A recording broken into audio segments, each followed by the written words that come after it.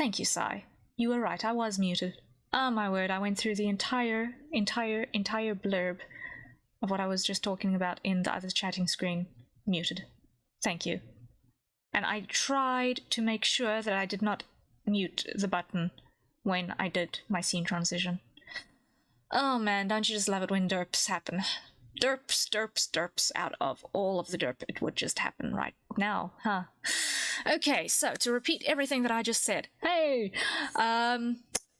Today also no music is going on, but you'll see that I have pinned a link to a playlist that I'm going to be listening to today. If you guys want to listen along, I have not got shuffle on. It's mostly instrumental stuff. If you like it, feel free to save the playlist to yourselves. None of it is music that I've written, but it was just a thing. I wasn't sure if it was just my phone. Occasionally it'll mute videos on my YouTube app. Okay, good to know that mobile does that on ya. So yes, playlist is there if you want to listen along with me. I have not hit the play button yet, so I'm still sitting in silence on my side, but I'll let you guys know as soon as I hit the play button there if you want to listen in sync with me. I'm not streaming it on the chat, or it's not going to be in the live stream audio, so it's not going to be breaking any copyrights, and it means all of the people are listening to the same playlist and they get all of the listens, and then their sats are happy. So it supports creators the whole way around. Speaking of supporting creators, as always, my commissions are open. If you like what I do, please consider throwing one my way. This is my day job and I need a little bit of help. Once again, I get no income in May. I was living on April's income through June, so any commissions that you feel you'd like to send my way would go greatly appreciated. And I do not know what that loud noise was. It sounded like cat, but I don't know which cat would be in here. Okay, anyway, that is besides the point. So if you like what I do and are feeling that you would be willing to send some support or referrals my way, I would greatly appreciate that. Today we are going to be doing some just for funsies doodles. We're working with on an illustration of Wilhelm van der Bos, or Van der Bos, depending on how you want to pronounce it. And this is just for funsies. It's not a commission or anything along those lines. It's just us being green bird person drawing another green bird person. Also another creative streamer, does also a couple of art streams as well, also a very good artist. Worth checking him out as well. He's a member of the agency Glooby, so definitely worth checking him out. I have got his references open as usual on the right hand side here by me. And yeah, we're just going to have some fun, chill, draw an owl dude. And yeah, he's got some interesting segments as well. So I think later this day he's actually got an interview on Mr. Underhill's channel as well. So also it's going to be an interesting day regarding this guy. Ver, hello, how's it going? It is going okay. We have had scuff to start with, just as would be the case. We had the classic muted microphone scuff going on, but otherwise today is going well. Running on 2 little sleep. Oh, hello, it's the Oliver cat. Hello there. I wasn't expecting to see you in here. I thought I heard a feline. Oh man, it ain't a VTuber stream without scuff. True that, true that. I'm just gonna let the little orange cat out of my room because he likes sleeping in my windowsill, but he does not live in this room, and his food is not here, so let me just let him out very quickly. Oh, shame. Yeah, Oliver. Oh.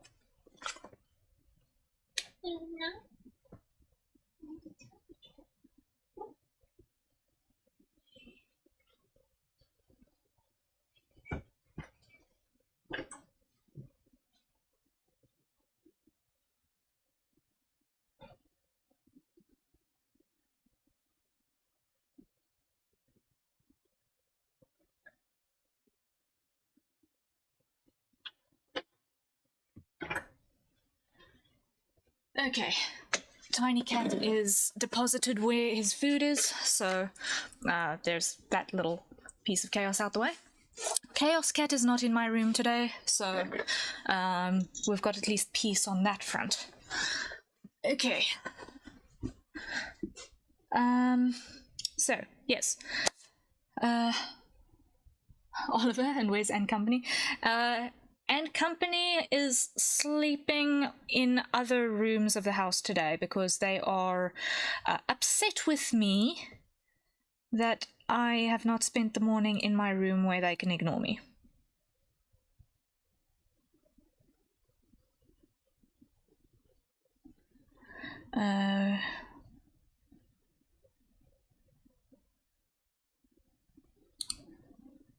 Okay, this is the wrong canvas, that's why I'm not seeing what I'm looking for. Okay, hide those two. Okay, so now I'm going to hit the play button on playlist. It should be sorted according to title. I don't know if it'll be like that for you guys as well. It's a mix of a whole bunch of stuff. So, yeah. Hopefully,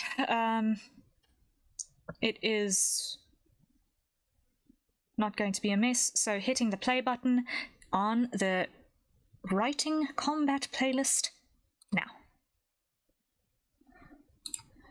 Okay, so we're going to start with sketching things out. As you can see, I have had exactly nothing on screen to start. So let's figure out exactly what we're going to do. So I'm thinking we want to do something with a slightly more interesting angle, because I've been doing a lot of straight on sorts of illustrations lately, and I'm getting kind of a feeling that I want to do something a little bit more interesting. So what I'm going to do, I think, is I'm going to just map out my idea, and then I'm going to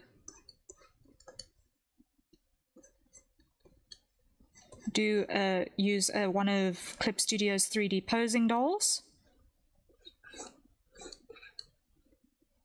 to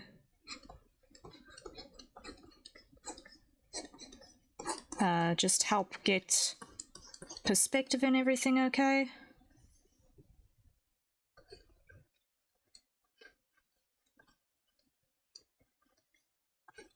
It's going to be a teacup holding like that.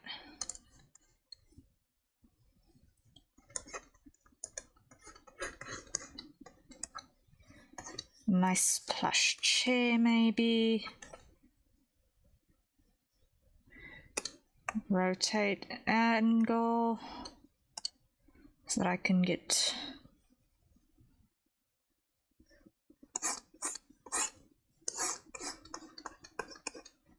knees.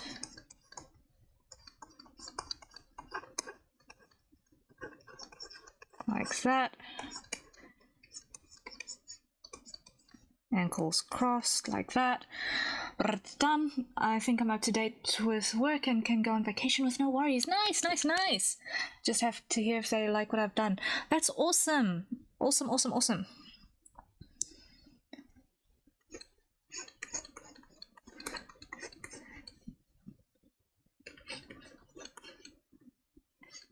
It's always great when you've gotten past your deadlines and you've got everything in your queue sorted and you can take a breather. I can't say it's something that I'm particularly familiar with because of reasons on my end, but the general idea sounds really, really great. Okay. Let me see. That's going to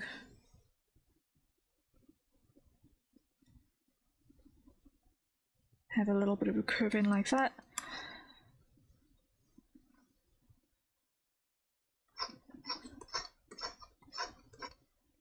I'm gonna include a little fireplace over here just for some extra cozy.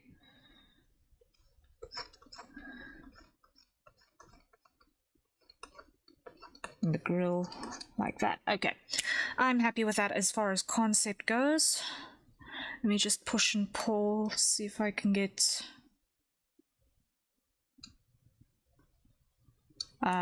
composition a little bit better.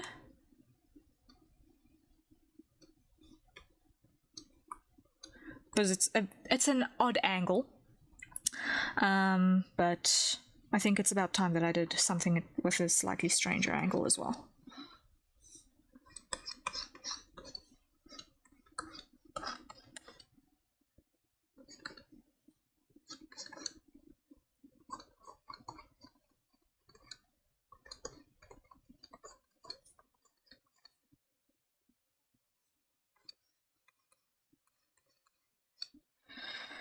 Okay.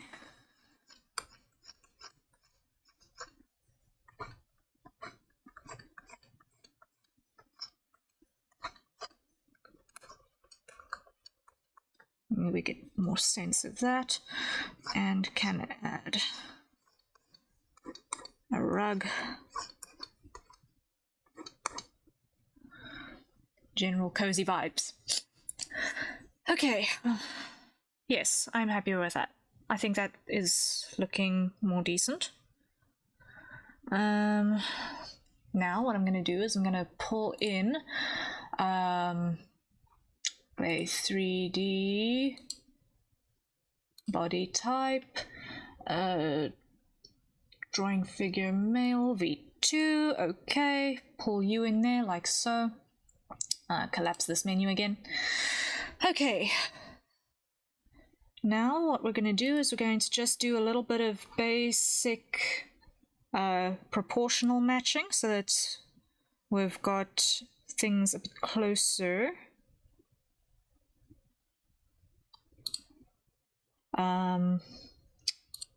To Wilhelm's actual shape. So first things first, leg proportion. He's got very long legs. Shoulders are going to be a bit wider. He's got nice masculine shoulders.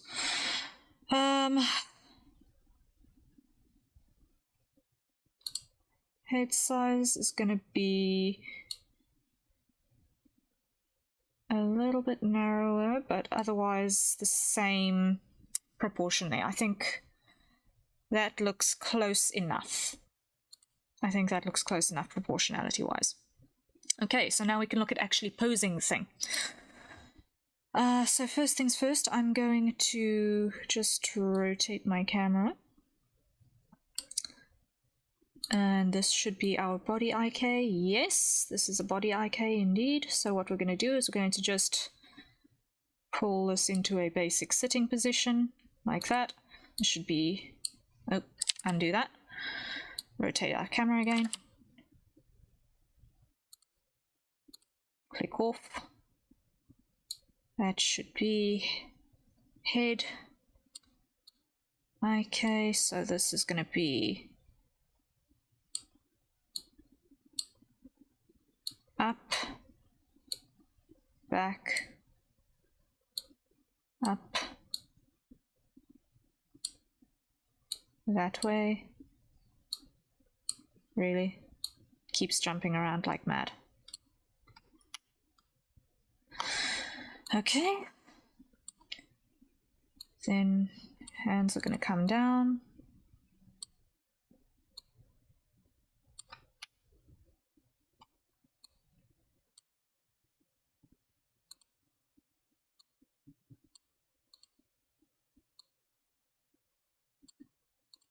We're just going to add some corrections to torso positioning here.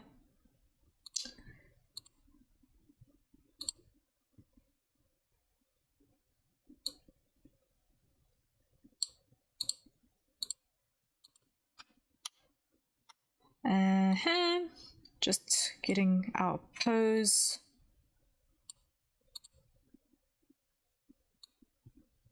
in position here.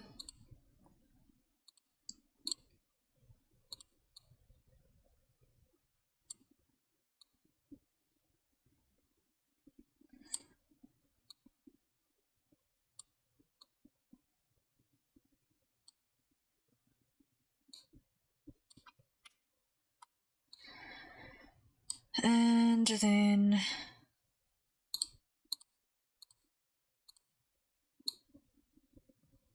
foot angle up like that, just having the ankles crossed there. I'm happy with that. And I'm just going to angle this thigh outward a little bit more, not quite so much.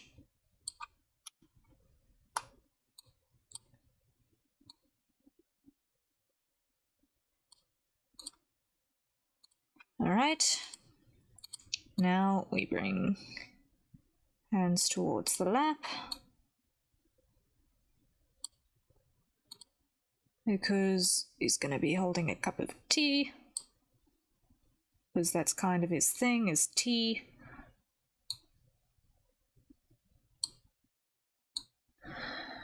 Okay.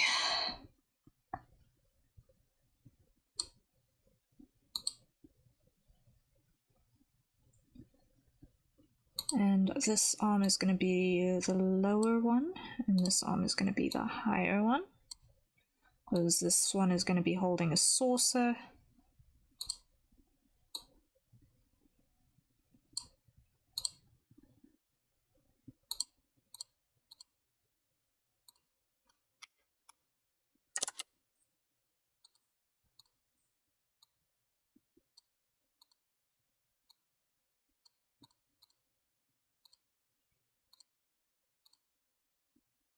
Angle the neck back, angle the head back.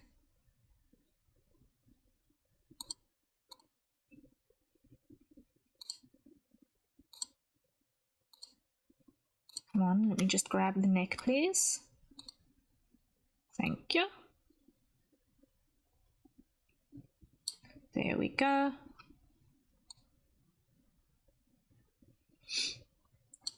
Right, now we're going to see if there are any presets in the posture by the hands that'll make this pose preset hand.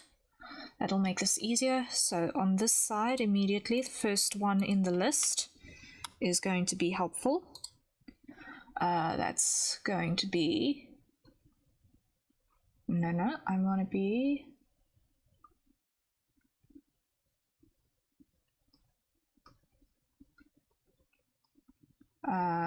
let me see. Hand gesture 03. Yes, for that one. There we go.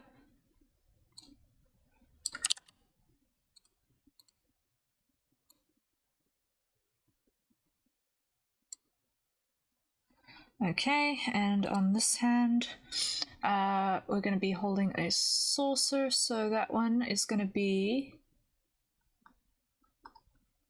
closer to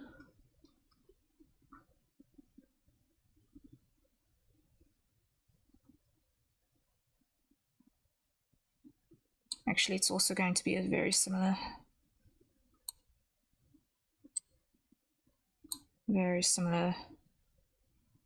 thing here, but I'm actually going to not is it going to be this one maybe?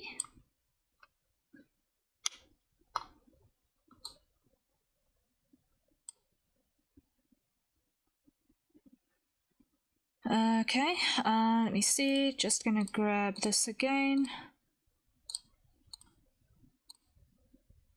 Will you give me the IKs? Yes, cool. Want it to be slightly closer in. Elbows are out, yes, just like he's reclining a little bit. Okay. So now just come over here to where's our posture options. That's open release selected joints. What's this? Where's this menu popped up?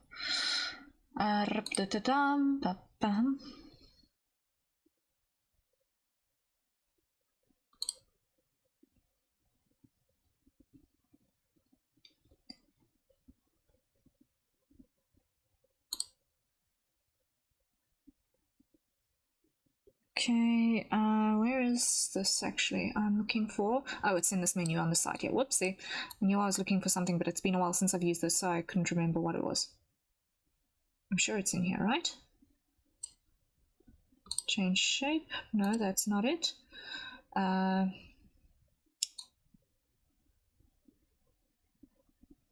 pose. Yes. Okay, so what I want is I want to lock the thumb. No, actually, I want to start with that. Lock the thumb. Tighten the rest.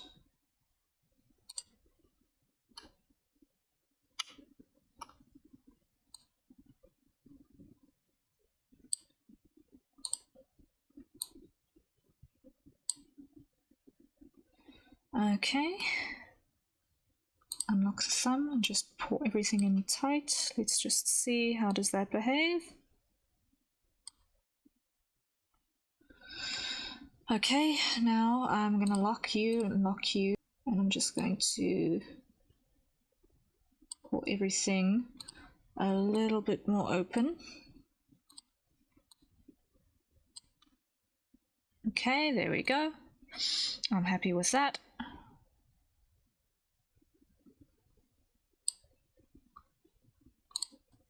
Grab hand IK, move that forward a little bit.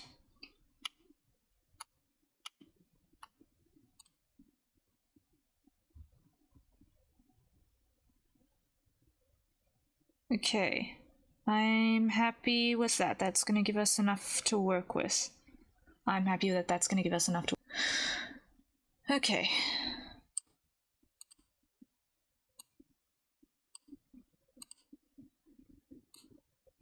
Bend in the lumbar is just not right, but there we go. Okay, so now we can match posture a little bit. That thigh is out just a little bit too much now. There we go, that's better. Okay, now when I go over here, I want to switch on my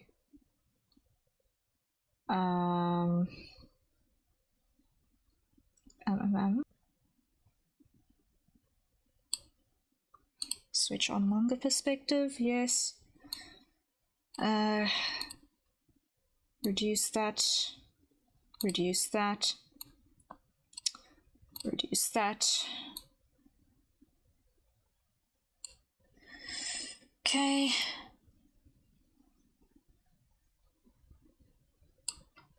And zoom in.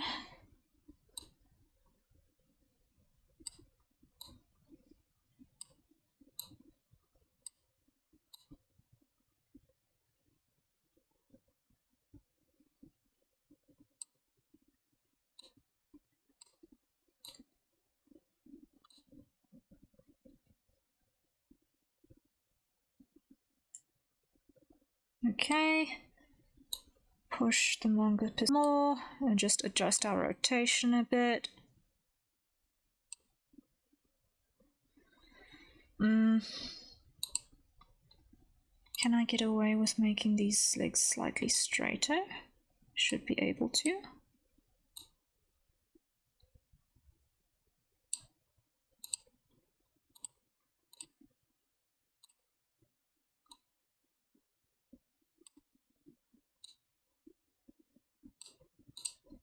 Okay, grab that IK, grab that one.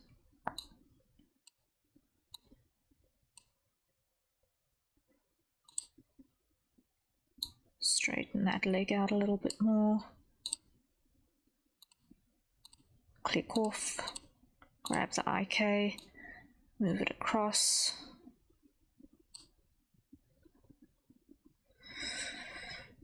Okay.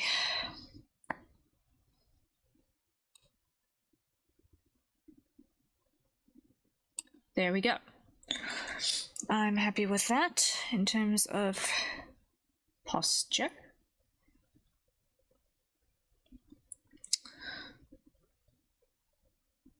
So now,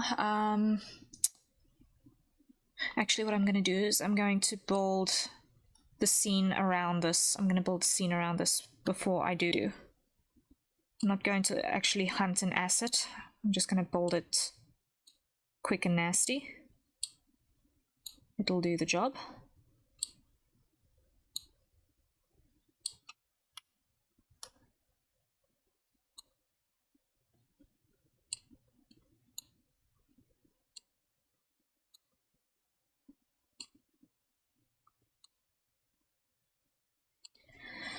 Okay, and then another one.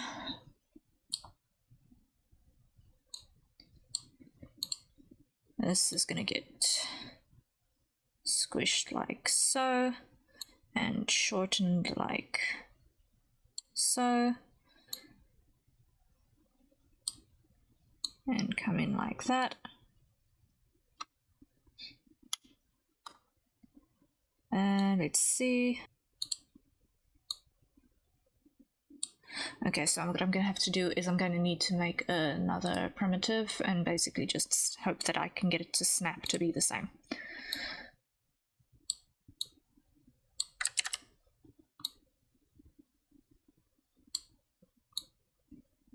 Yeah, that works. Okay.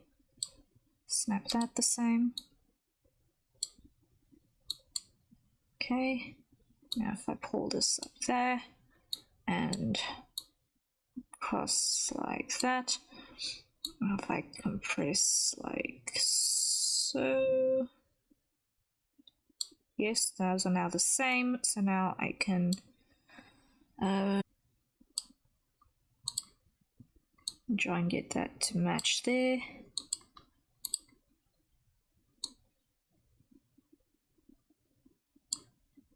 Not that that one matches much, but I'm just wanting to take all of this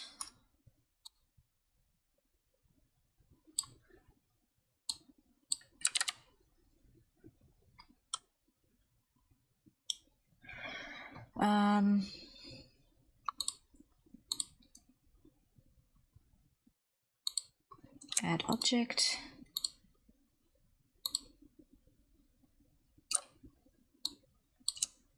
So that should now all be all of them. Okay. Yes, that is everything now selected. Now I should be able to move that closer to the ground. There we are. Lovely. And now I should be able to angle my entire couch setup accordingly.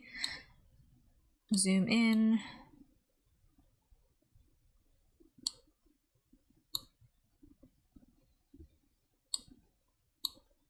Rotate our angle like so. And I'm going to push our manga perspective just a little bit more, if I can find it again. Hold up, hold up, hold up.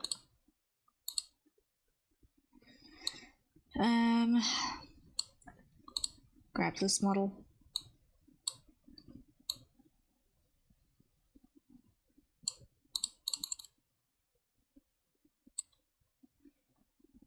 Where is it? Where is it? Don't apply light source. Don't cast shadows on the ground. And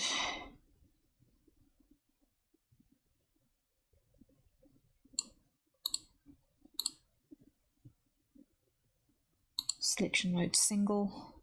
There we go. Longer perspective. Okay, it does not push the entire perspective of this piece, so so if I go here and I select 1, 2, 3, 4, 5. What's this?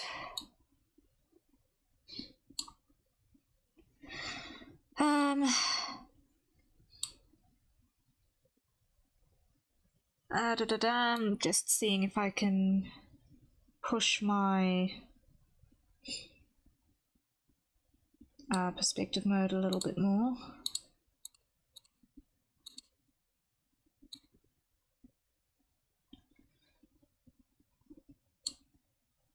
And perspective, yes.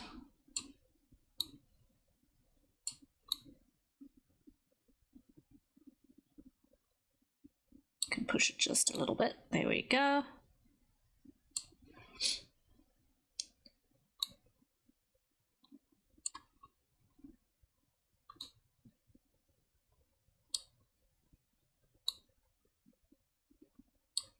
And like that. I'm happy with that. Okay. I don't know if it's a me thing, but the stream keeps lagging. Yeah, I've got a sinking suspicion it might be internet issues. It might be internet issues. On a national level on my side. It might have... It could be any number of things.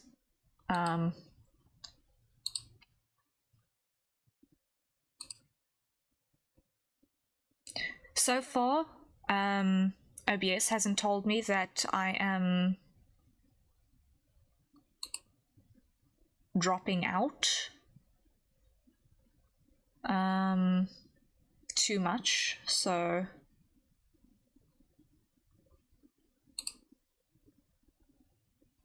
yeah, there are a couple of dropped frames, but it's not yet at the point where I'm going to start accidentally ending stream.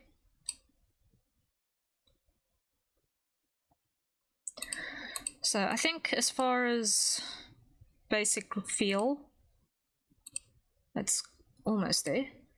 Let me put this on a multiply layer so that I can do last adjustments to the model.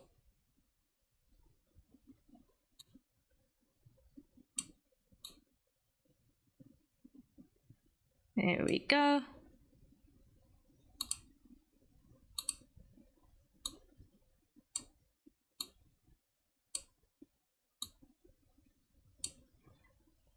There we are. I'm happy with that now. I'm happy with that now. So I'm happy that we've now got the posture going to be working for us. We've got place for a teacup and saucer to get held. Have I actually got a cup and saucer prop? Let me just check, because if so, that's going to make life infinitely simpler. Hold on. Just small object folder. I've got a mug.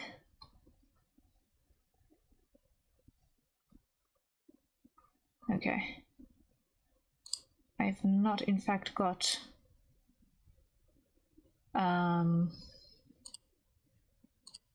cup and saucer as 3D assets saved in my Clip Studio library. Okay. Oh well. I'll need to check if that is in fact a thing that is on the Clip Studio Asset Store. I think it should be. Okay, so files, save as, that's probably also a good idea at this point, and come over here. And this is gonna go here. Just quickly hitting the save button. Sorry. Vtuber.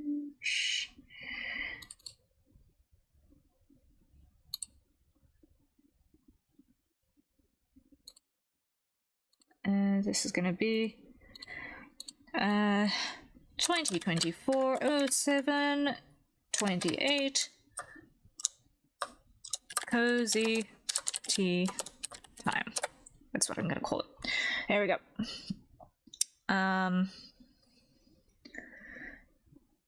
There we go, and I'm just gonna quickly check the asset store, because I think it ought to be the sort of thing that it should be 3D assets. Let me just check, because that will make life infinitely simpler right this very second. I imagine that there must be at least a teacup set. So let me go filter, 3D object, and I want tea. Okay.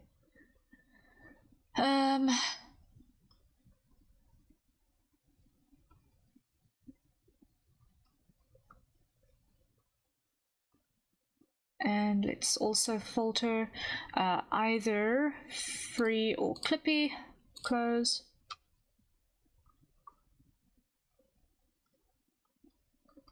That's a very, very, very fancy teacup, but it's not quite his vibe.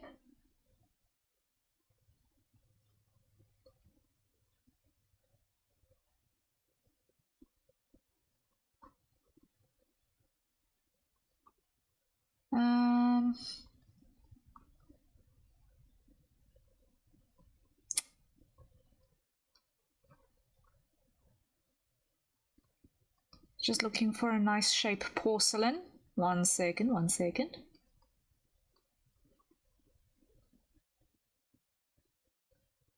Okay, here's a good one for 10 Clippy. Here's a good one for 10 Clippy. I can handle that.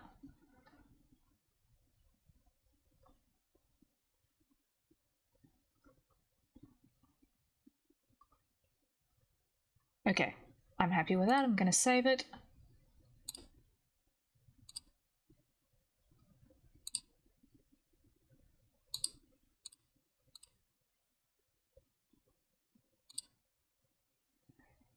Oh, come on.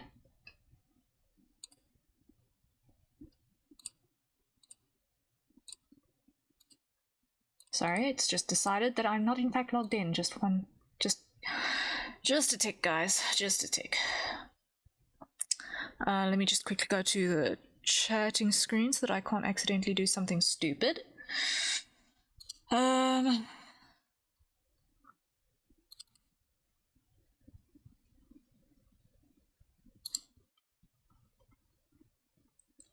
Just grabbing this real quick.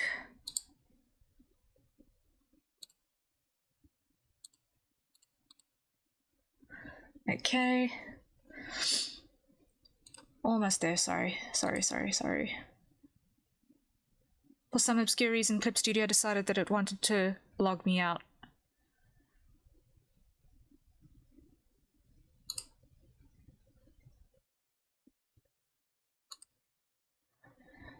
Okay, let's try this again. Assets. Filter.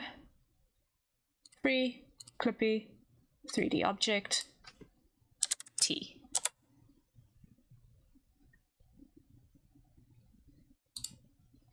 Okay. And the one that I liked was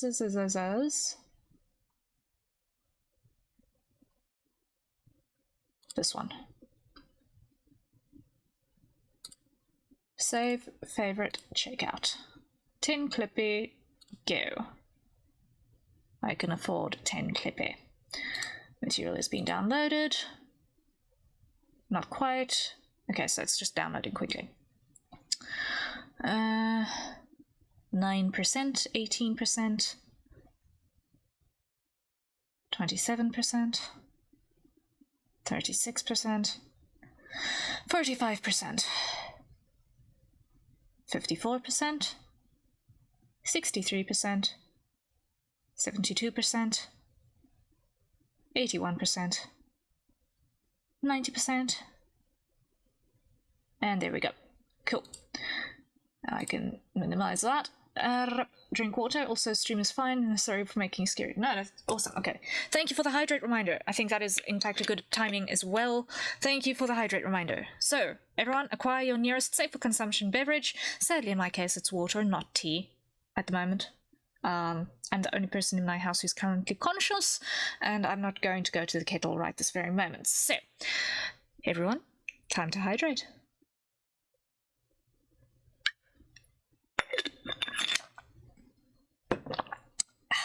Okay. So now I should have in my downloads these two, which I can then put into our small object folder under food and drink. There we go. Let's see. Shift rotate. Back. That's not. Just raise the saucer until it is in the grip.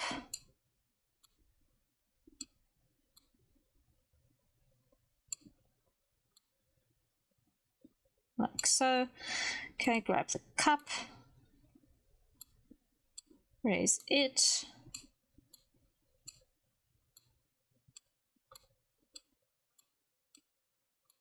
just work its way up here for a second.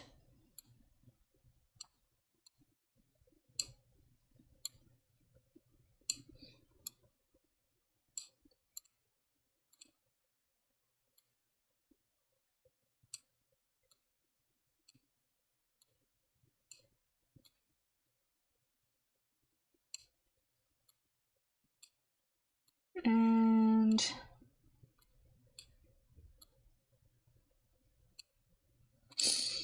okay, there we go.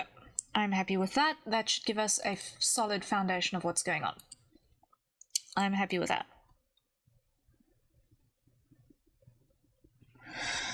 Okay, I'm just going to see if I can push that perspective. Not quite so much, not quite so much.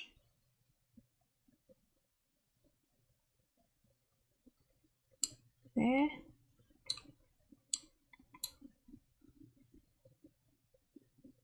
Yes, that is looking around about right.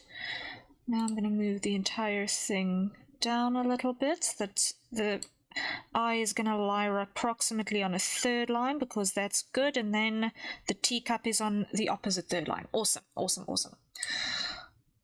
When I'm talking about third lines, I'm just meaning our basic compositional rule of try and get your key focal points on the intersections of your thirds, because then everything looks balanced.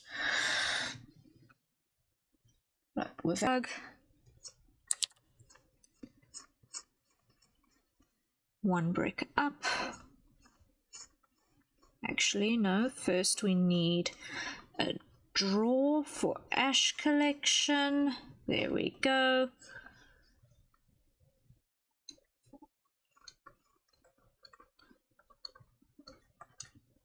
Here we are.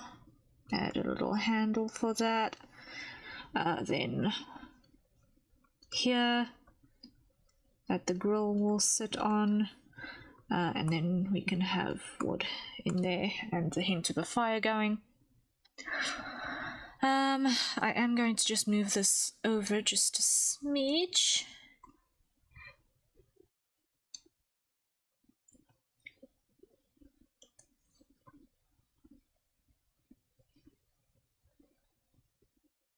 Because I do want to see a little bit more of the fire. Because a pyromaniac. I do want to see a little bit more of a fireplace. Let's go in here. So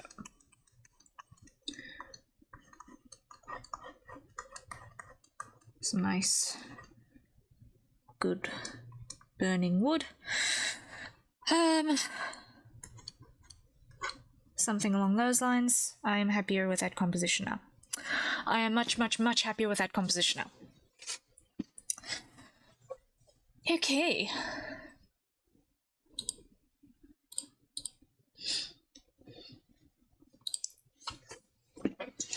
Now, let me just reposition myself. Wait. Now what I can do is I can go to that brush. I can put that on multiply. Can put that on that thing, and I can throw away my third lines because I no longer need them, because I have confirmed that my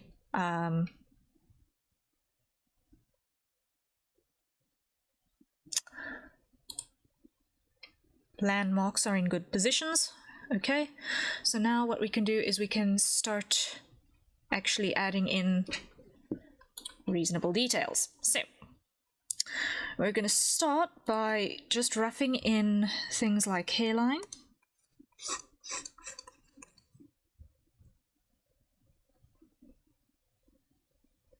Because that is probably going to have a little bit of fall off here. Nose is definitely going to have an interesting thing going on there. Okay, then in terms of outfit, his collar has got very, very tall stand-up collar.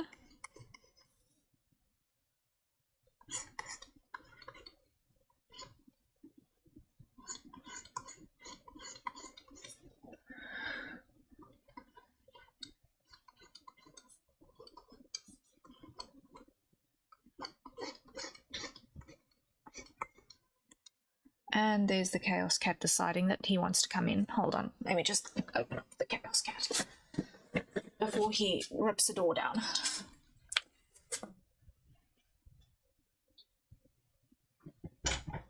Meow, meow. Yeah. Meow to you too. Oh, up you go. Up you go. Okay. Chaos Cat is now in his happy place. Okay. We continue. So, that's the first part of the collar. Then there's going to be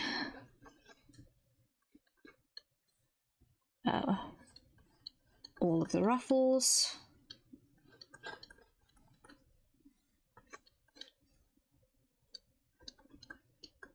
That's 2 layers, yes. And this is a fairly broad waistcoat, yes? Yes. It's actually absolutely stunning waistcoat. Love it.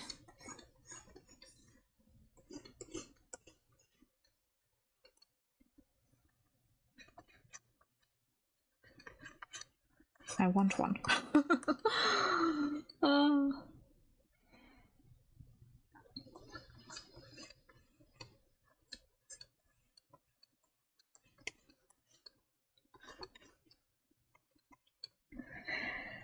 And then here the sleeve will compress like so, and he's got it rolled up just inside of the elbow, yes? Yes, just inside of the elbow he's got it rolled up.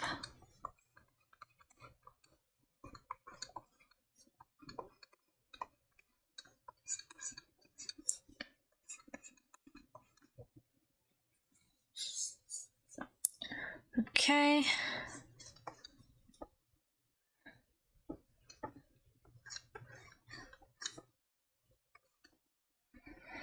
And this side is also going to have compressions over here, rolled up just inside the elbow.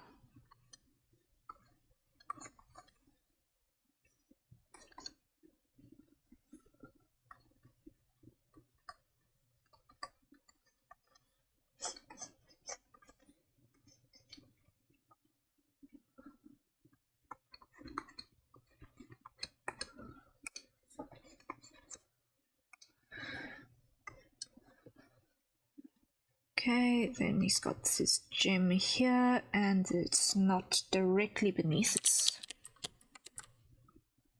got a little bit of a cord that hangs through, like so. Don't actually see the majority of the detail on the waistcoat. What we do see, however, is trousers, the crease that's going to be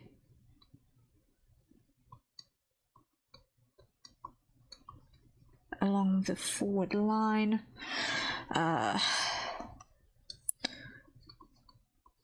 A moment of infinite gratitude to the character designer here, because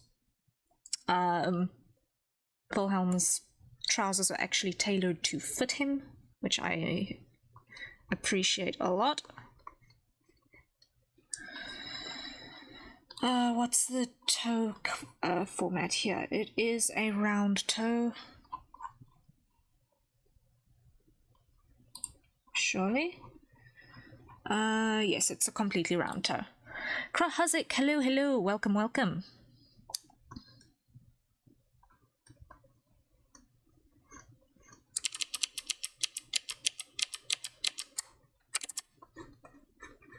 How are you doing today?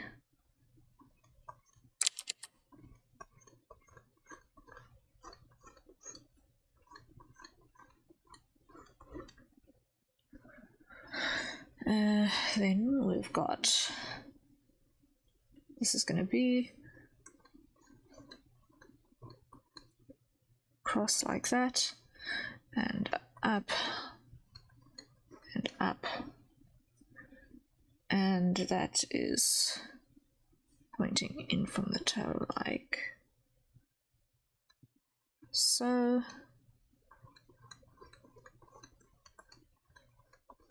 Okay, there we are.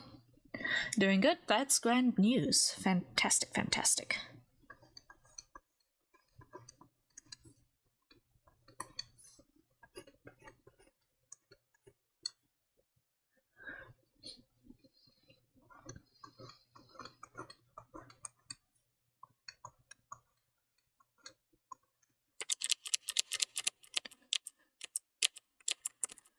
I'm going to just add a little bit of toe bend here, just for a little bit more dynamic in this foot.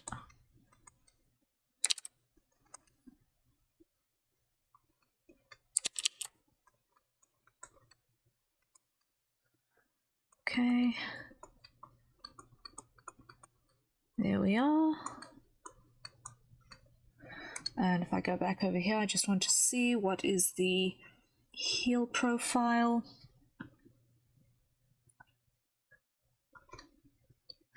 Okay, also this comes back. This comes back. That's important to take note of. Is that this comes back. Like so.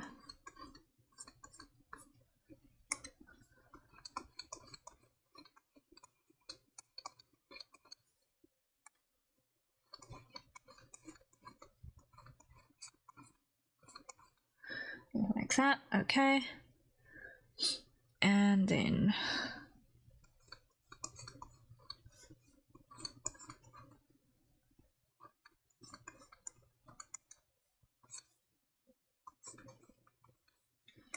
it's something along those lines.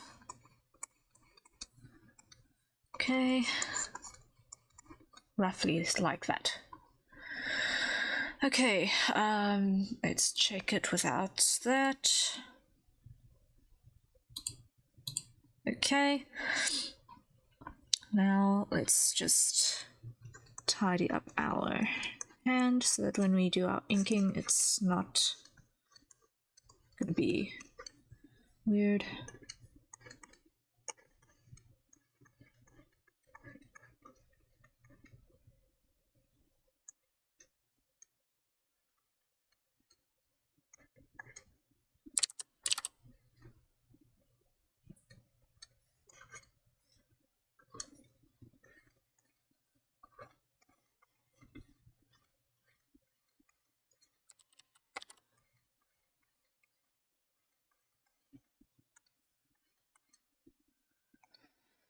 Okay, and then we're going to have a liquid level like that.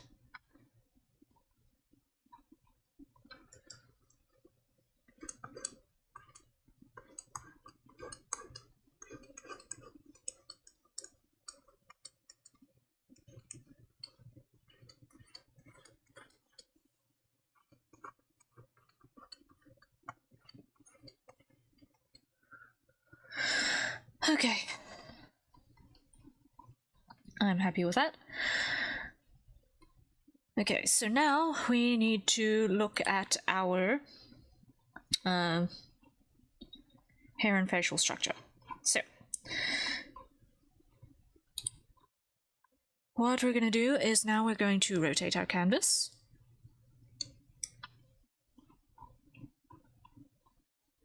So that we can get a nice view from the top so that it's not disorienting.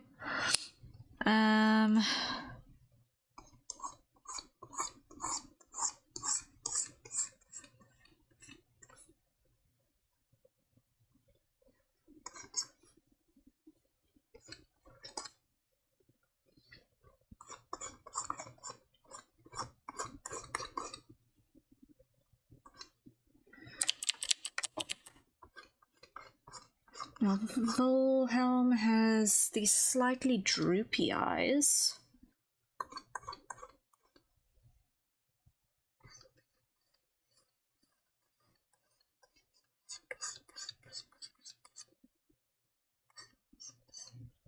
Very sleepy shape.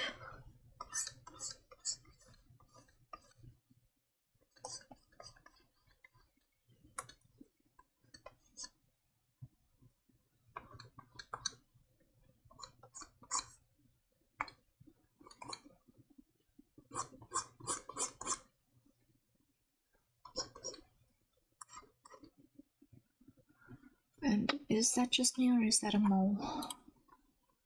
I think that is in fact a mole.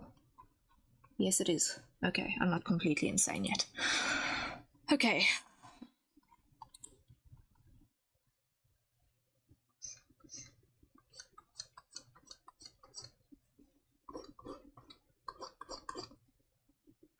Just double checking time lapse. Yes, I've been recording time lapse. Oh, thank goodness. Oh, for a moment I panicked. For a moment I panicked that I wasn't recording the time lapse. That would have been bad.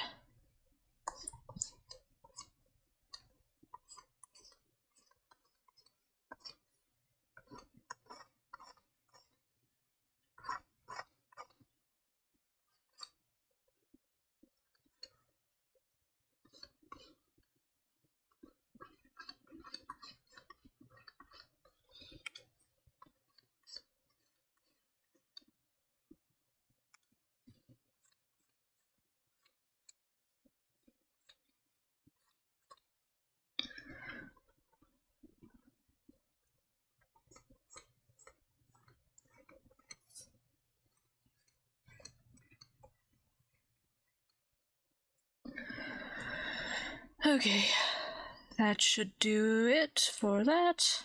How does that look? I'm happy with that. Okay.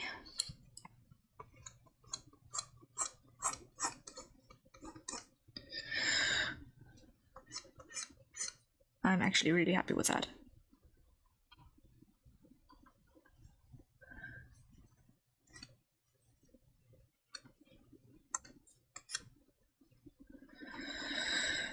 Okay, so now, because we decided that we're doing a funky angle, and also because of his leaning back in the chair, there is going to be a little bit of a abnormality in terms of how his bangs are falling relative to how you normally see them. So I just need to take that into account. Also, I need to take into account that he has his hair tied back loosely. And I want to actually let that kind of fan out behind him on the chair a little bit. So how long is it relatively speaking? It is about shoulder length. That means it's going to fan out to approximately that distance all around. As it flops over. And there's a little bit of a wave in here, so let's incorporate that.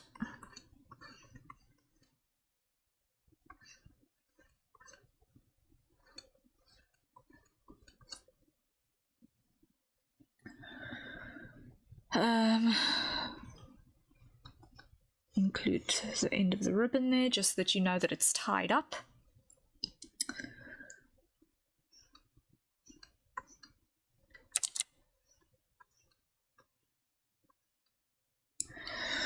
Okay, then let's just rotate this upright again so that I can see. Not entirely happy with that scalp shape. So I'm just going to account for it this way. It looks like the peak of his hair sits approximately here, so that's where everything is going to be falling from.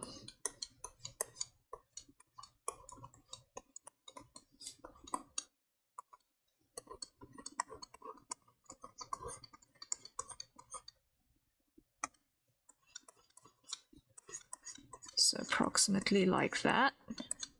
There we go.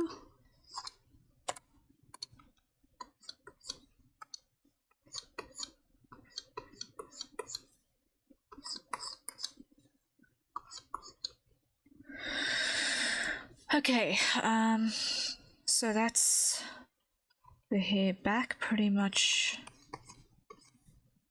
sorted, because it is going to be a lot looser from there on out. So if we look at the side profile from this side, because that's what we see the most of, we're going to see that he's got a whole bunch of flyaways.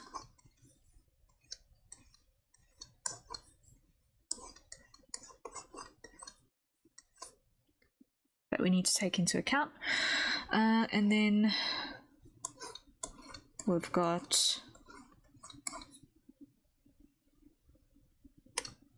let's just see from here, how does that read, and how does that read on the model? Okay, so it reads like so. I'm going to need to use a different color, otherwise I'm going to get lost.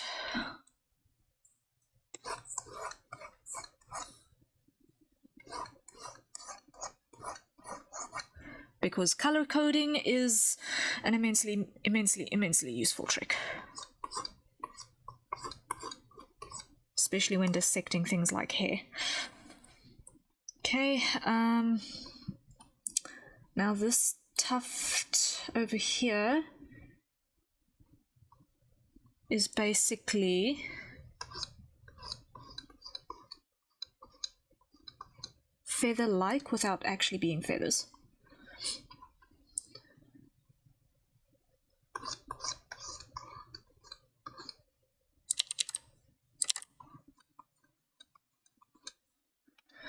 So let's make that look at least on model. Not happy with it though.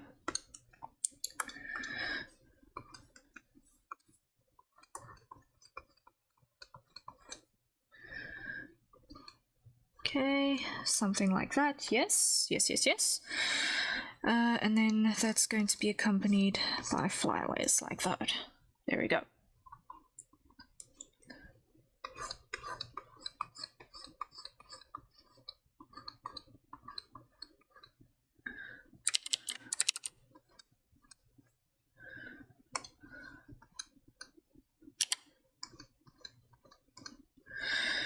Okay.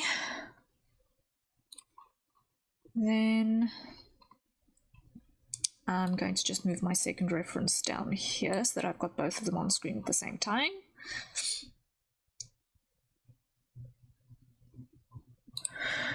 Okay, then the next thing is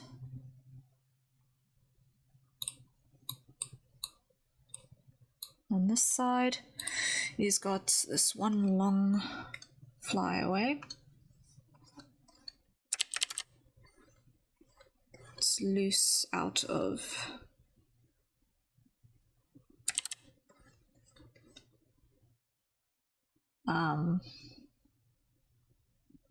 this ponytail, and then a bunch of other loose things. What I don't see on his reference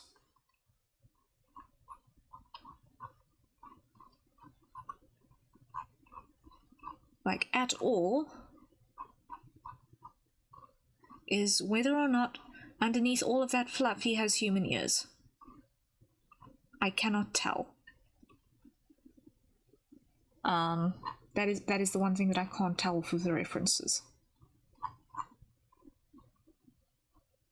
Let me just quickly check out. Maybe on his profile there might be another illustration that I can use as a reference. Watch this profile picture. Also, you can't see ears at all. Chibi on this week's schedule, can't see ears at all.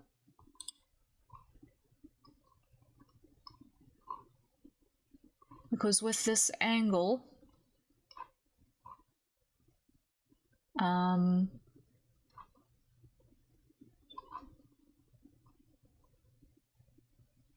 it's kind of difficult to tell.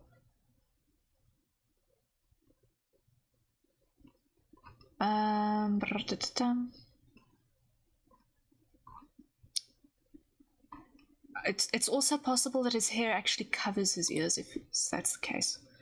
Looking at his model, it might be that his ponytail actually covers his ears. It might actually be the case. It's difficult to tell, but I think that might be the case. In which case, what ends up happening is you'll have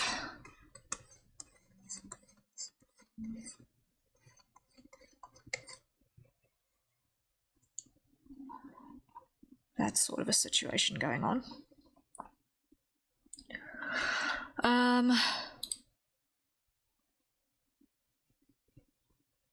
I wonder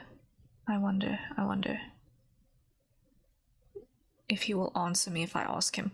I wonder if he'll answer me if I ask him. Hold up.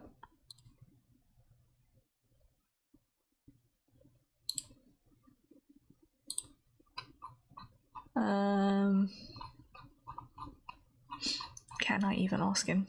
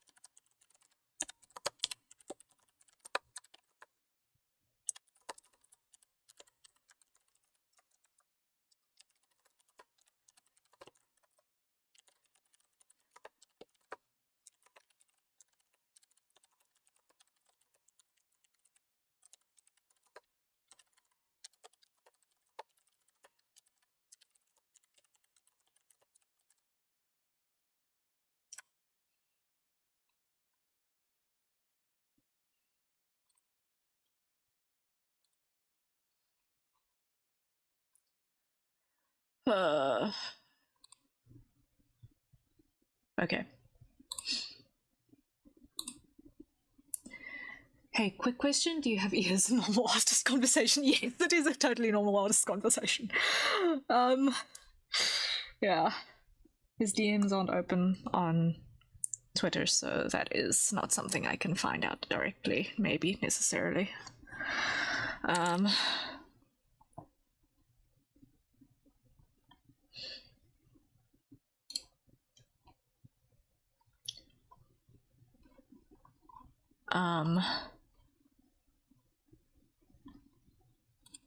Let me check on the Globy fan Discord. Maybe there's something helpful there.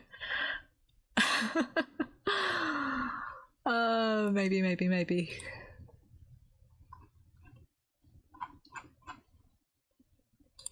Okay, it's right.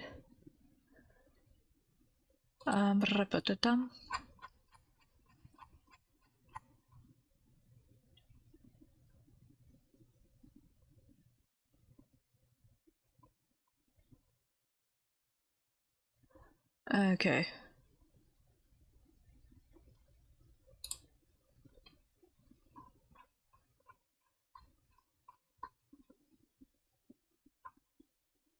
Yeah, I'm not finding anything. Okay, but yeah. Legitimately, do you have ears as a completely normal artist conversation? Which I'm going to probably have to guess. I'll procrastinate for a little bit, but on ears or no ears.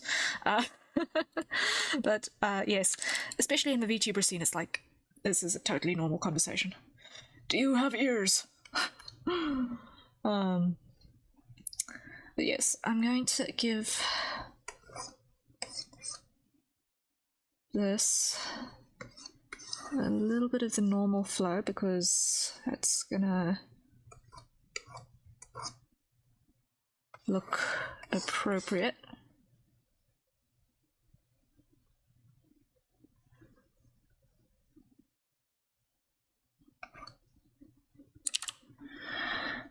Yeah, I've had to answer if one of my characters has eyes or not. Yeah, it's when it's not explicitly obvious on a reference sheet, and you've got to have a weird angle for anything.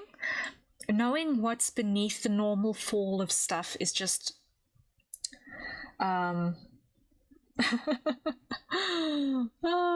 nothing for it, just prep them and keep the ears in the teacup until you know if they need to be pasted onto the head or not. Man. Yeah, no. It's just one of those little details that, you know, you don't know if you actually need to know until you need it.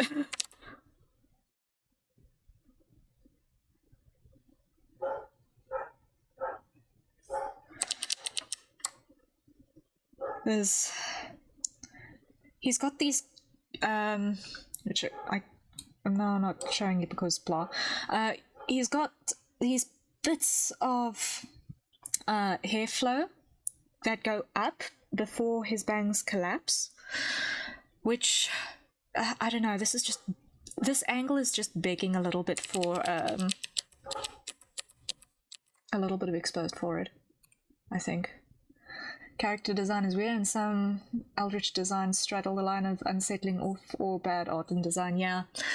I think that's... Oh, yeah. Hydrate time, guys. Just quickly in between everything else. Just a quick hydrate reminder. Grab your nearest safe for consumption beverage and hydrate. But yes. The border between interesting or unsettling character design in terms of what parts exist and what parts don't, and what parts are they multiple of, you know, the border between interesting and uncanny valley is very, very, very fuzzy. It's not a clean cut, you know where you're going, you know?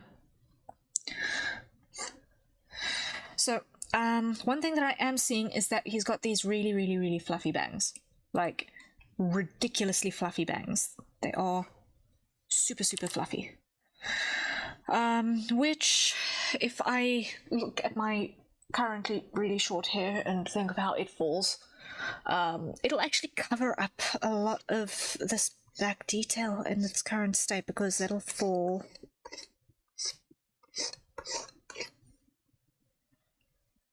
quite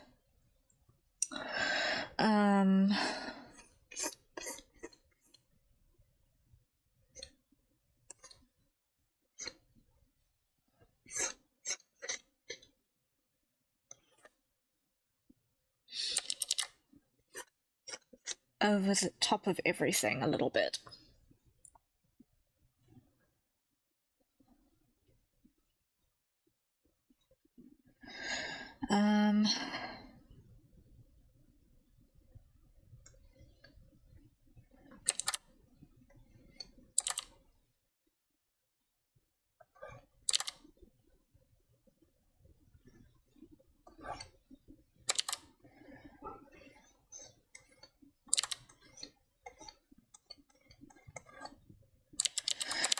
Now, at the expense of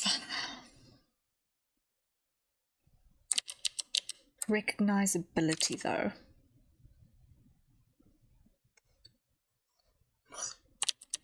Should I have some bits at least defying a bit of gravity?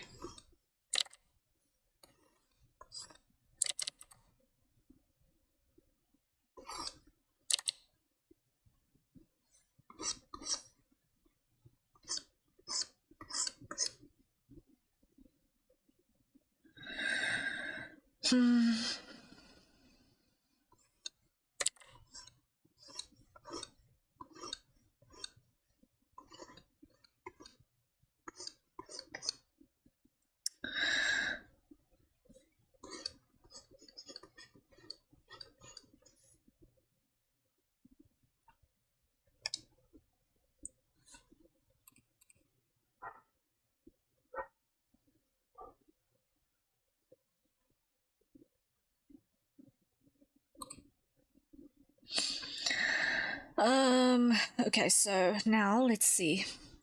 Gravity pulls that way. bang roots from there go like that.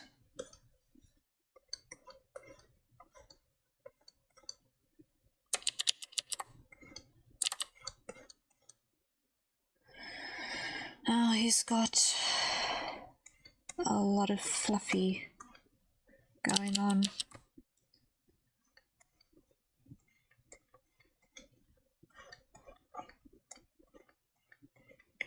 So maybe something like that-ish, ish.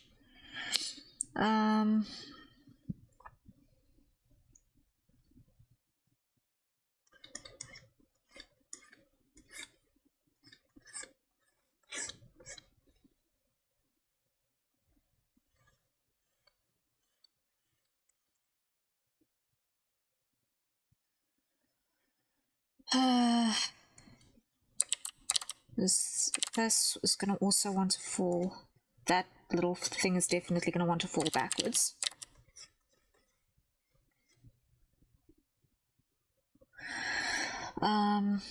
The way that the hair is flying that way, it looks like the root grows a little bit that way, so maybe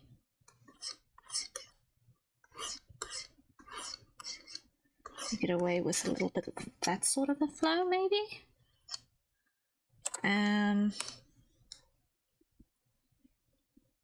Maybe? Figuring out how it's going to behave with gravity is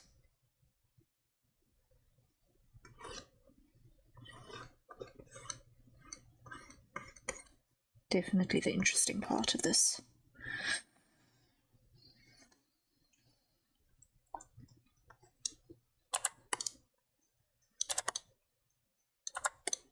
Because this slot is definitely wrong.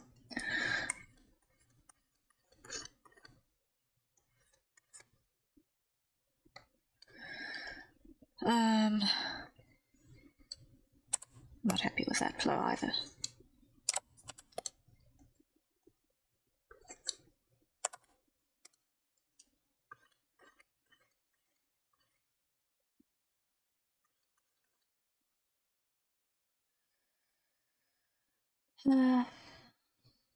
Then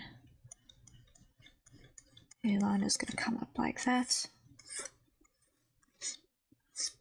You know, let's just let it flow back. I'm not going to worry about that too much. Let that flow back.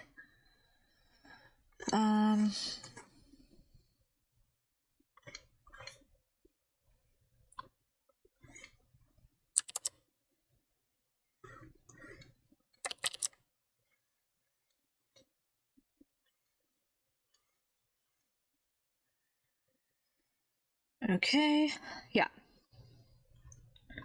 It looks really, really messy right now, but I promise I'll probably figure it out. So now what I'm going to do is I'm going to grab everything that we've currently got and throw it into a folder and call that folder sketch. Okay, so everything is now in a folder called sketch, and hopefully from that we'll be able to do interesting stuff. So the next layer up is going to be called fulls, and the next layer up is going to be called inks. And now we're going to pick black, and I'm going to go to my inks brush. There we go. And yeah, let's start inking in, I guess.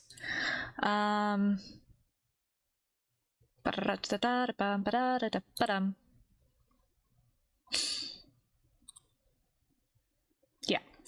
Okay, so now the question is, where do we want to start inking? Do we want to start at the face and have the fun part out of the way first, or do we want to start at the more mundane side and then work our way towards the funners? I'm thinking start at the shoes because they're a pain. I'm thinking we're going to start at the shoes and then ink our way towards the top. I think that's how we're going to handle it.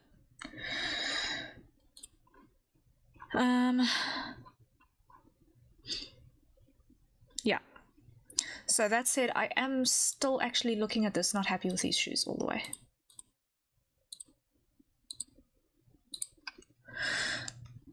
So here, I'm not happy with that. I'm not happy with that. Not happy with how that looks.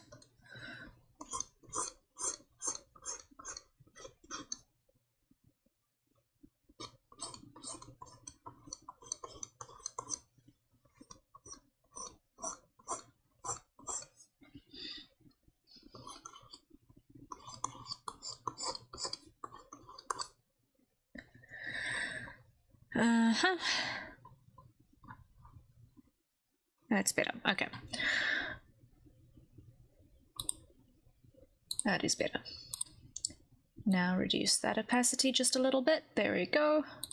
Inks brush.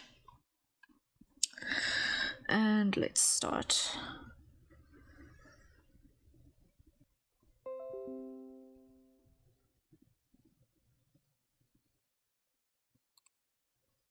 Okay, we had a little bit of a dropout there. I hope we're okay. Hold up.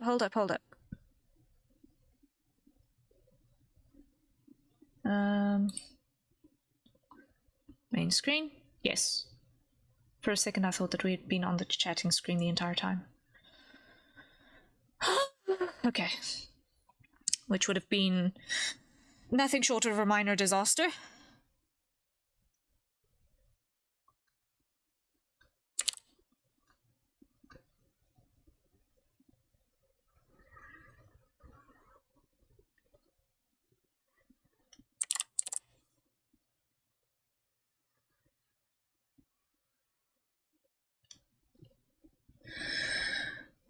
Okay, actually no.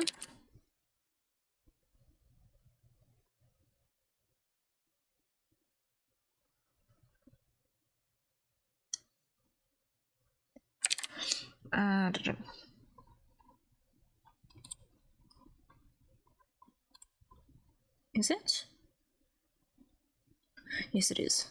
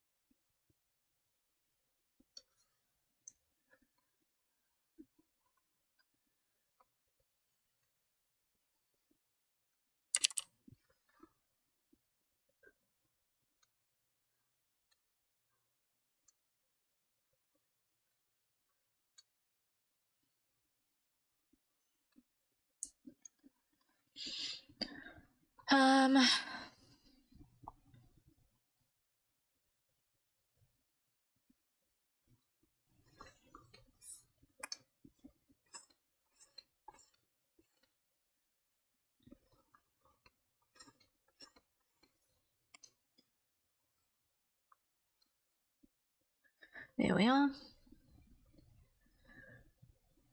Then, like so.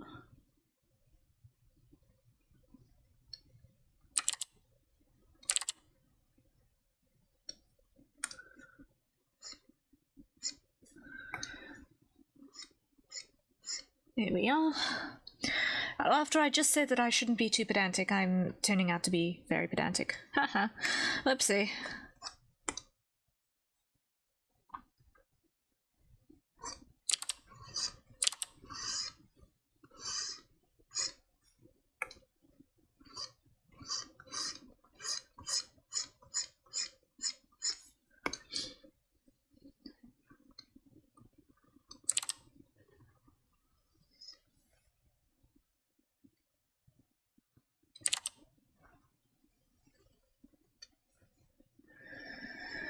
Okay, just confirming here. Okay, it is an even distribution across.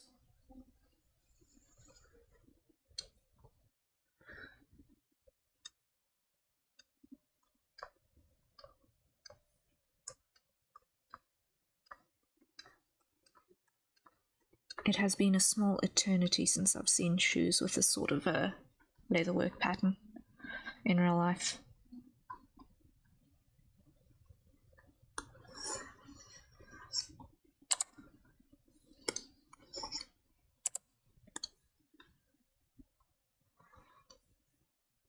I quite miss it, actually.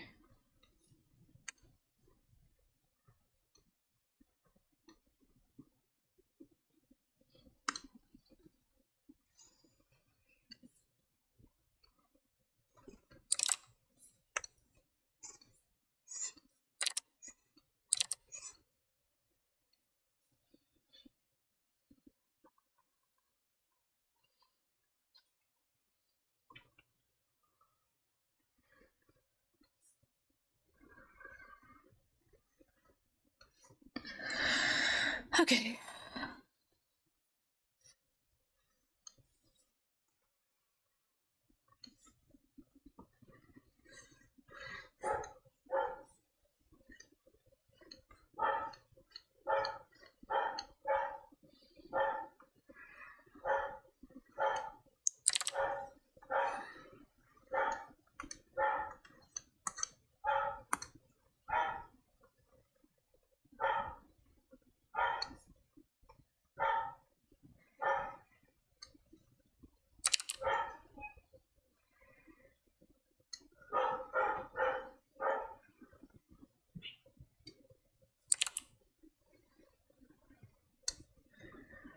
And there we go.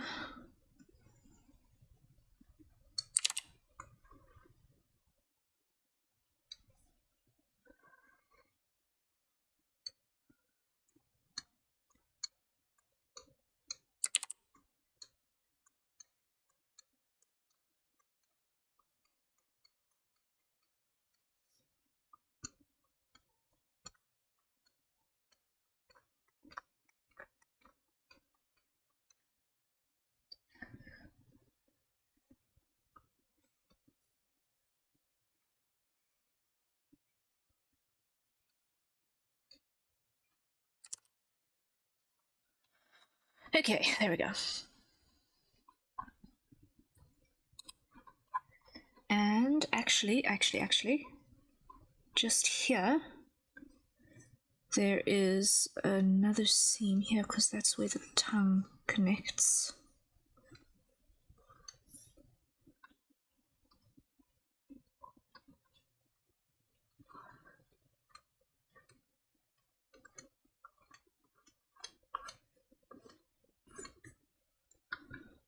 Because that is not the underside of a lace.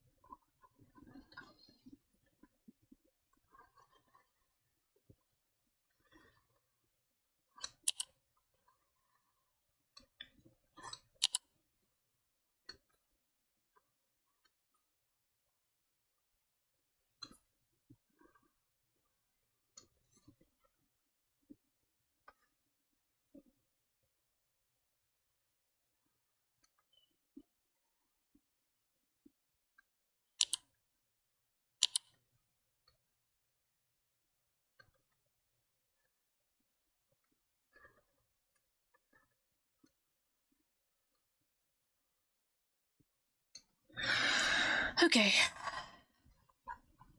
That's as good as we're gonna get that.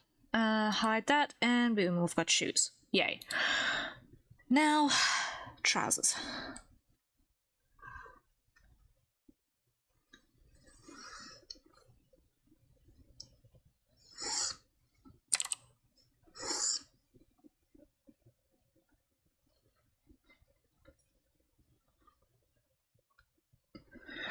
going to try and not put too much detail in the line art here, because I'm going to use this as rendering practice as well, a little bit.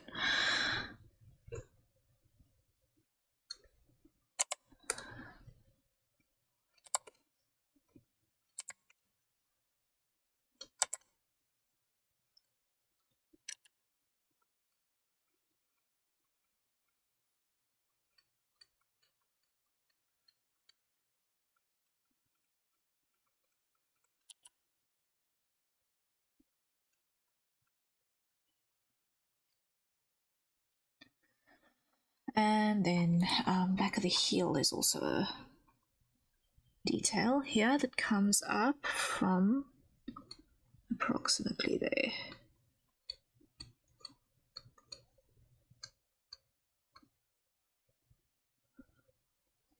There we go. Let's just add a little bit of weight to some key points here.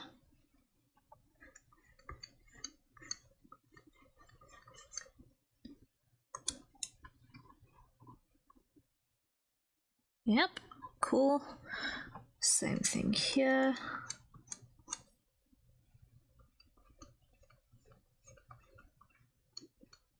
Just add some line dynamic.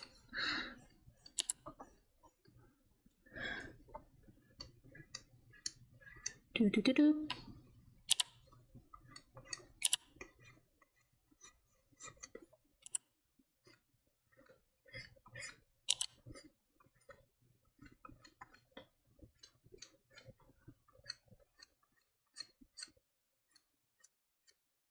Give the sense of depth without having to shade it.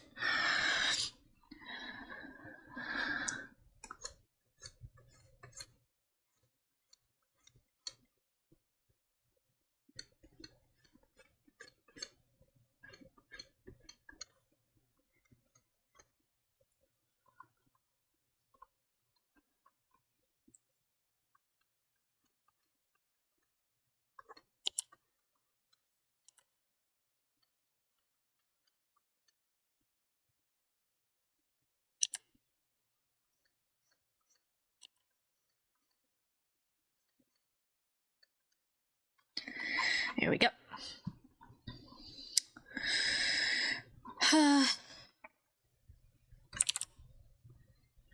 Trousers, like so.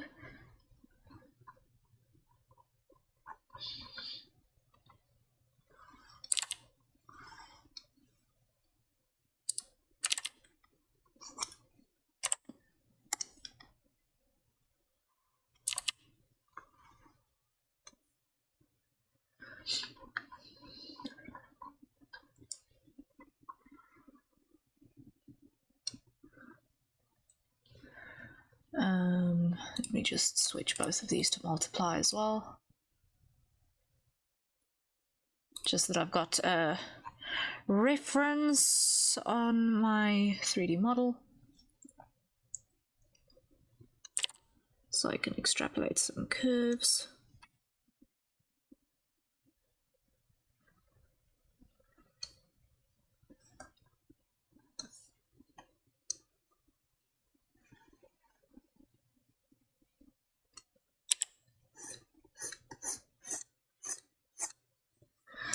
Okay.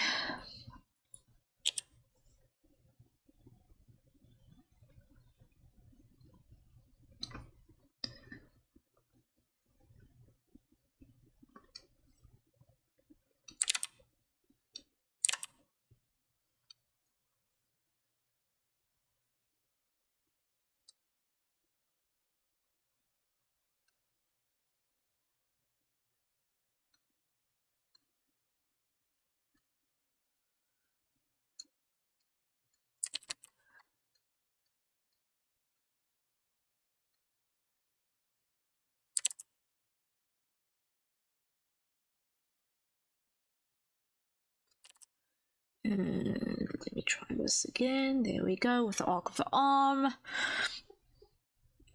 Movement, there we go.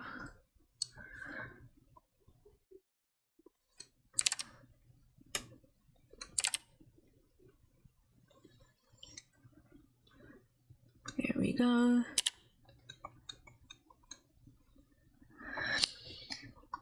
And rotate like that.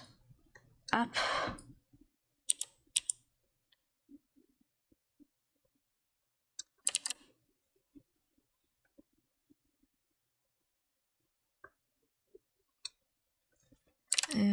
Not quite. Okay, that'll do. Whew. Slightly nerve-wracking.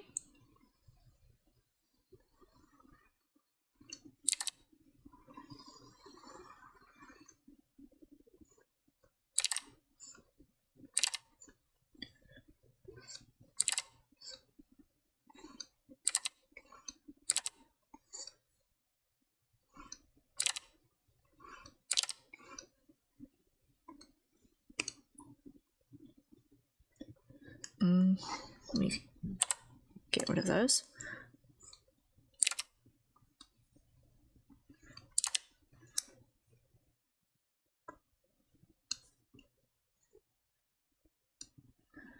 Okay, like that.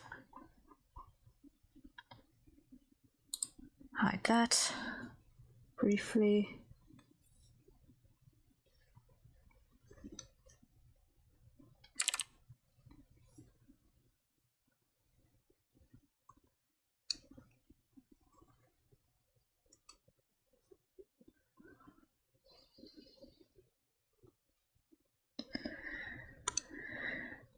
Okay.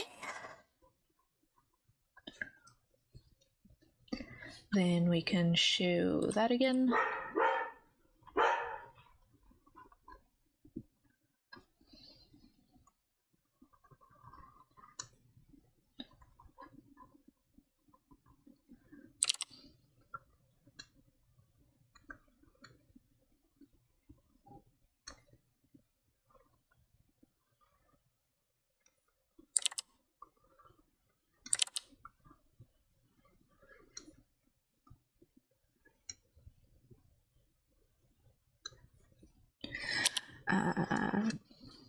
Get the thumb in place.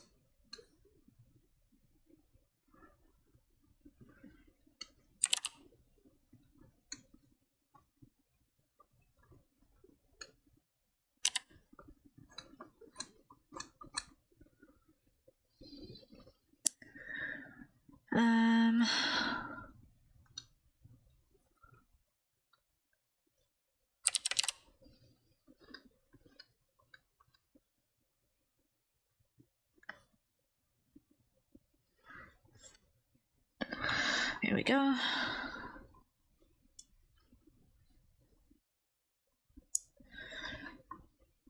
So that's all that curve, that's that straight, that's that straight.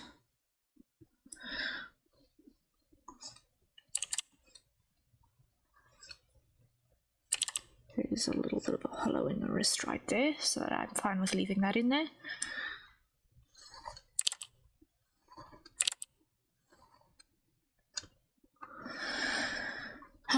Rap-a-ta-tum. Clean up that line. It's just hides that we can see where we're at. Not bad. We're getting there. I'm thinking.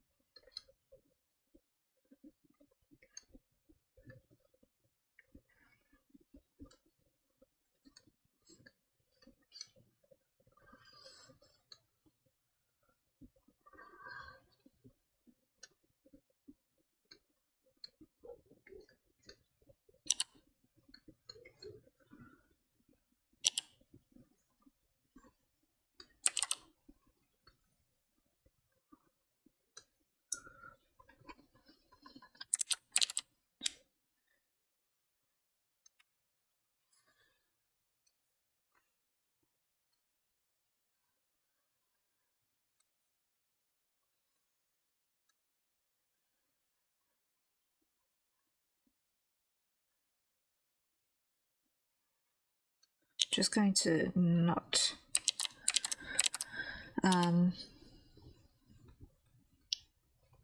let that join right there, because that looks like a tangent, which we do not want.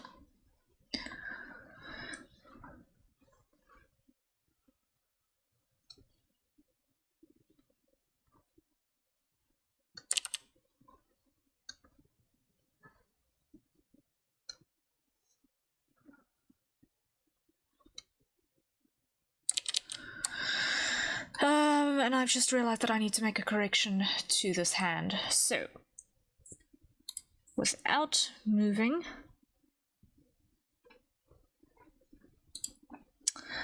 the camera, I need to adjust this hand.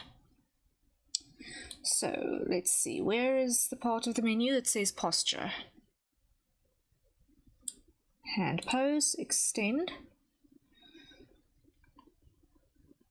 Okay, this should be that finger, so that one I want to lock, that one I want to unlock.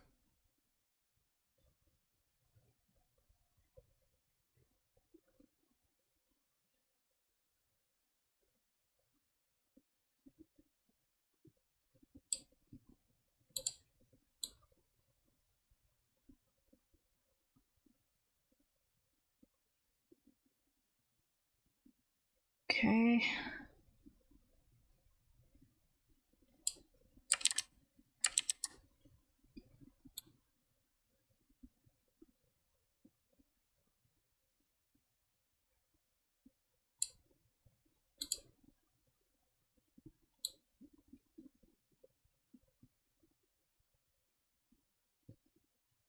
That's better, yes.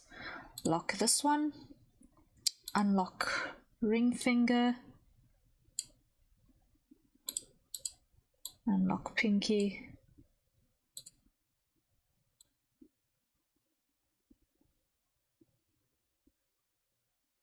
Ooh, I like that. I like that. That looks nice. That looks nice. Okay, so that's how I'm going to let it flow.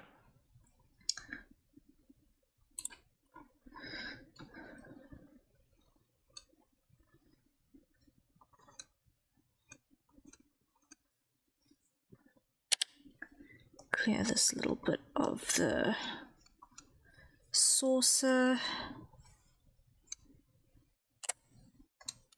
Here we go.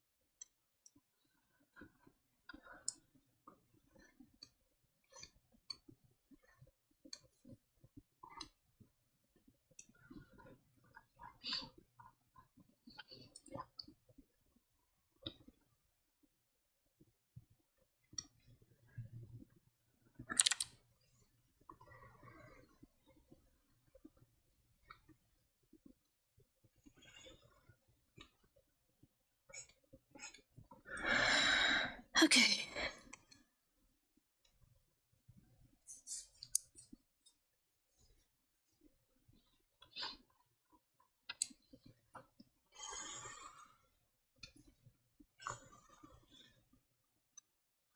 There we are.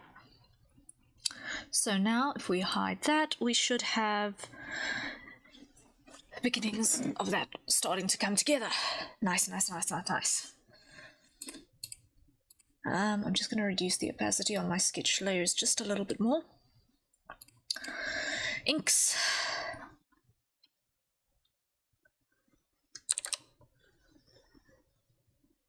Let's see if we could speed this up a little bit now that we've got the chaos part done.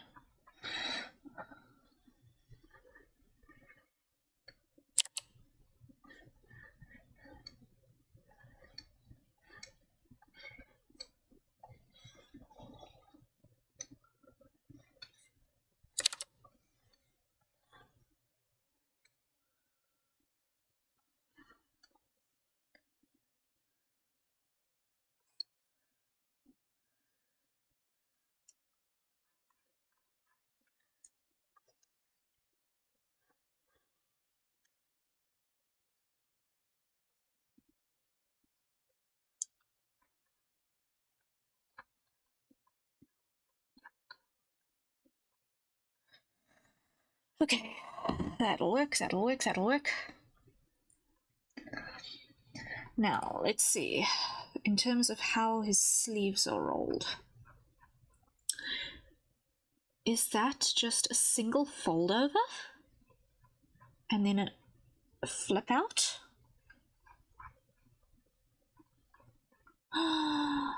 Ooh, that's just a single fold over on the cuff. Hello there. That must want to fall out so often. Oh dear. So from here, it wants to fall out.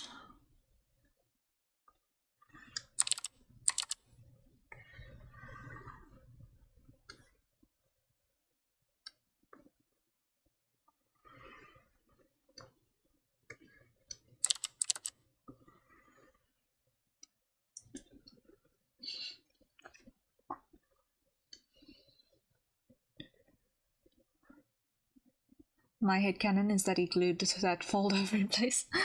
Oh, I've got no signs visibly of a cufflink, maybe, that's hidden underneath that fold. Possibly. He might have a cufflink holding it up. Because these sorts of sleeves, they generally have a double button hole specifically for cufflinks. So that you can pin them higher up the arm. So it's possible that he's got something like that underneath this fold.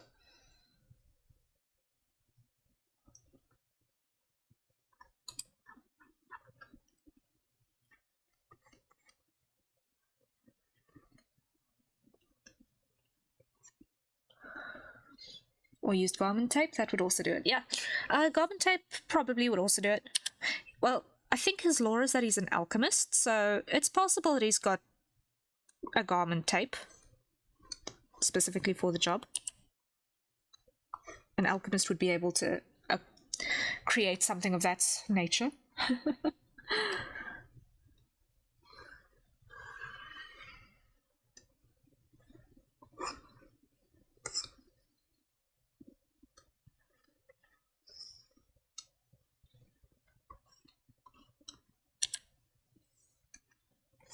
Or synthesize something of that nature.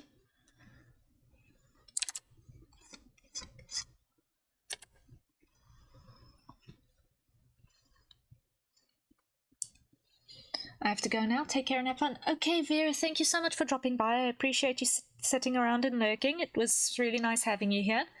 Best of luck with the rest of the things you need to do, and enjoy the rest of your Sunday.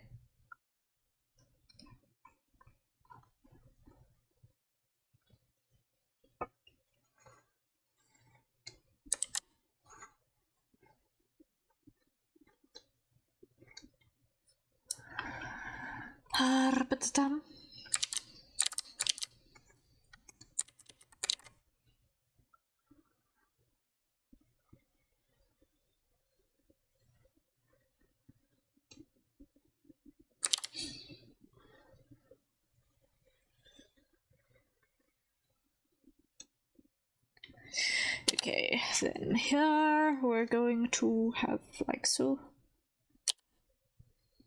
Then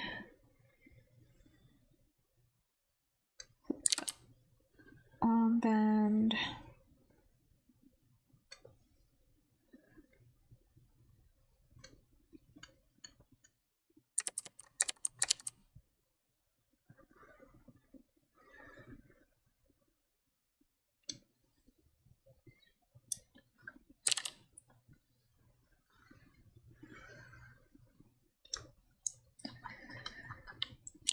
Okay, here we go.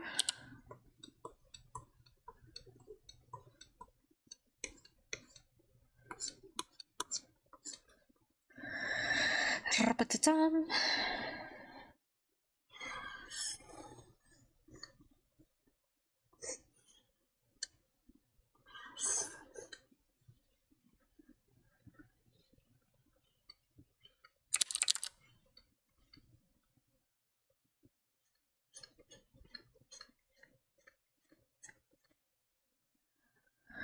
Okay.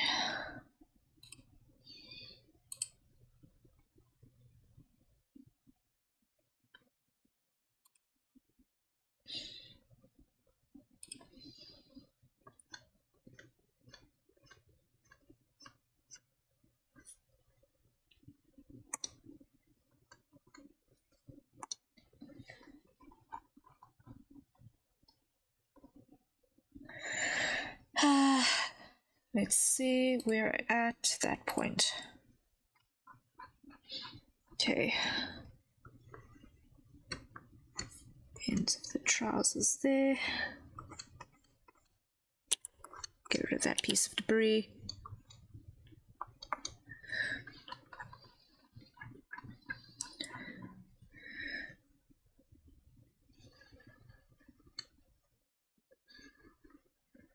Add a little bit of extra weight here.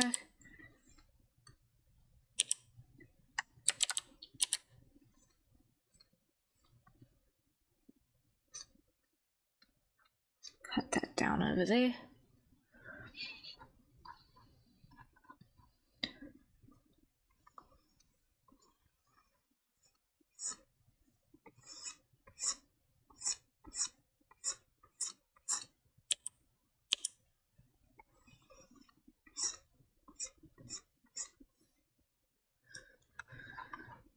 Something like that. There we go.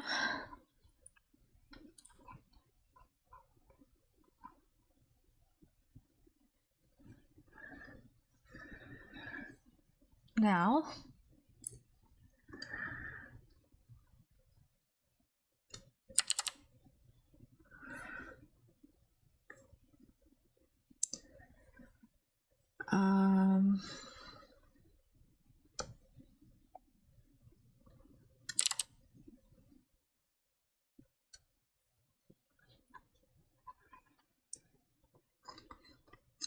let me just think for a second.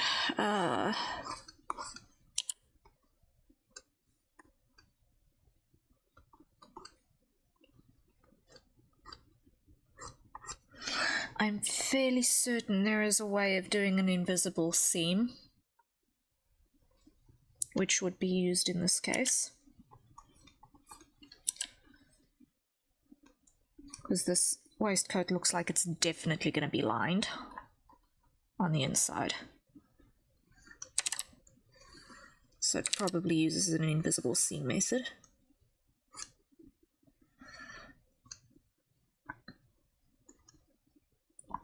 But I think it ought to probably have a shoulder seam.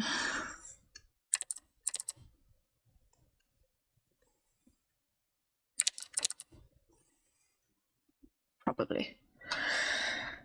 Okay, and he's got a breast pocket with a handkerchief in it, yes? Yes.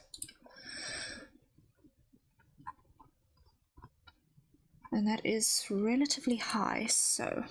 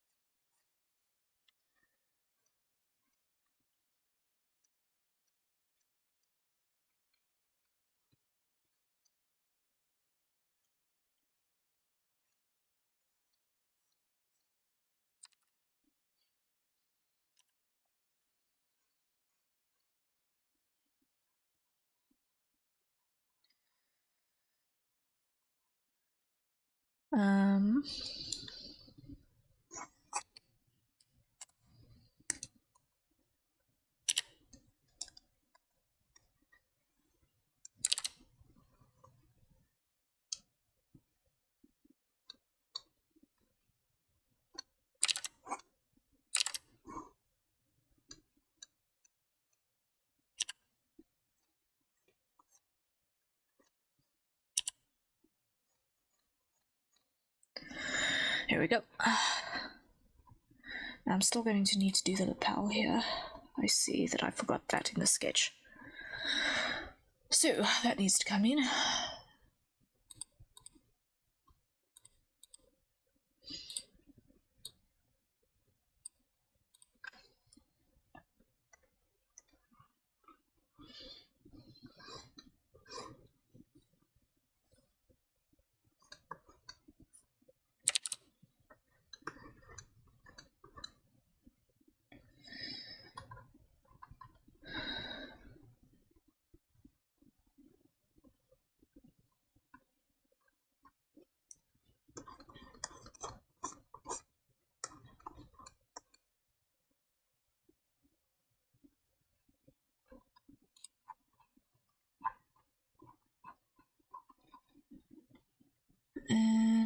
there is a feather pin here.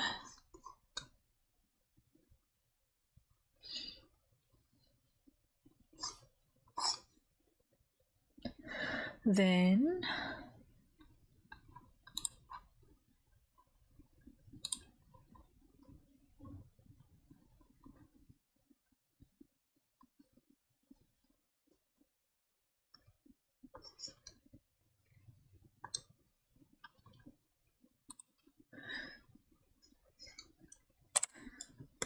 something like that.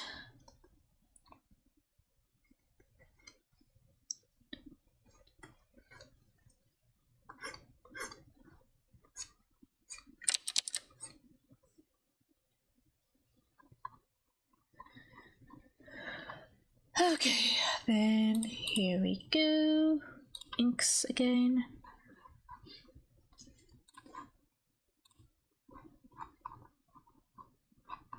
Eck.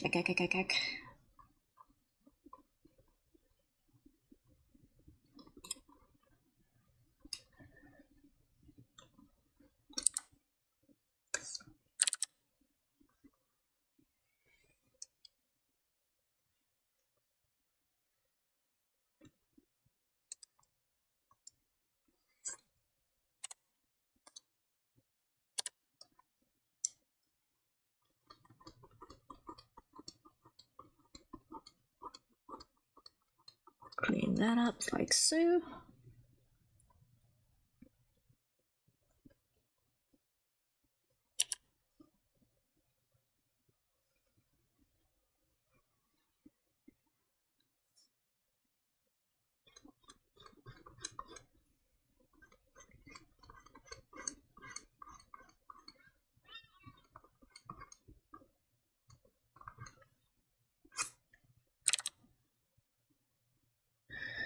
And that goes this way.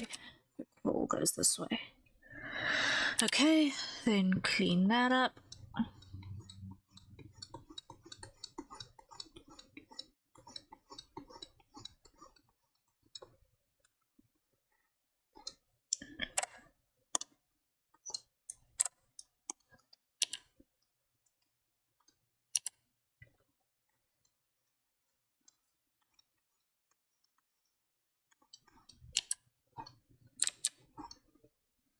There we go.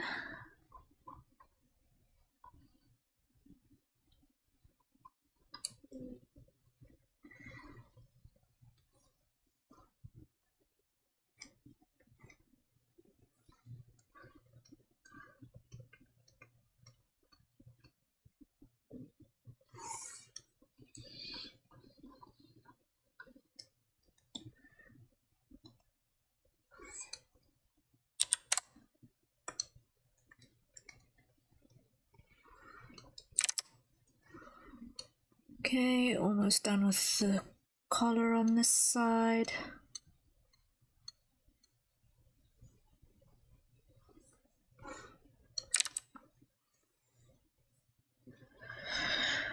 Okay.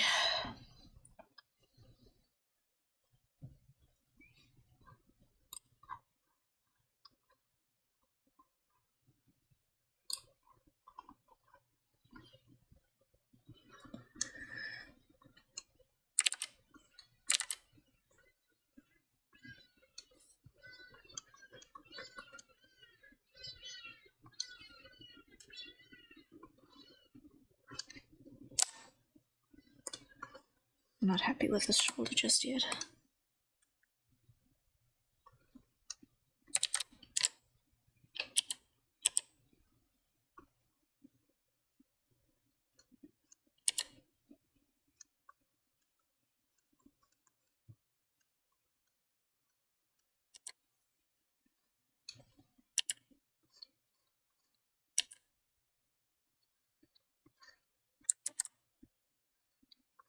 Then we go.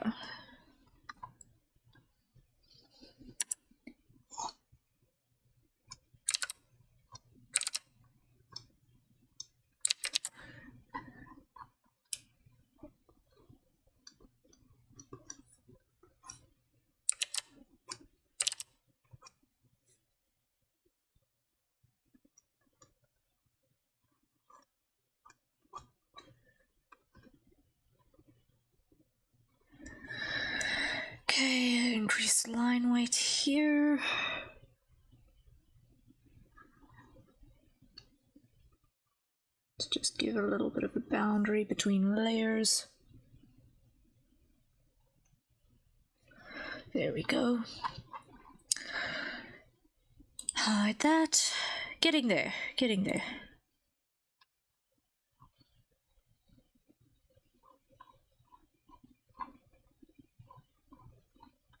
And then this side.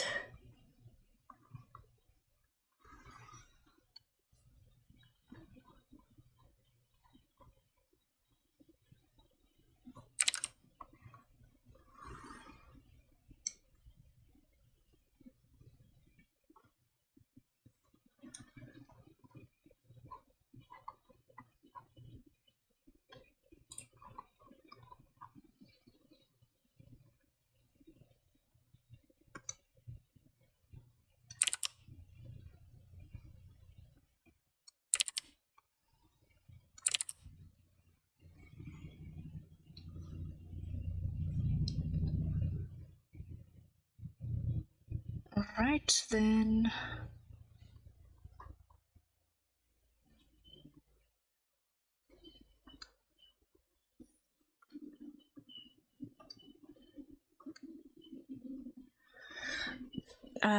Let me just think for a second. That's port over starboard, so that's going to be port over starboard.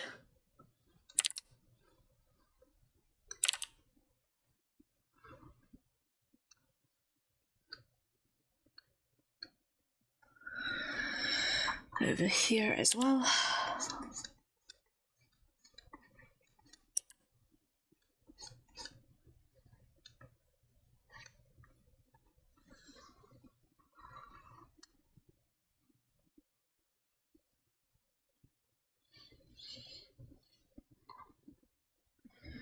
Okay, and then that is a rounded diamond shape, so.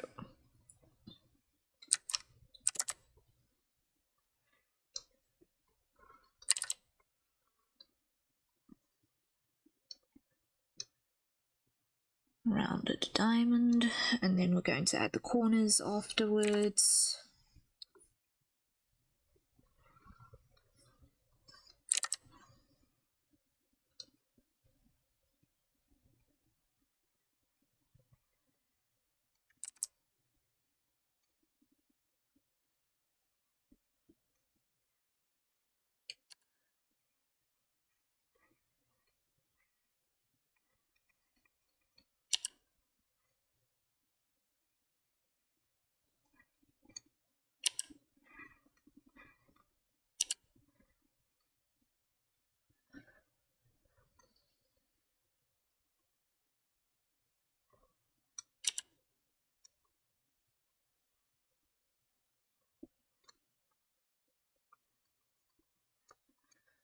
There we are.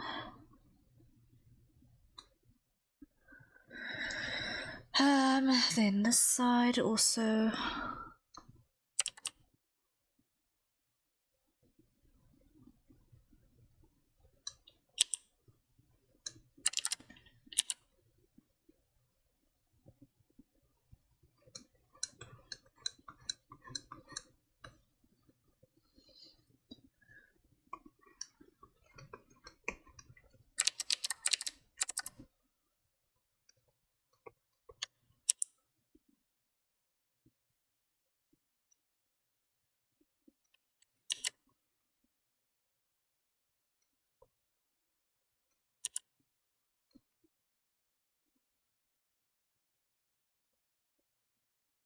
Sharpen that up a little bit. I'm not happy there yet. There we go.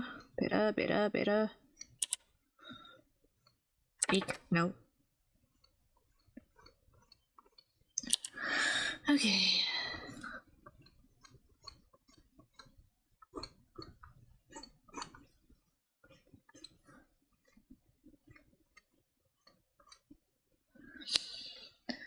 Alright, and then that's going to have chords coming up like that.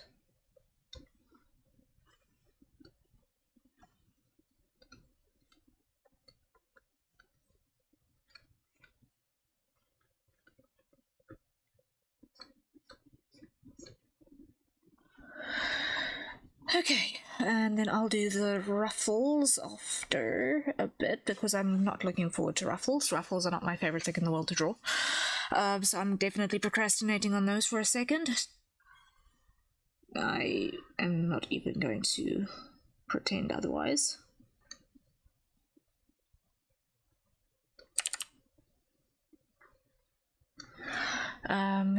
Just hold on a second. Sorry.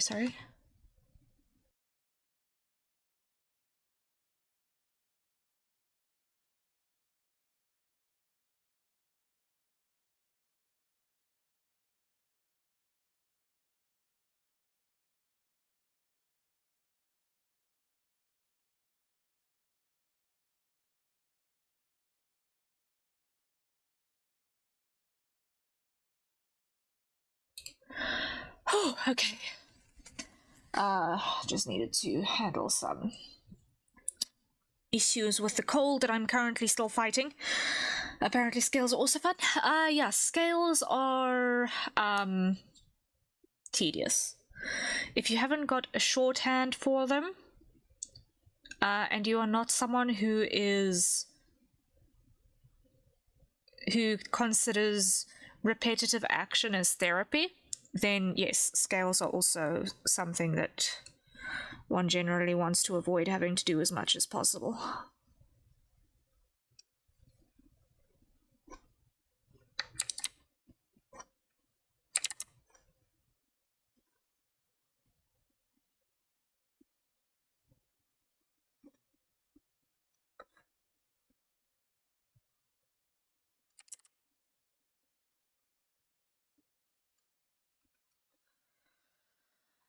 Because they can get quite tedious to work on.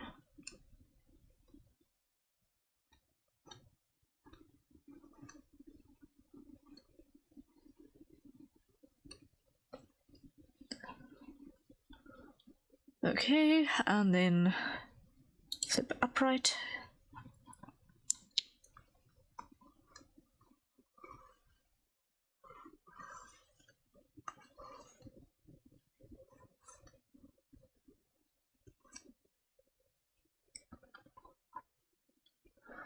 I think so far the painting part is taking the longest for my model, largely due to the scales. Yes. That is completely understandable. I'm also still knee-deep in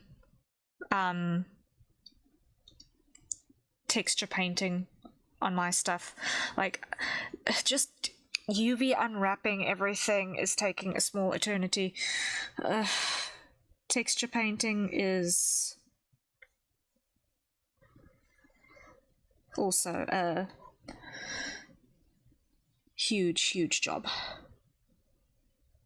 And if you want to do it with any sort of good quality, then it takes doubly long. Because if you have not got pre-made brushes in your kit that are appropriate, it just takes forever. Because I know there are acid packs for Blender and such that have scale textures of all different shapes and sizes and textures, really, in them. But I know not where to get them, nor how to use them.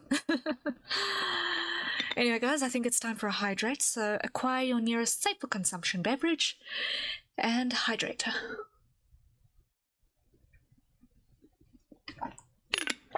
We are at the 2.5 hour mark.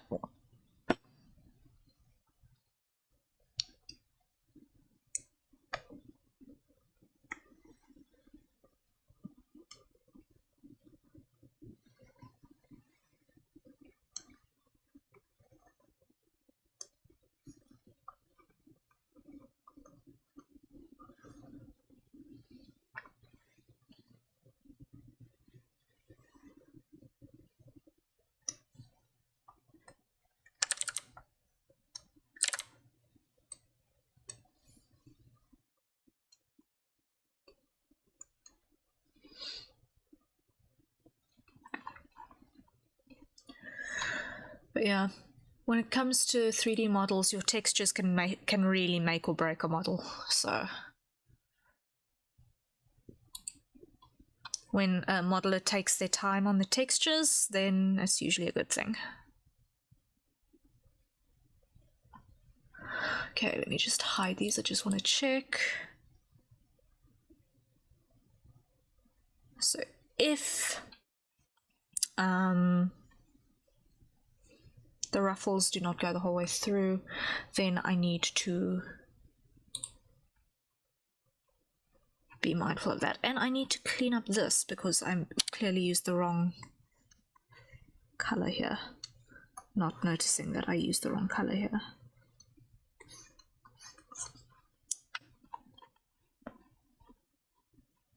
Did I do that anywhere else? It doesn't seem like it, but what's this mess over here that I see?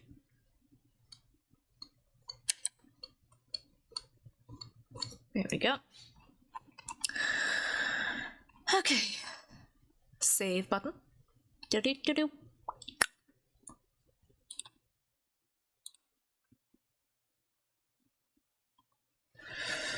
Okay,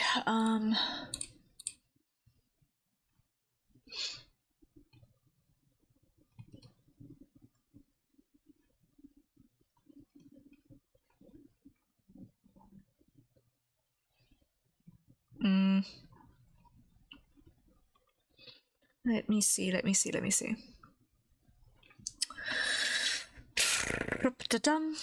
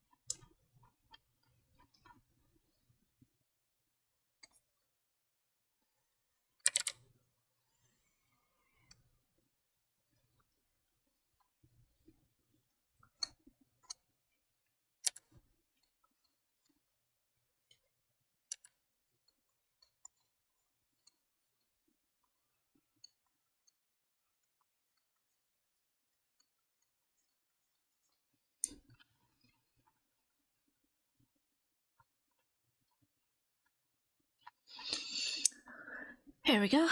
Then here, this side.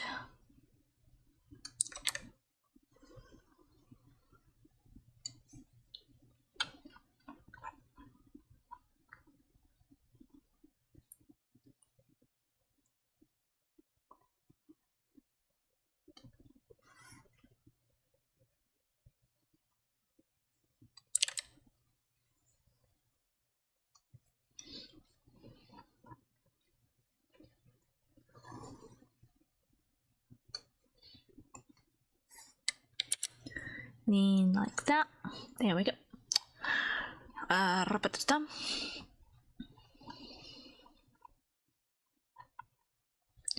That should be our seat. That looks reasonable. Yes, yes, yes. Okay, let's do the ruffles. Let's do the ruffles that I'm not looking forward to, but let's do them anyway. Okay, so how does this work? This is top layer is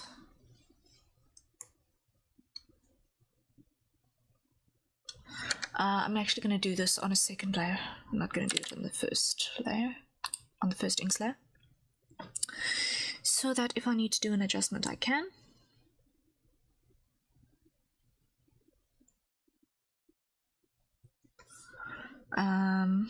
And I'm going to do a rotation here quickly.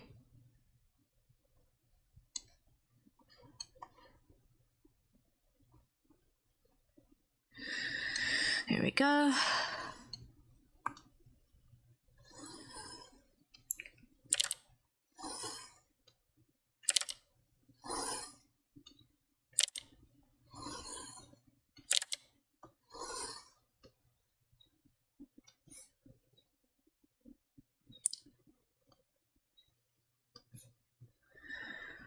Okay, and then second layer is going to be like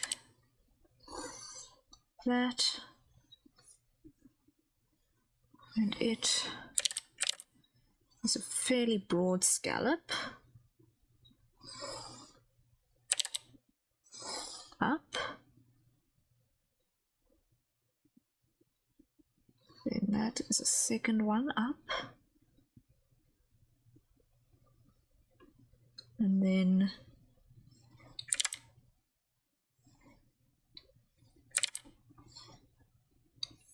that goes down to the second layer.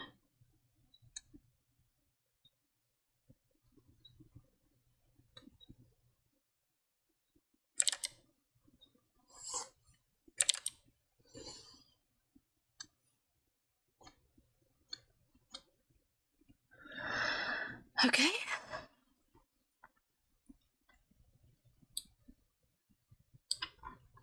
So the same will probably be happening here.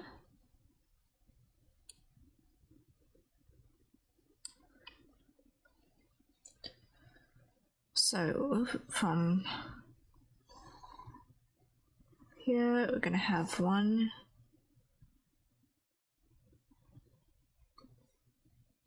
2, 3, and these ones are going to be tying up here.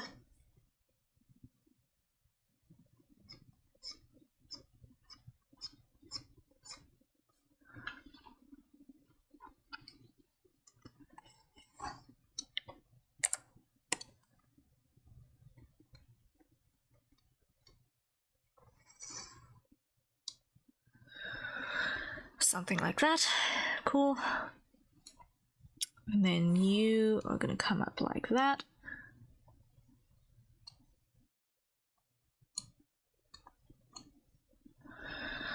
There we go.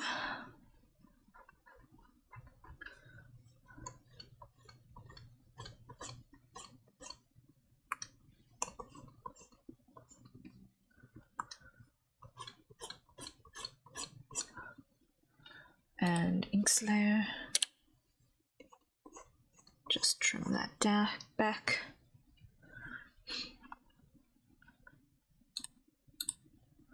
Merge down. No, don't merge down yet because I first want to clean up these edges.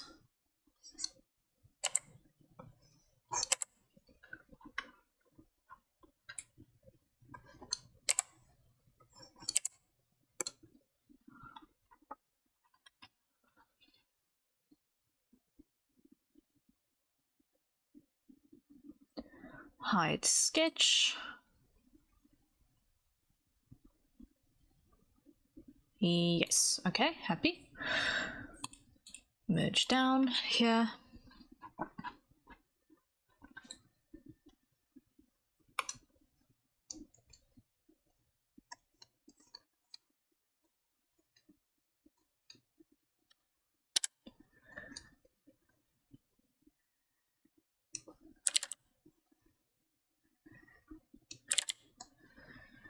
Add weight because this is a boundary with the layer below. Okay, adding weight because this is a boundary with a layer below.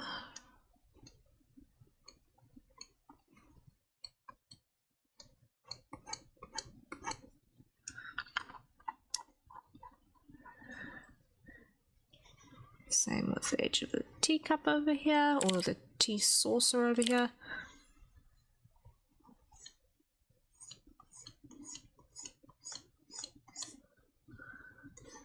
There we go. Emil, hello, welcome in. It's been a while. How are you doing?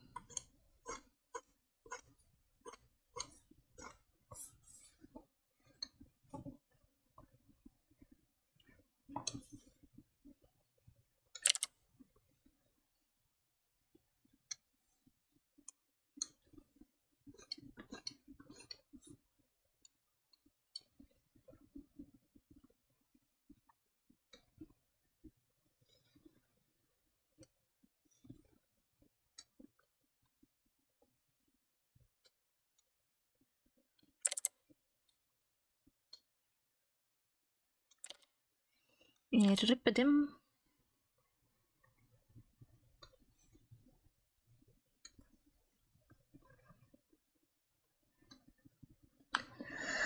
Doing pretty well, still not tattooed yet, but it will come a day. I haven't under my skin.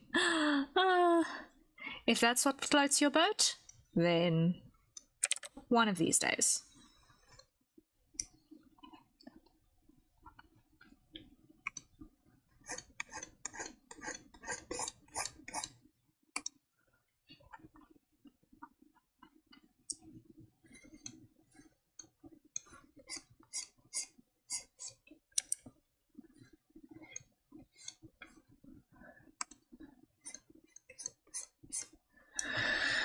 Okay, then here, this needs one as well. And this needs...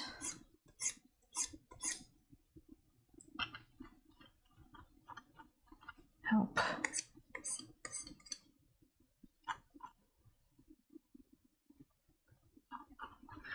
And that needs help. There we go. And upright, which is a non-intuitive direction here. Okay, now there is a detail at the base of these cords. It will be my first tattoo. Ooh. Okay. So it's difficult to see, but it looks kind of like a chess piece. These little baubles look kind of like chess pieces. Or hourglasses. Yeah.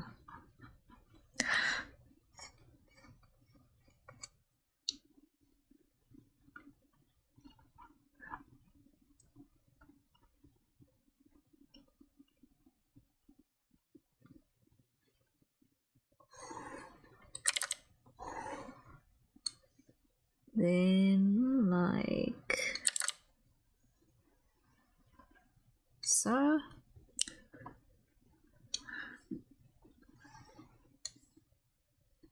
And like so.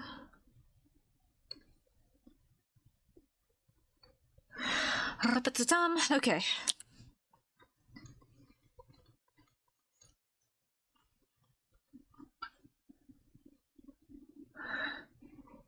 Hey.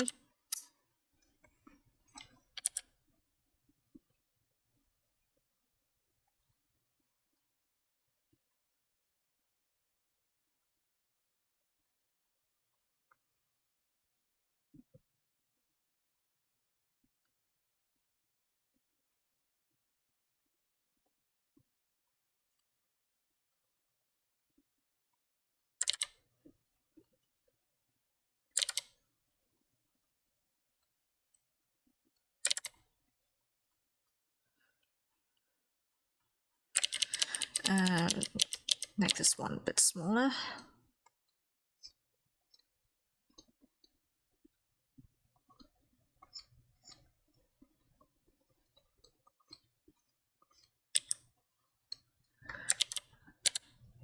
Okay, there we go.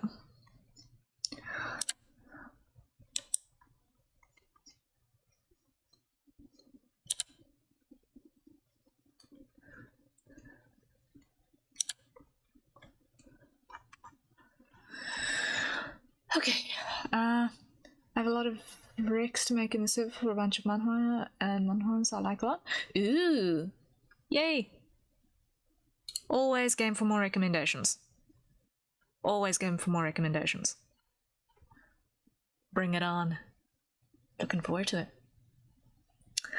And I recently made a new Webtoon account. As part of my migrations.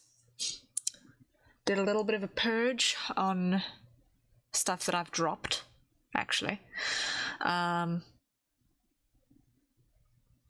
like out of just originals, I've got like more than 70, I think, in the list on just that one platform. Whoopsie. Okay. So, inks are getting there. We're slowly but certainly getting there.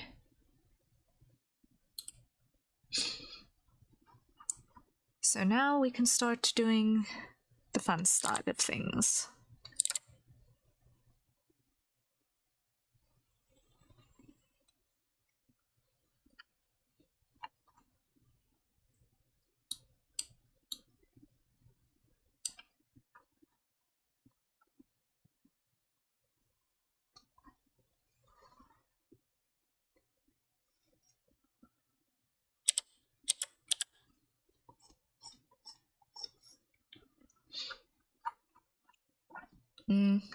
Undo, undo, undo, undo, undo, undo, undo. I'm gonna do this on a fresh layer so that I can hide that and not be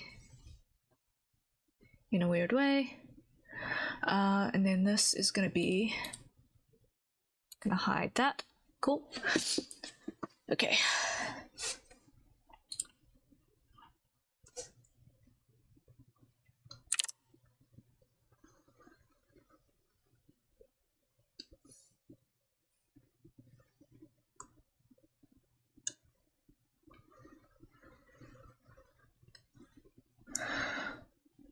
Been really into wuxia xiangxia stories lately? Ooh. Yeah. There are some really interesting plots that they do in those genres.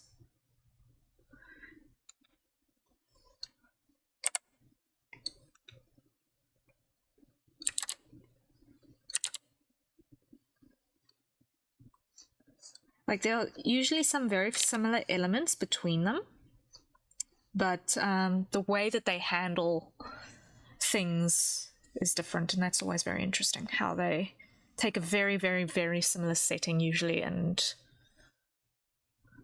still manage to do cool stuff with it.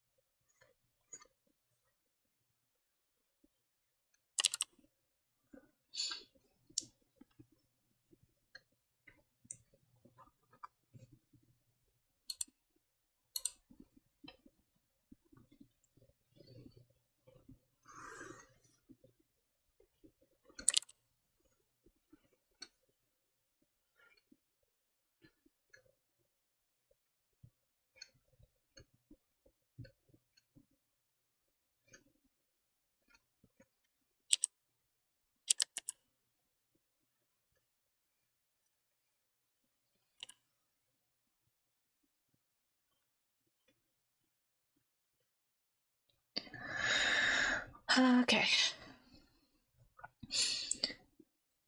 They usually share the same Miriam world, but some sects might have different names, etc., different cultivation systems. Yeah.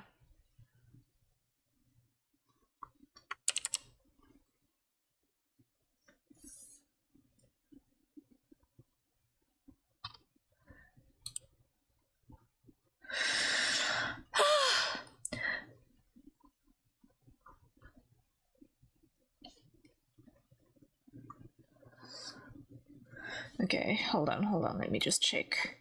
Here. Very narrow eyebrows here. Let me just see over here. Very straight, very narrow.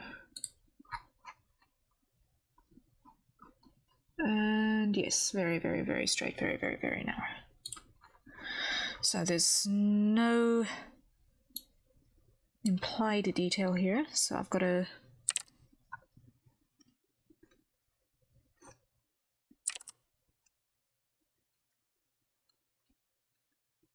decide for myself, really.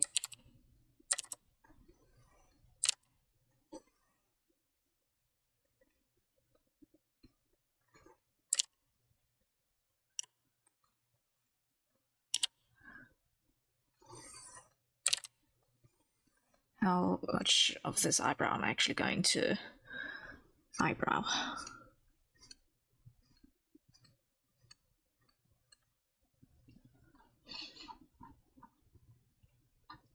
I think that works though. That'll work.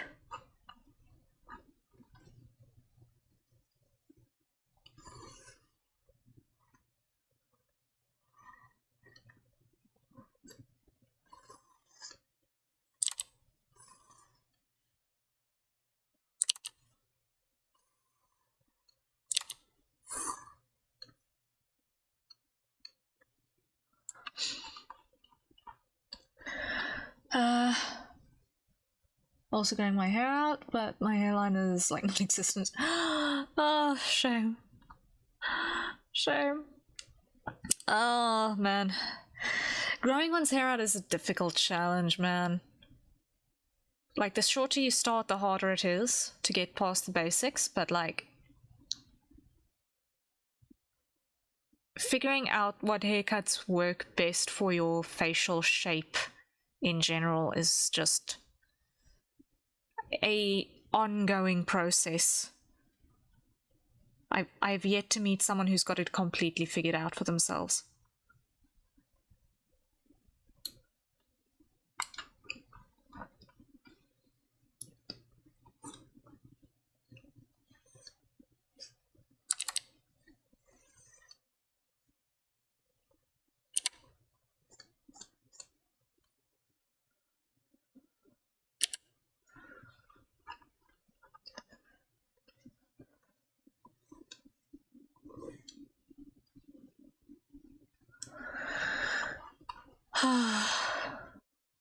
Okay.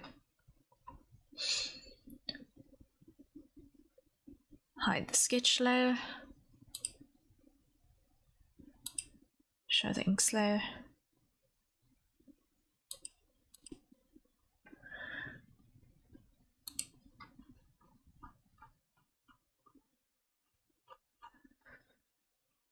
Okay, first things first, we've got to bulk this line up a little bit.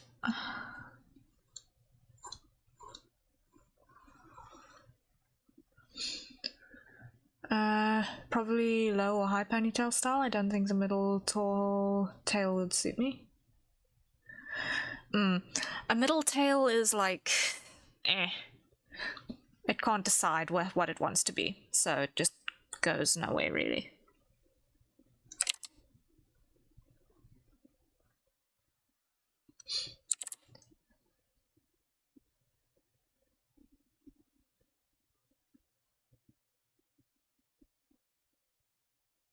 Like, a low ponytail works if you have like almost nothing on top, I guess. I've seen, but that gives off a bit of a biker vibe. It depends on what sort of vibe you're going for. It really depends on what sort of vibe you're going for.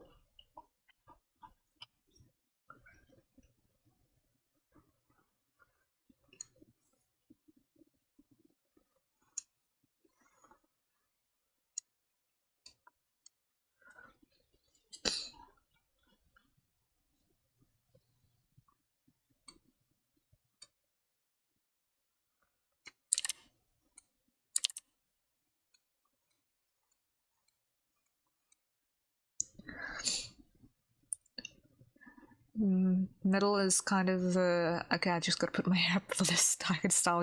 Yeah, it's a very non-committal position.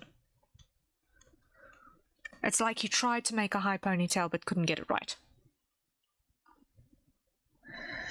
Okay, I'm going to bump this line thickness on my pen up to 15.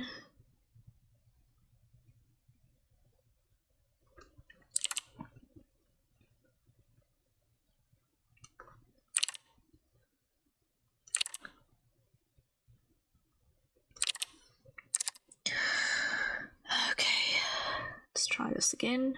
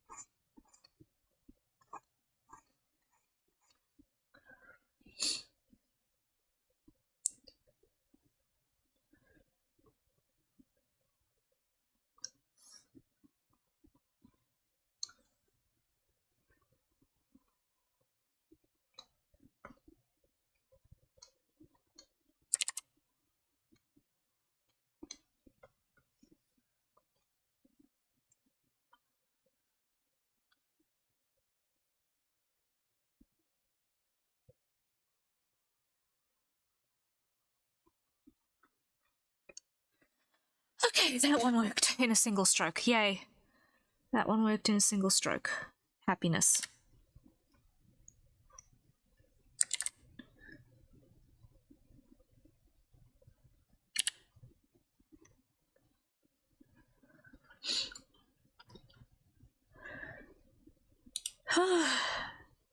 Yes, that's got good definition. I'm happy with that it stands out a little bit from what's beneath it.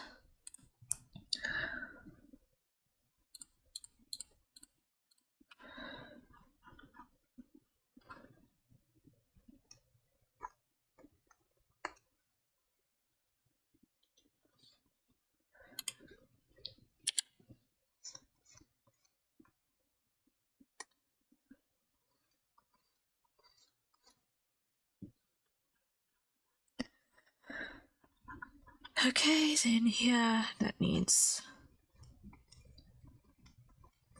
a split like that.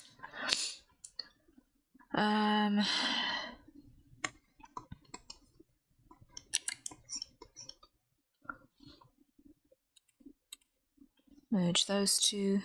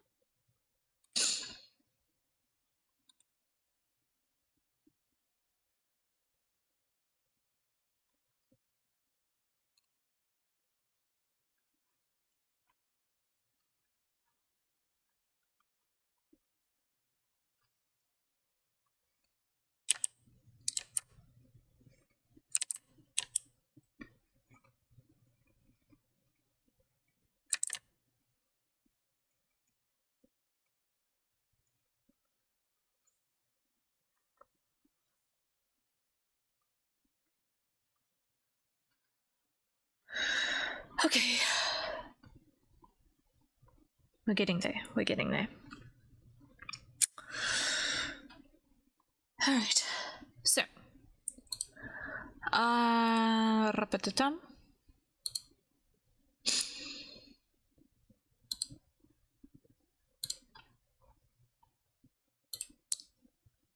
We still have no idea if they are human ears or not. We still have no idea if they are human ears or not. I started browsing the Globy fan Discord to see if I could find that information, but it's not readily available. So I gave up very quickly.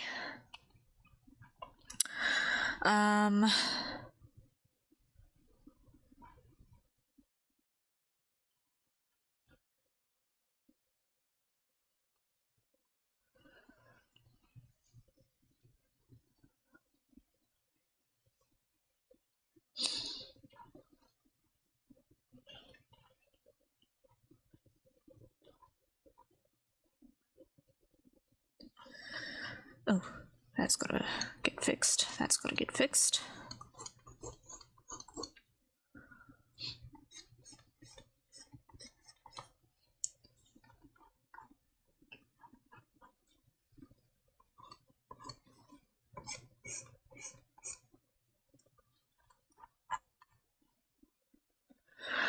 Okay. Save button. And hydrate, I think. It's time for a hydrate. Everyone acquire your nearest safer consumption beverage and hydrate.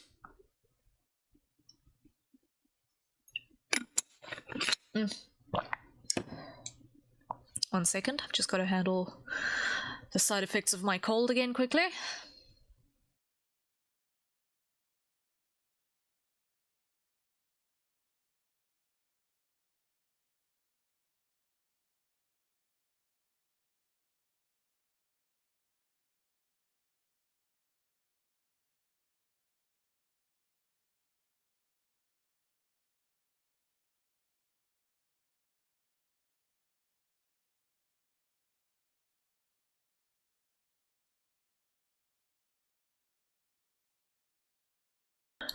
Oh, okay.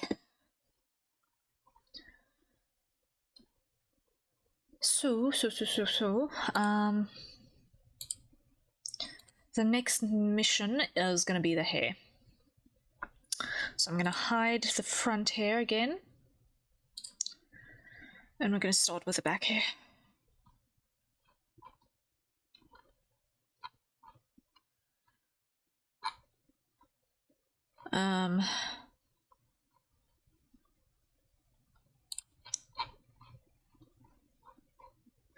What I am going to do is I'm going to add a little bit of bunching at the back of the neck here.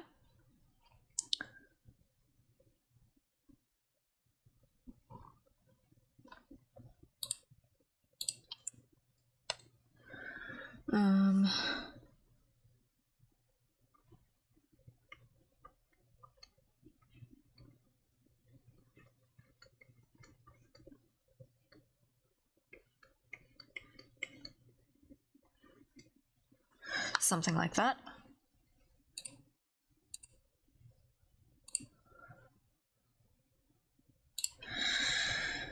And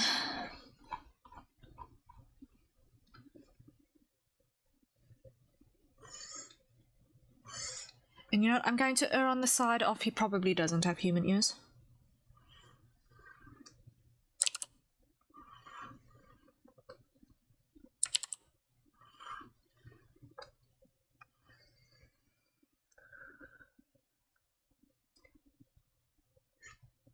Because when I've seen his model move, I also haven't seen an inkling of a sign of ears on his model moving, now that I think about it.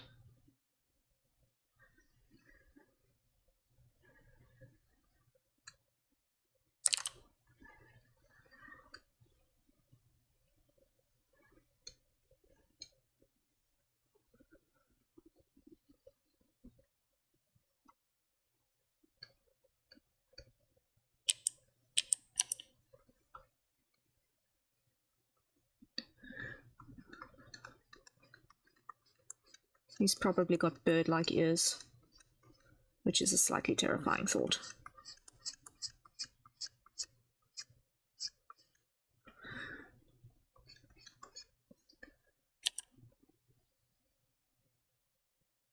I'm now imagining that he uses his hair like a bird has the cheek feathers.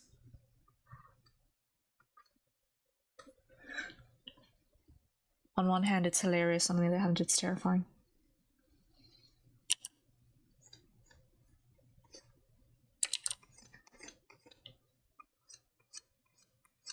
Because I know that there are other members in Globey who do actually have human ears, like, I think Vance has human ears?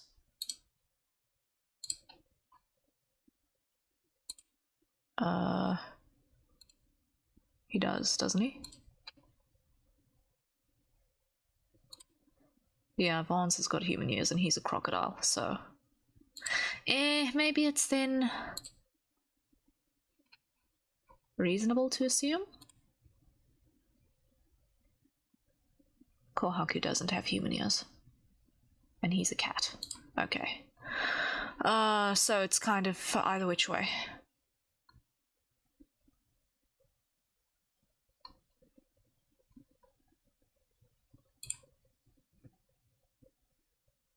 So either which way is possible. Okay.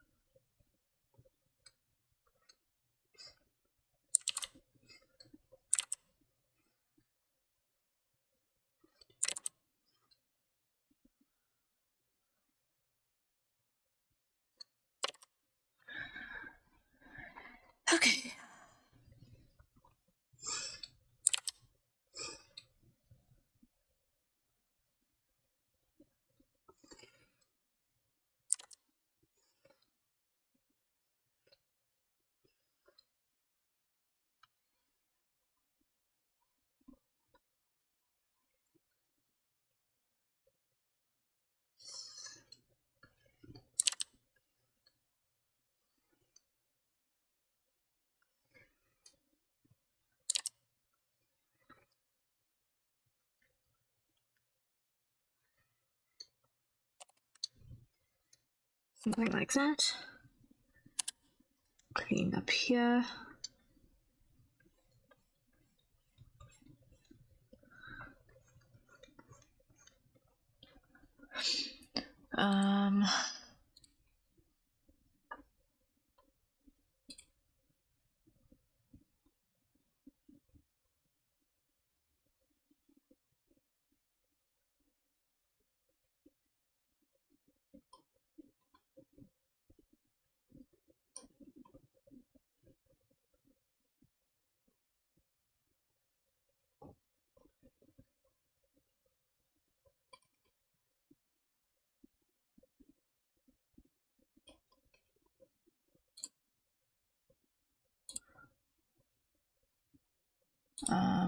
Okay.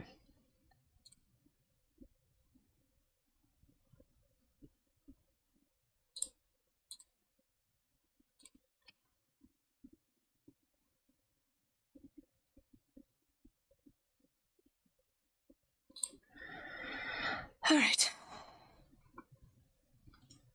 Then next we've got this one.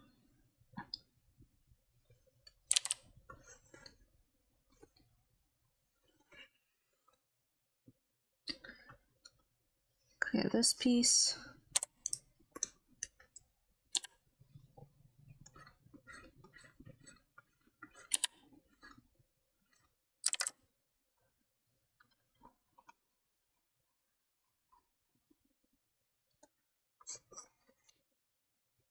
Clear that piece.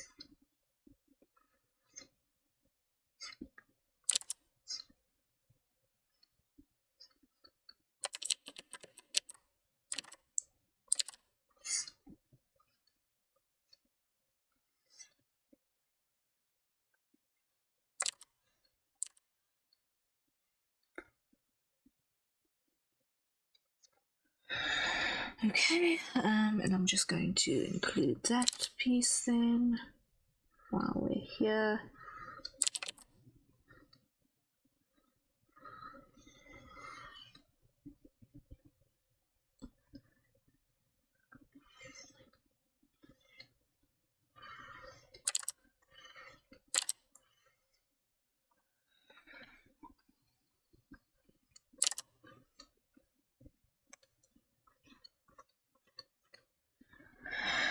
Okay.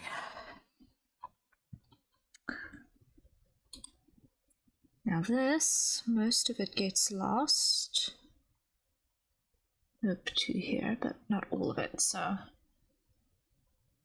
I'm going to ignore everything on top.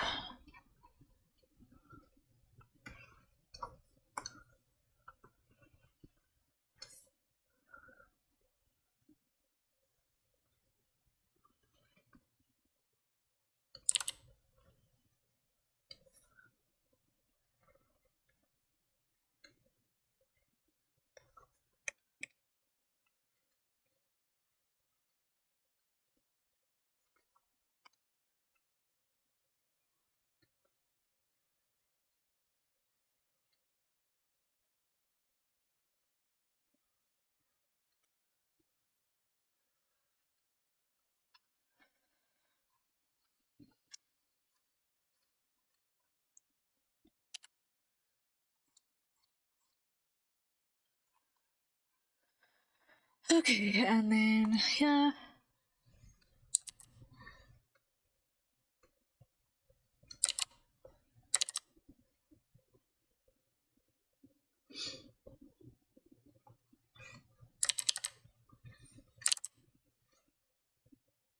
I'm just going to assume a slightly smoother patch there.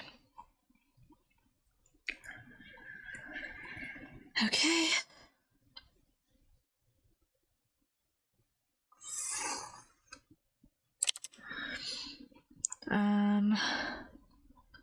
Then we've got his hair ribbon.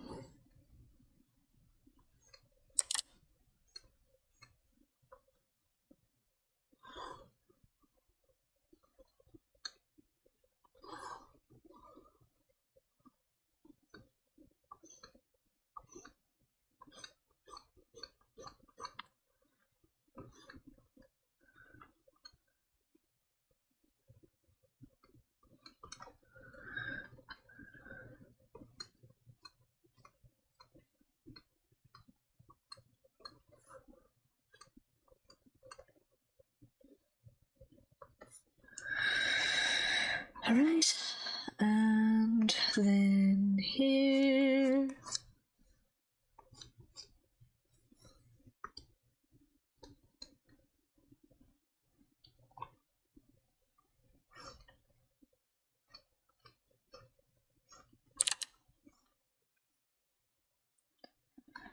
Okay. That'll do, that'll do, that'll do.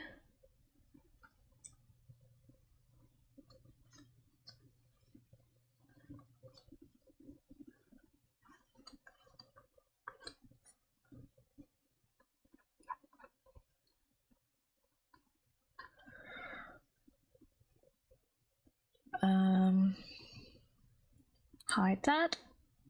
Show that. Okay, we've at least got the back of the head now. So now by the inks layer, we're going to take away the overlaps.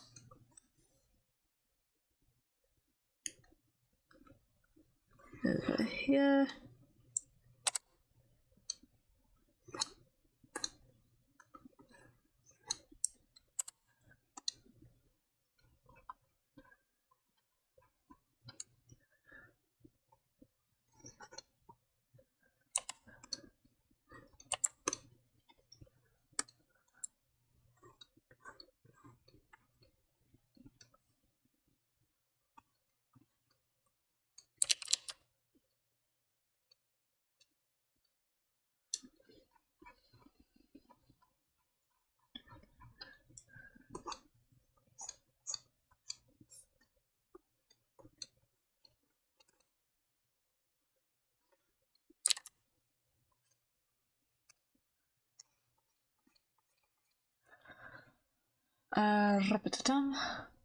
Gonna go, but try catching the next stream too. Okay, thank you so much, Emil.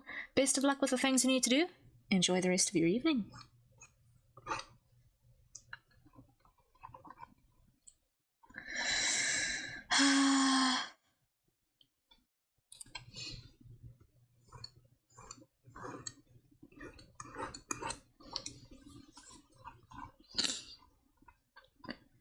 I'm gonna err on this side of he probably doesn't have human ears.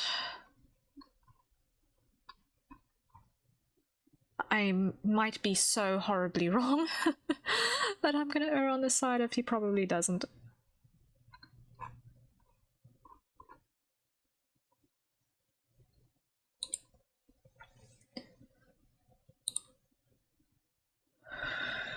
Okay, so that I'm gonna transfer down, hide the inks layer, show the sketch layer.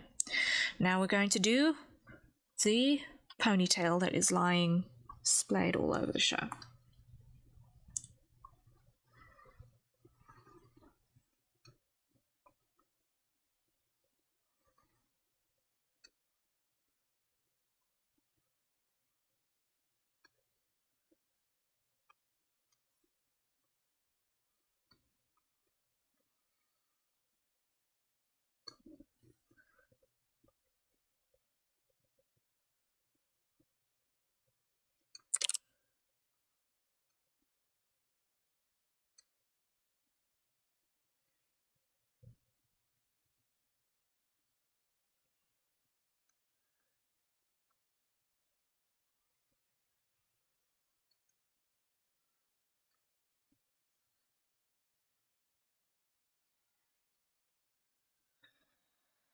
Okay.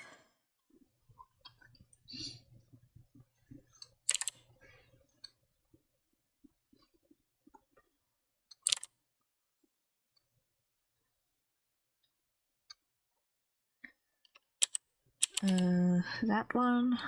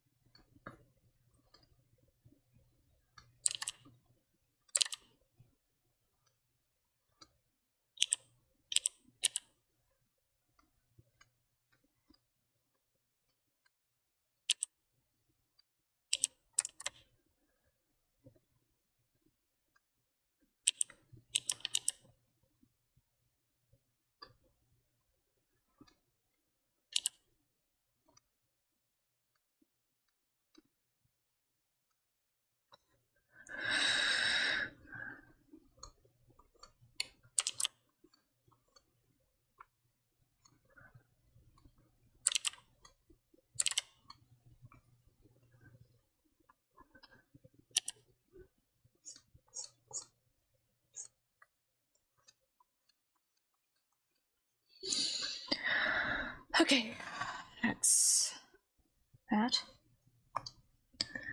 Then next.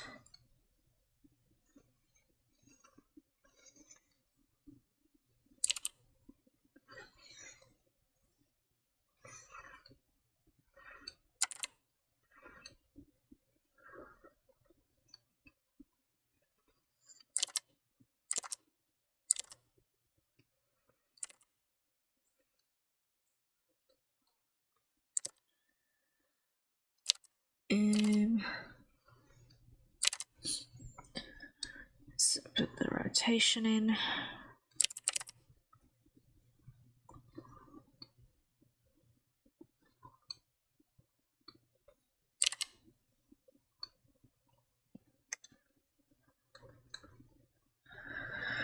Okay.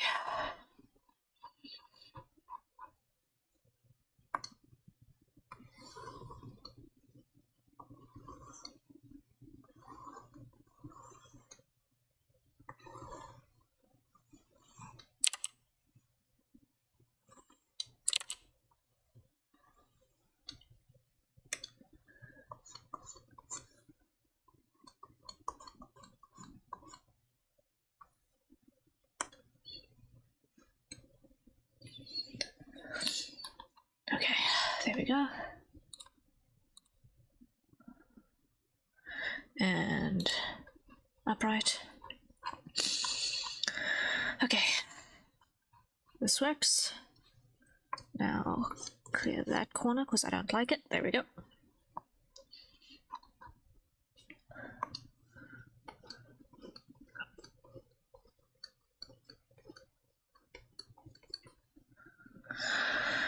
There we go.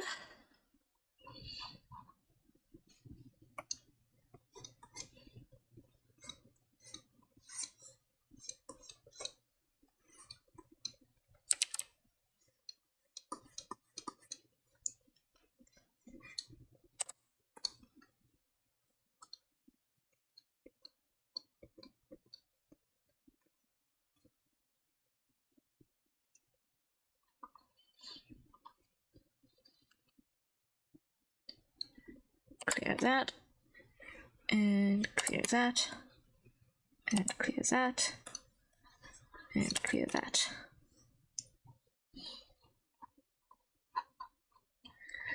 Then over here,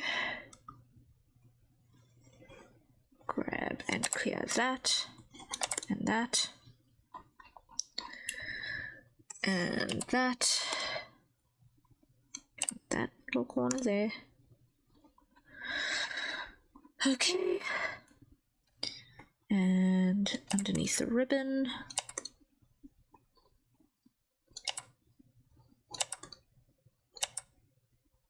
and there.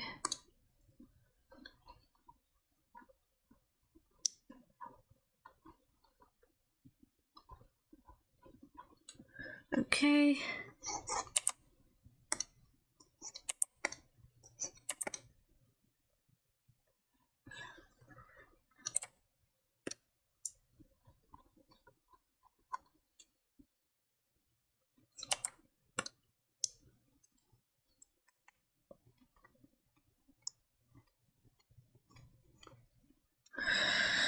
There we go.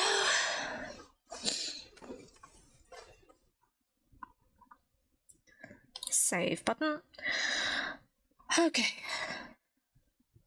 I'm really liking how this is coming together so far, actually. Show there. That line does need to exist.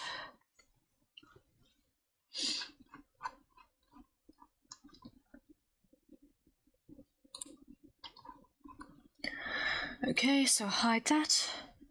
And now we should have ponytail, check. Hair back, check.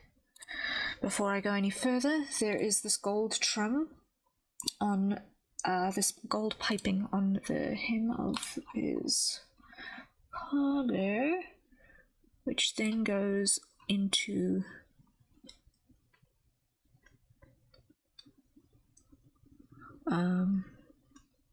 the center, or into the trim line here that I need to actually put in.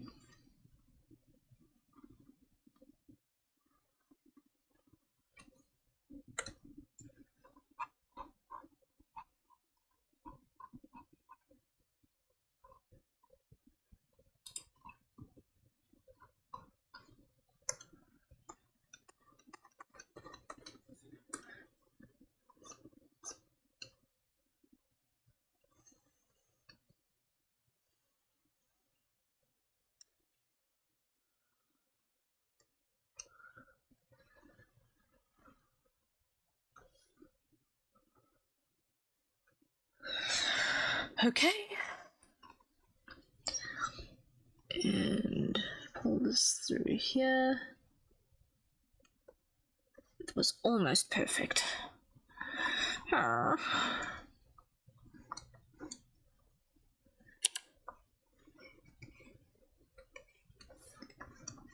Almost perfect. Lost it at the last second.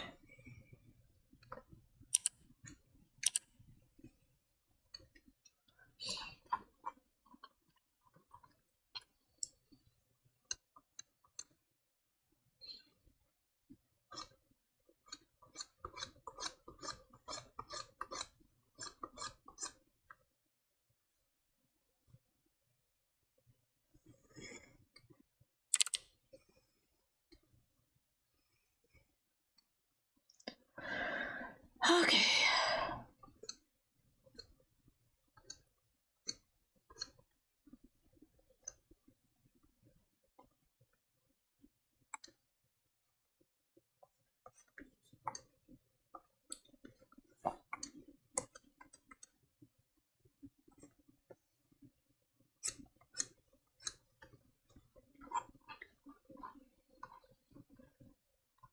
Now, other side.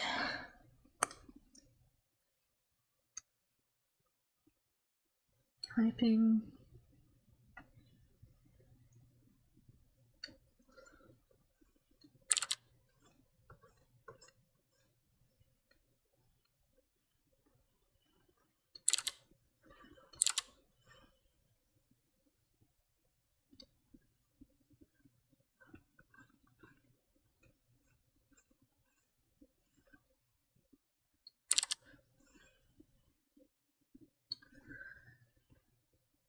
Okay.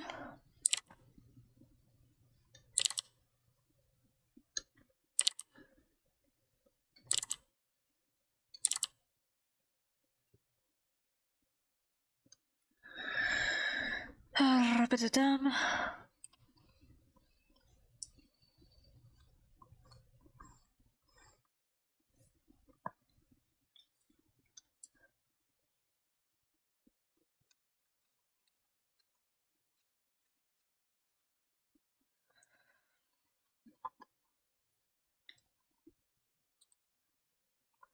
Okay, that'll do, that'll do, that'll do.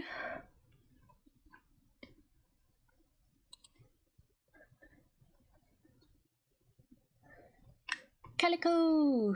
Thank you so much. Those are some really super clean lines. Thank you! Thank you, thank you! Welcome in.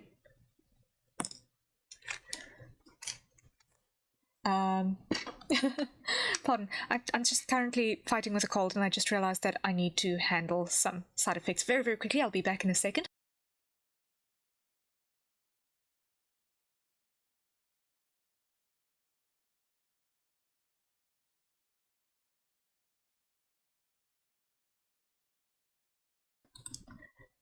Okay. I caught the nose that was running away with me. Just don't want to subject you to that soundtrack. Anyway.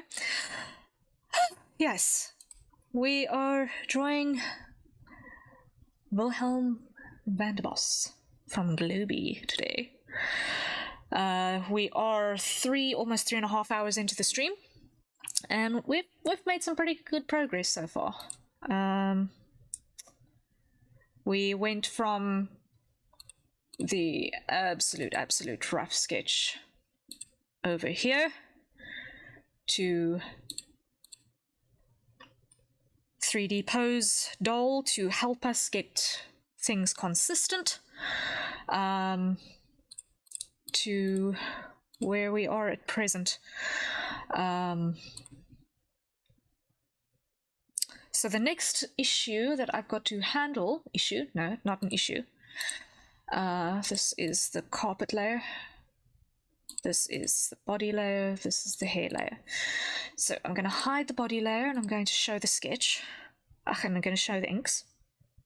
And I'm going to turn the inks down from 100% to 20. So that they're there, but not all of the way there. And this one I'm going to dial down from 100 down to 40. Also, so that I can just see what I'm doing better when I'm actually doing this front hair inking, because it's going to be a multi-layer affair as well. Actually, no, before I do this one, I've still got a layer here that needs to happen.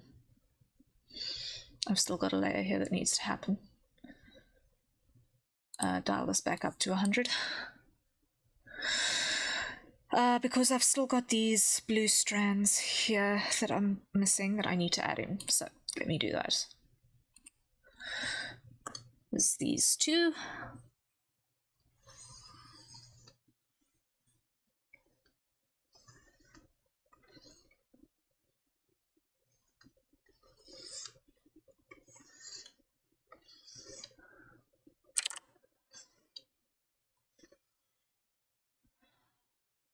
I'm trying to not be pedantic about lines, but inking is kind of my favorite part of the entire process, so it's easy to get sucked into it on my end.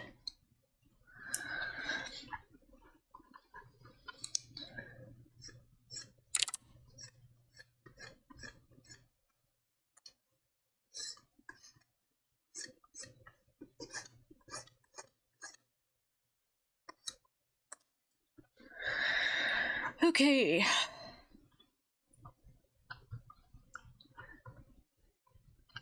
So that is going to get covered up just now anyway, so that's fine. So let's go over here and cut out the pieces that are getting covered, namely you, and you, and you, and you, and you. Are you guys getting covered as well? Yes, you are. There we go.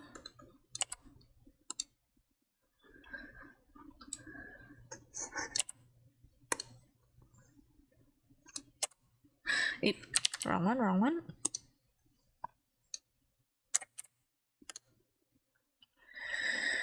Okay, so now I go back to this layer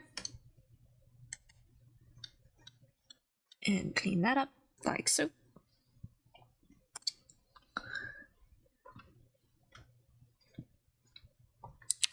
And like that, good. And transfer down. So now if I hide my sketch, that should all be one. I should not have transferred down yet. Nope. Okay, I can still save this. Yay.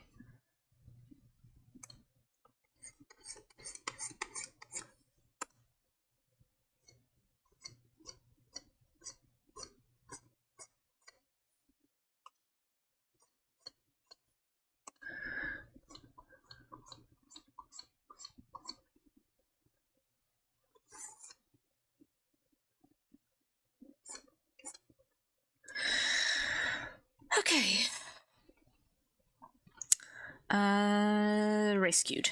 Lovely. Okay. The worst feeling is merging a couple layers too soon, yes. Oh, man. Merging two layers too soon and drawing on the wrong layer, that's the same kind of panic. It's 100% the same kind of panic. It's just absolutely terrible when it happens. But man, thankfully, if you catch it in time, it can be saved. If you catch it in time, it can be saved. Okay. So now I'm gonna hide that layer, and I'm going to show that one. Now this one is the front hair, and it is actually supposed to be 2 layers that it's going to be, that I need to work in this through.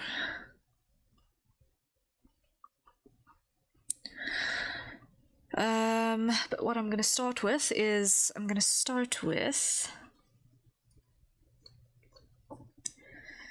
is just correcting this line here.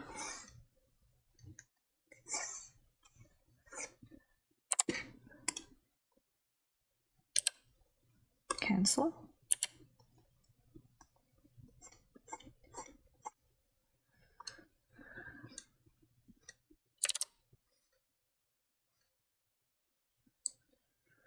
And shortening it just a little.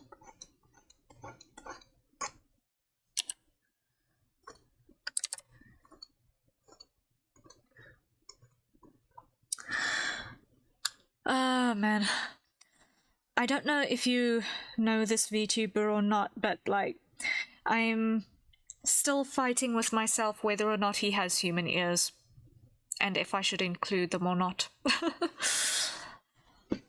Like, I said earlier that I've decided, no, I'm going to leave them out because there is no indication of them anywhere on his reference sheet, and when I've seen his model move, I have not seen ears even on his most extreme head turns. So I honestly don't know if he's got ears or not. It's just the most confusing thing. But I'm trying to make do without that information.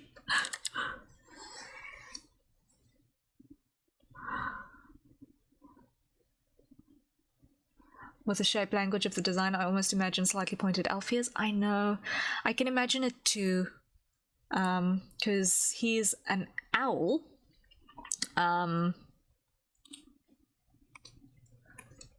So one can imagine elf ears, but if I look at the designs of a lot of his gen mates in his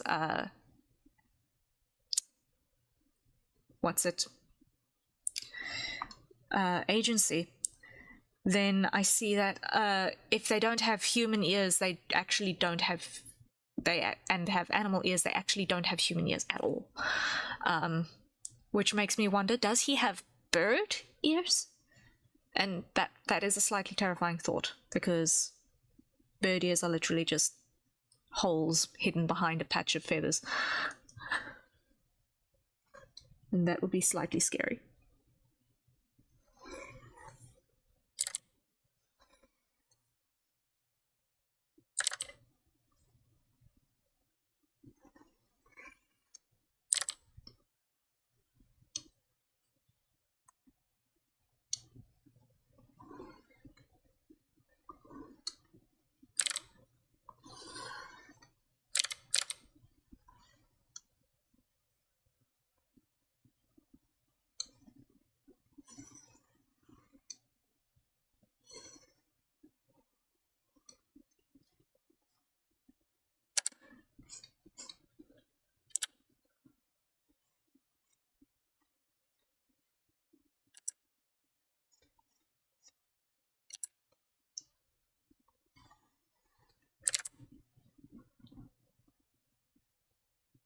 Would explain the hairstyle if he does have bird ears? Yeah, it would. It would. I would also want to hide my very, very much vulnerable and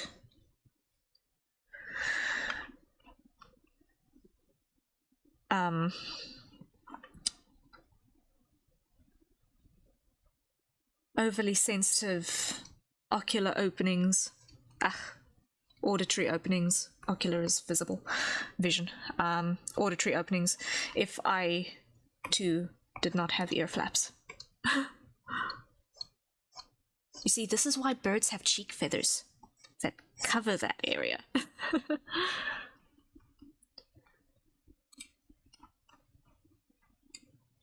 And reptiles have a membranous drum.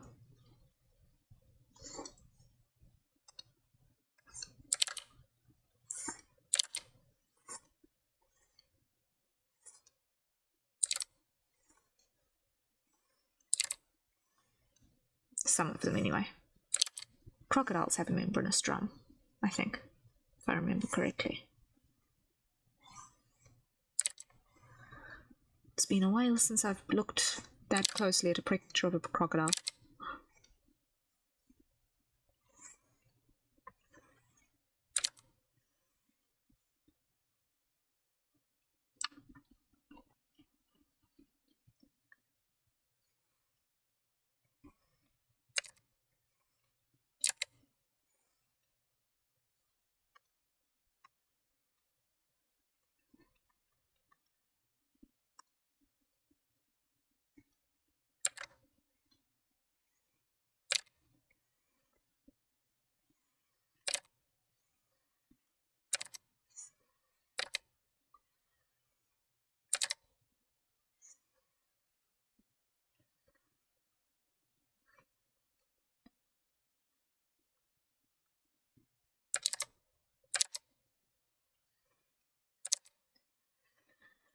Okay. Getting the flow of this is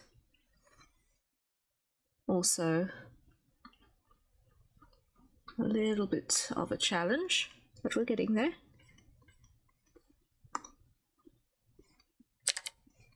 At least in this area, the hair is mostly straight. Straight hair is thankfully not too challenging to draw. Wavy hair, on the other hand, wavy hair I have a hard time with.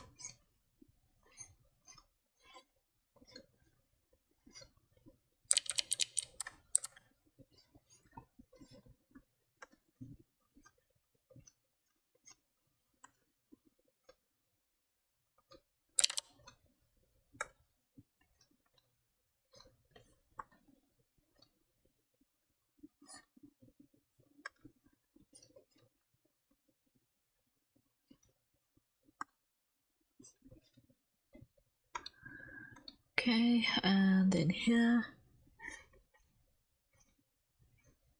like that, that works. I found the opposite true, I think, of ribbons when drawing wavy hair types. Yeah, I think it depends on what your personal preferences are. Like, thinking of wavy hair as ribbons is all well and good. I just get exhausted doing the little zigzags the whole time. I get exhausted doing those zigzags. So, for me, I like doing the long, sweeping, straight lines.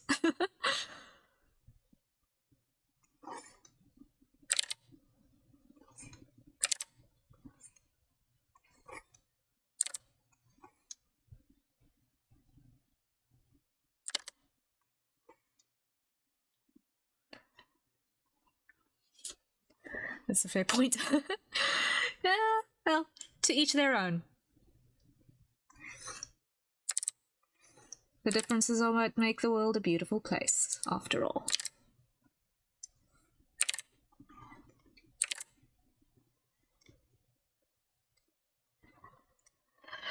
Okay.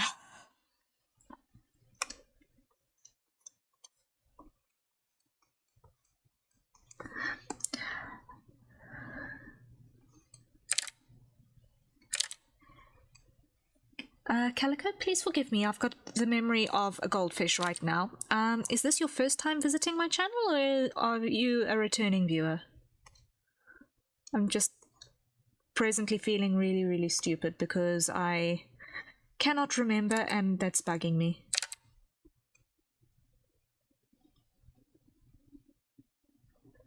Yes, I'm new here. Okay. Okay, I had a feeling you were new here, but I just wasn't 100% sure. Firstly and foremostly, it's absolutely lovely to meet you. My name is Harrier Citadel. I am an avian alien VTuber. So, one burb drawing another burb this day. Hooray! And yes, I do a lot of this illustration work. I do animations. I do character design. I do a lot. As you can see, commissions are always open. On the banners, I've got notifications regarding my VGen. This is my day job, and I am sorely in need of work. So if you know anyone who's looking for stuff, please send them my way, if you feel so inclined. Or if you're looking for anything yourself, please consider it. All of the information links are below. I'm sorry I have to do the sales pitch at you, but unfortunately, I've not actually had income since April. I've not had significant income since April. And I'm kind of in a tight spot. So I really appreciate any recommendations you might throw my way, or referrals you might throw my way.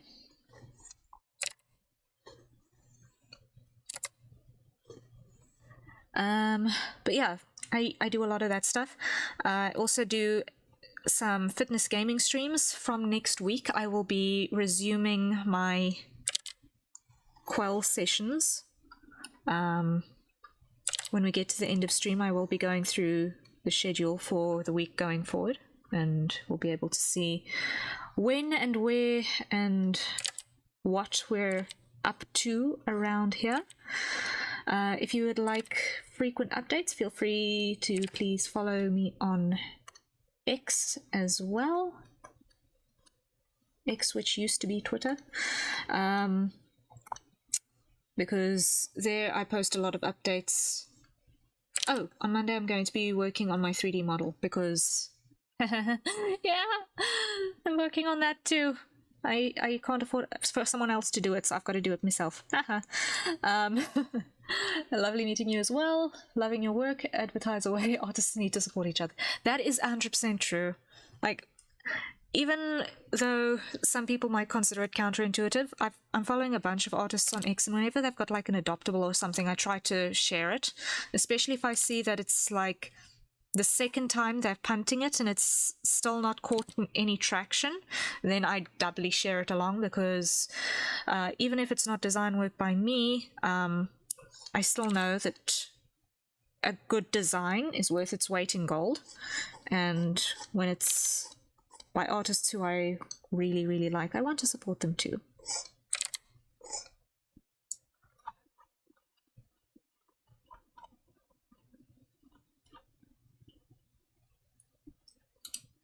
Now more than ever, it's important to support the real, living, breathing people.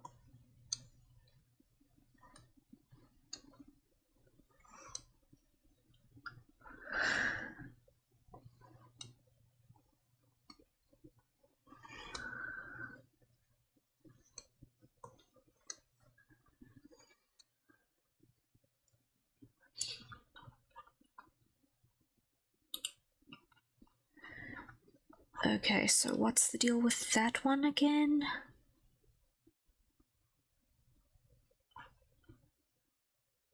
I can't remember what's the deal with that curve.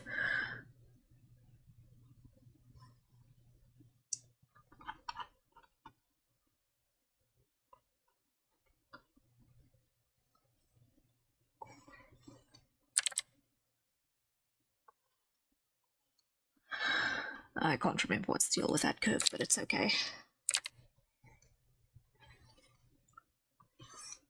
When you can't remember what you were thinking with this particular line in a sketch, it's very annoying, but it's fine. It happens.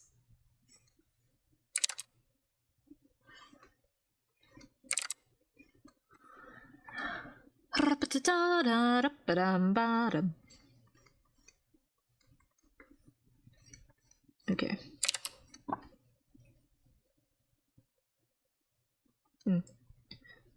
Speaking of artists supporting each other, the guy that I'm currently drawing is also a artist. He also does a lot of art streams as well.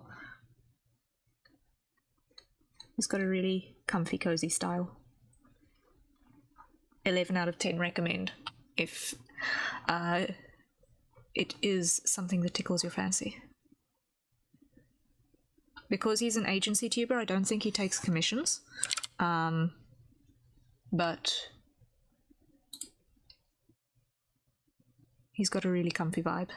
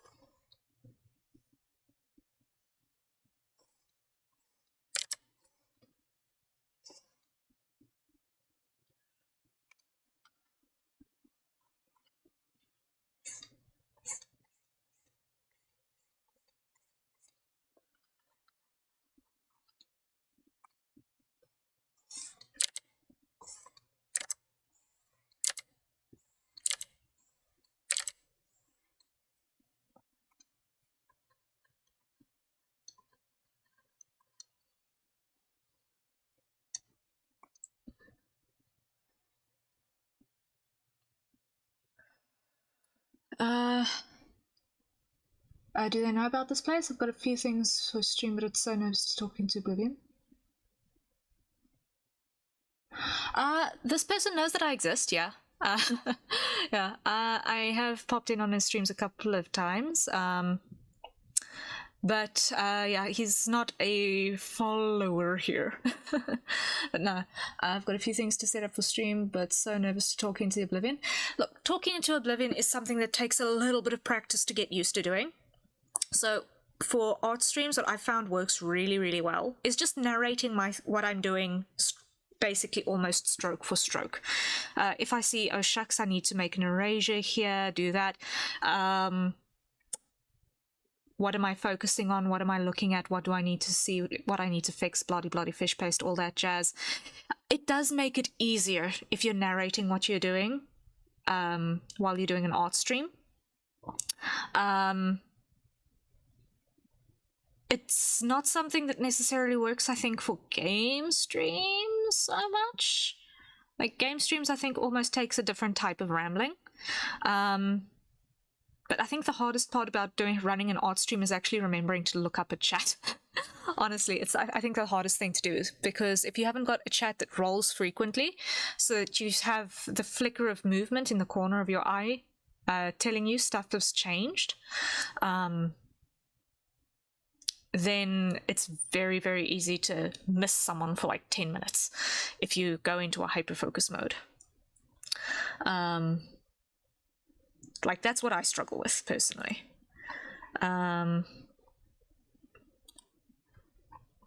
trying to come up with not narration topics can be tricksy, but that's when you bump off of chat as well a little bit. Those are great points. Yay, I'm glad if it helps. Okay, so I'm going to just hide my sketch layer and take my inks layer down to 25%. Yes, okay. Now I can see what is overlapped and what is needing to be erased on this lower layer. So just like that, it's looking at what am I looking at, what am I processing, and then saying, okay, this is what I need to do, this is what I'm going to do, and then we zoom in and actually do the thing. So taking away this line here, and I'm going to actually switch to my lasso tool. Grab you guys. There we go. Grab you.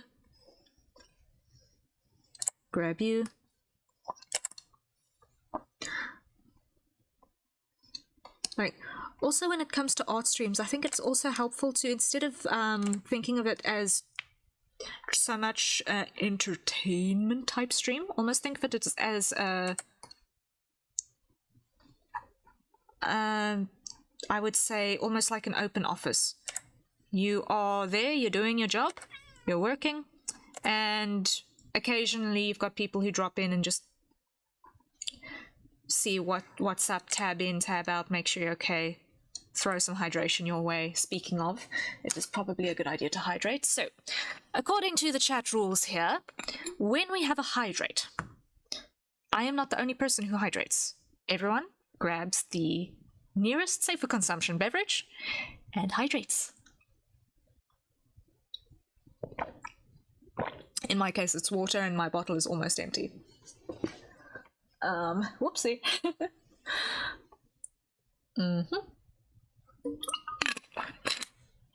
Because I'm not the only person that needs to stay watered and in one piece.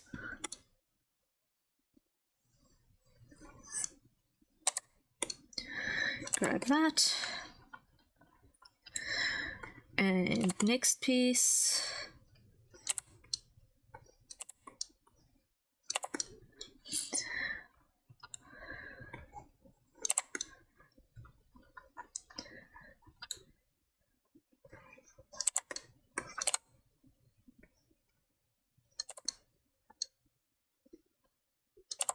Almost got this strand. There we go.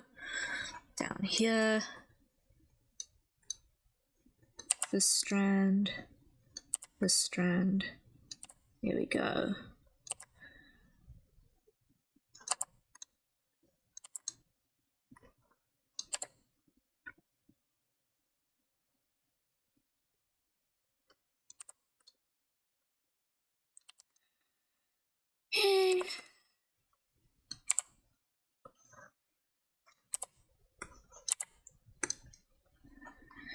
See, the thing with multiple layers in hair like this is that you don't know what parts you actually are going to need to see until you are actually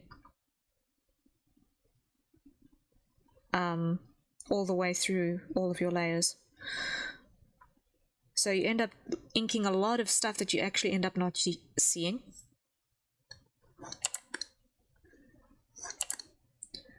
But if you don't do it, then it looks discontinuous in the rear, behind, and then it looks weird.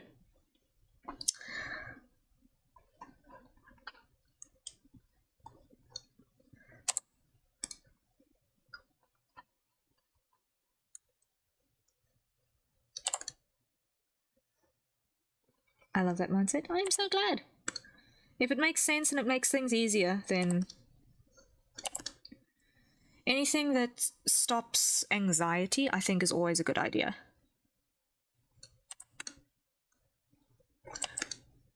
Like, I started streaming personally because I wanted to not be alone while I was drawing. Because you sit there for hours and hours and hours, and sometimes it gets really, really, really quiet inside your head. Well, it gets really quiet outside, and the inside of your head gets really loud in response to that, and sometimes it's not a fun day between one's ears when that happens. So just having the opportunity to speak to people while you're drawing, even if it doesn't necessarily happen the entire time, I think is healthy.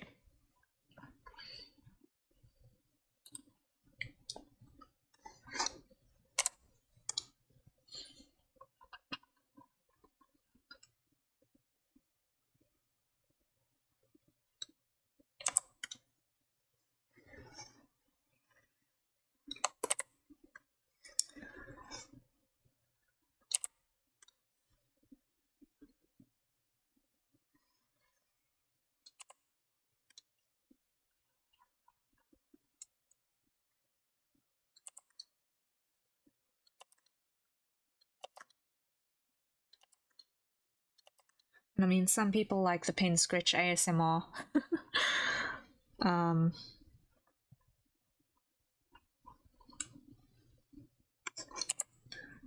Like, I would like to have background music for my streams, but at the moment I don't have anything bespoke, and I would be the person who, if I use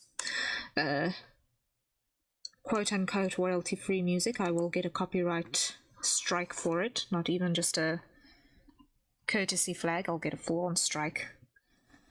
Because I've just got that luck.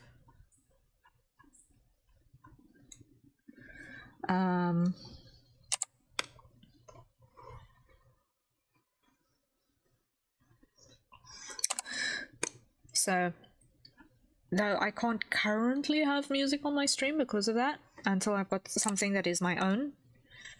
I do know that some people actually like the silence so that they can choose what they're listening to. And if they like listening to the sound of pens scratching across drawing surfaces, then that's also hundreds. If that's what floats their boat, then all is well. Okay. Artist life seems quite lonely. I usually have a stream playing just to hear people talk while working like now. Yeah. It's definitely one of those things that if you have something, just something to break the silence, it helps a lot. Like a lot.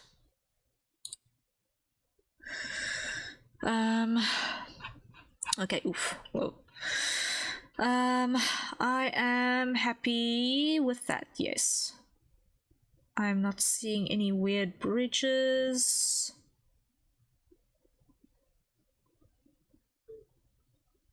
No, I'm happy. Okay. That layer down. Show.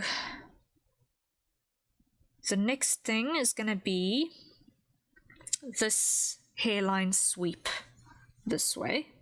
Is gonna be the next part that we're gonna look at.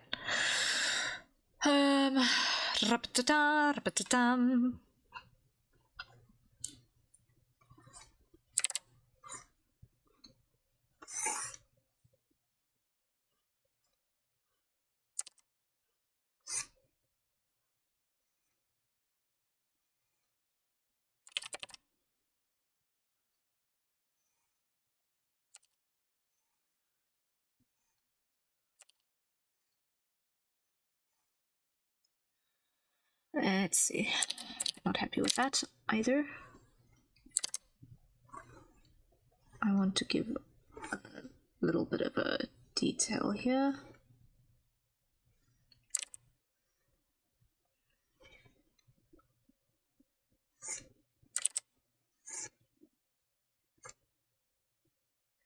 And clean that up and add a little bit of mass in that corner. There we go.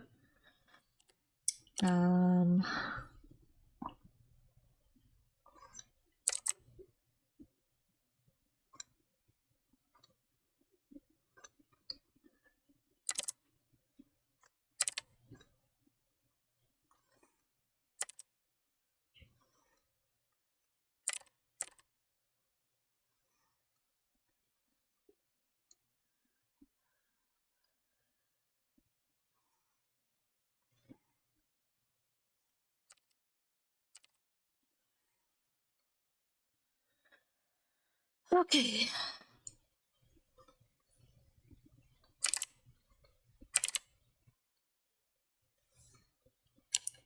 Then here. There we go. Happiness is as happiness does.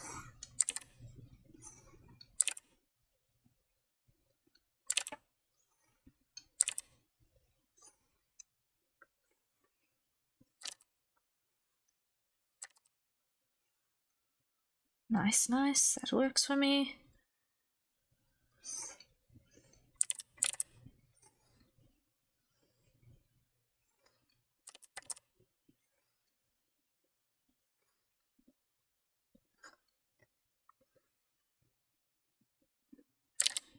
And that's going to come in from that side, and I'm going to leave it not like that. Yes, that's the one. That's the stroke. That's the stroke I was looking for.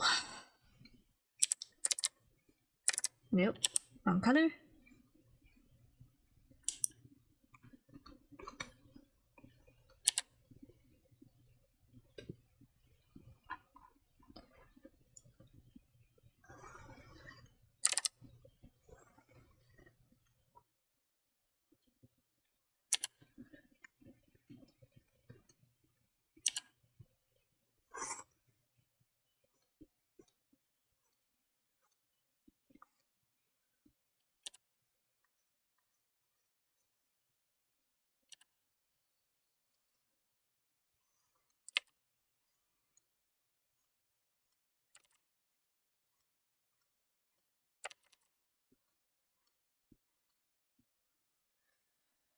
Okay, that does the trick.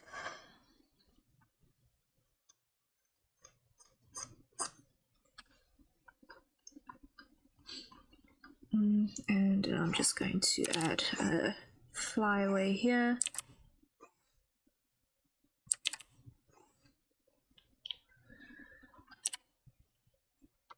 Just to break it.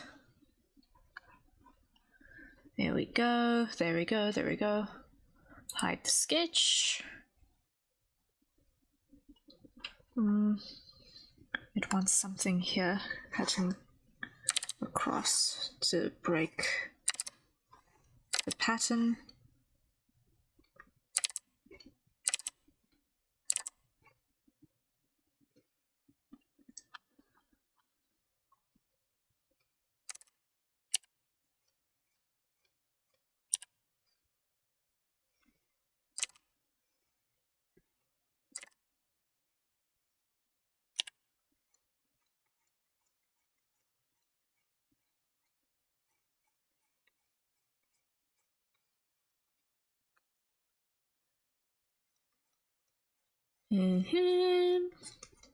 Almost gotcha, almost gotcha.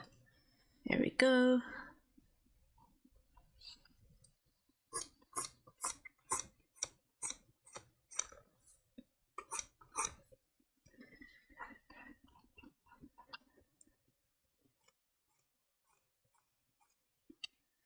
Cool.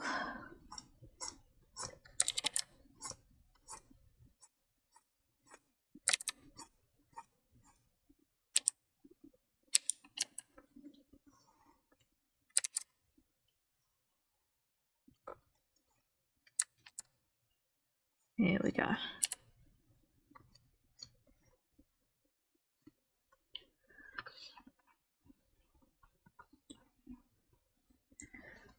Fill in that one. There we go.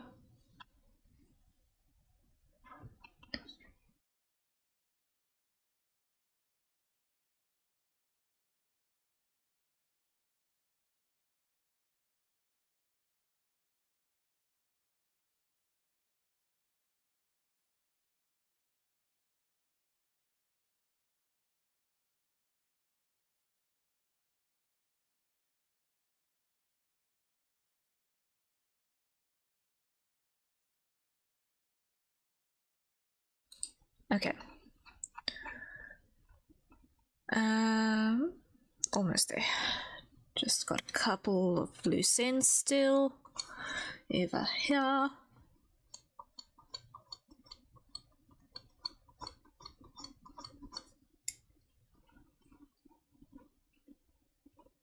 And over here.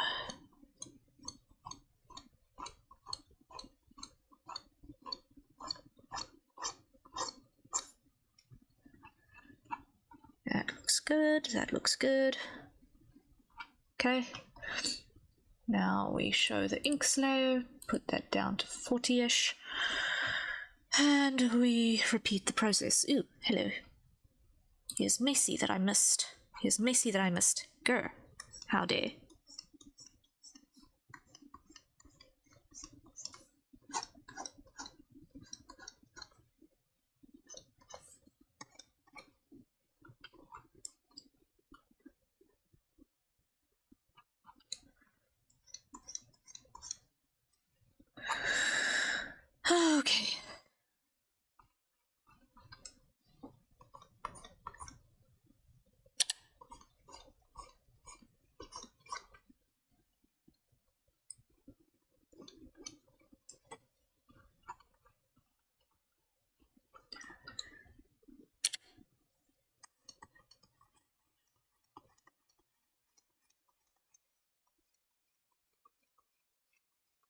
Here we go.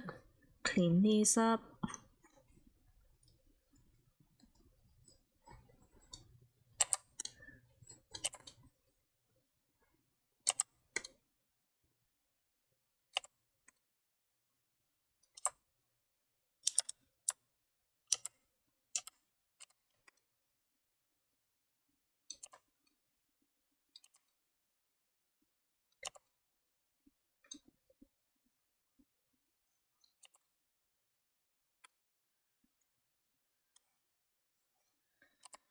There we go. The next one is up here like that.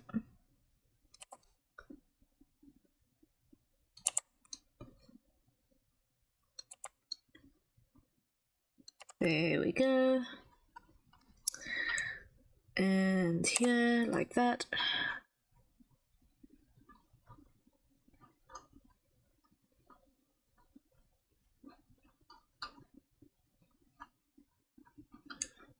And here.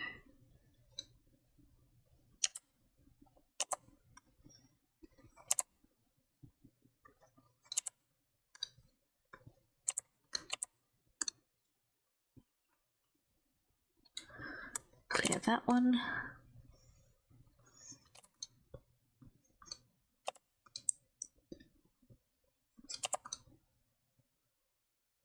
Clear that. That. Undo. Clear that.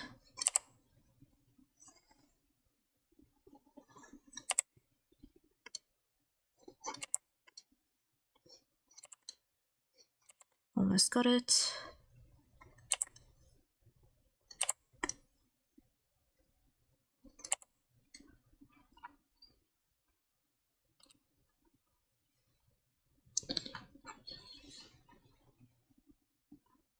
Is that it? Looks like it. Okay. Sam, hello, welcome back. Sai, hello. Greetings to both of you. I was in a moment of hyper-focus looking at hair strands. Sorry about that. Save button is probably a good idea. How goes is that I'm having a relapse of my cold, which is driving me up the wall. My nose is running away with me. But we're being really, really productive. We've got a sketch that's going to not be a sketch. Mostly inked. And yeah, we're going pretty well. It's been a long day. We're 4 hours and 10 minutes in.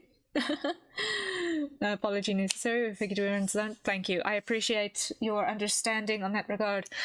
Considering that this is basically a silent stream if I've got my trap shut. Any understanding is greatly appreciated, because I know that some people will only stick around for 10 seconds if they realize that no sound is happening. So I appreciate it. Sorry, I just gotta quickly catch my nose again. Oh, sorry.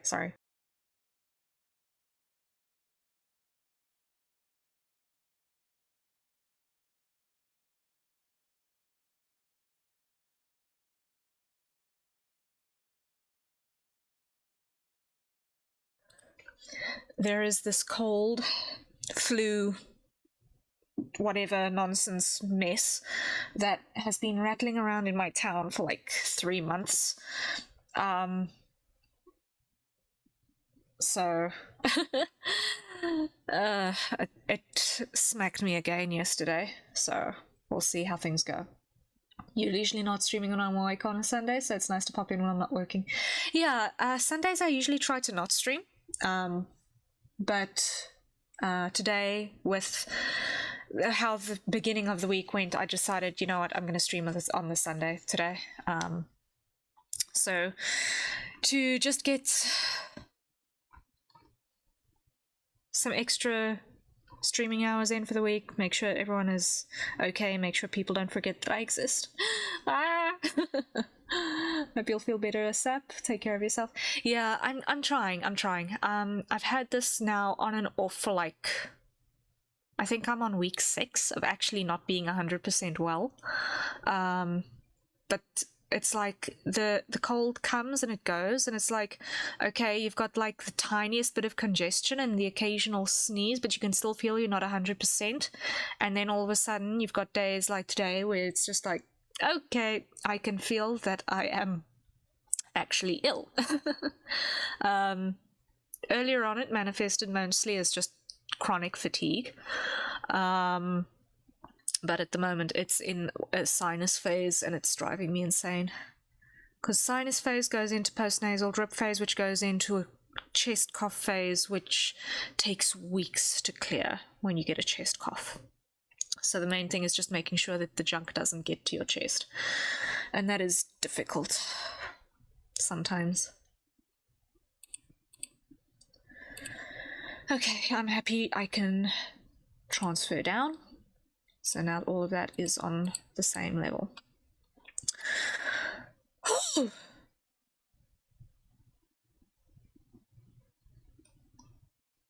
This is a very interesting hairstyle when gravity pulls it out of its usual arrangement. Yeah, it sucks. Yeah, it does suck, but it could be worse. It could be worse. So I will take the little blessings in graces on that front.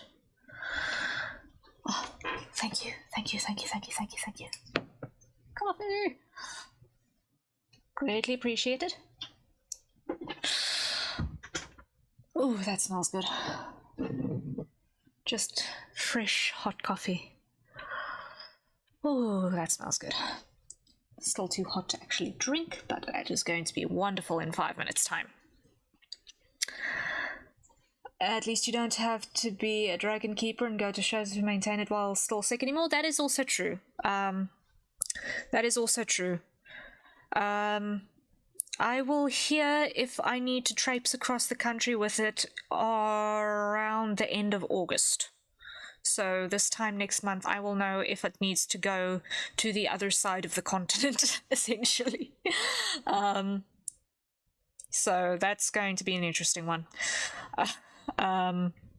Because Calico, just since you're new here, you wouldn't know about this, but in May, a little bit of April, all of May, and a little bit of June, I was responsible for building a theatre prop, dragon head, that was a meter high, a meter wide, and 2 meters long, including the horns,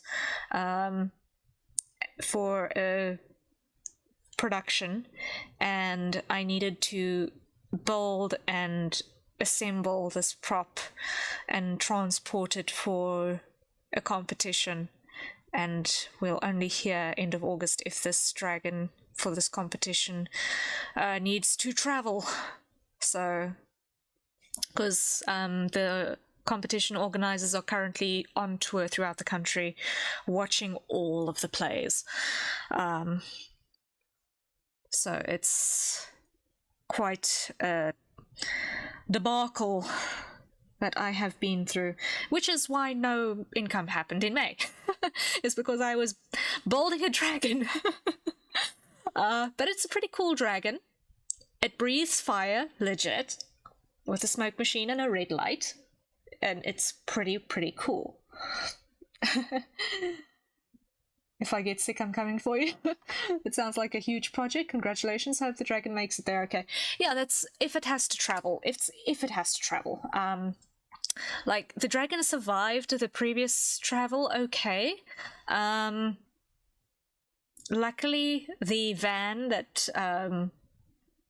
we had available to transport it in was just the right size to be able to transport the entire thing in a state of partial disassembly. So like the bottom jaw and the horns pop off, and all of the hard electronics and stuff that popped off. But like, to go, what's the distance? What's the approximate distance? Hold up. Let me just not lie to you guys. Distance point A to point B by road.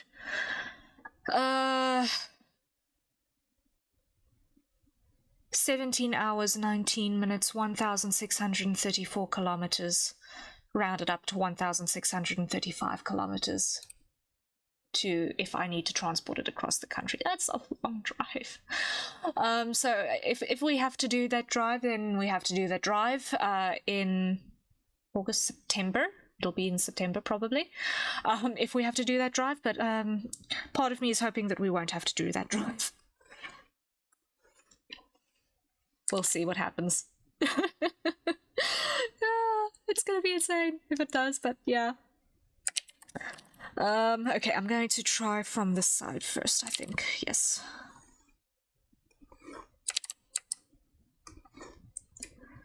For Imperial System users, that's 1,016 miles, yeah. It's not an insubstantial distance, I don't think.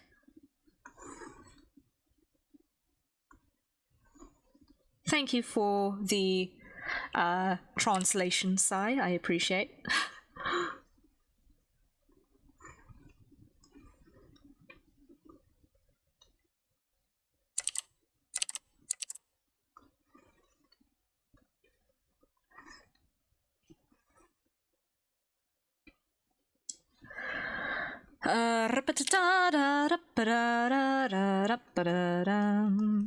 Okay. For a sick person, I want to use my voice too much. It's hilarious.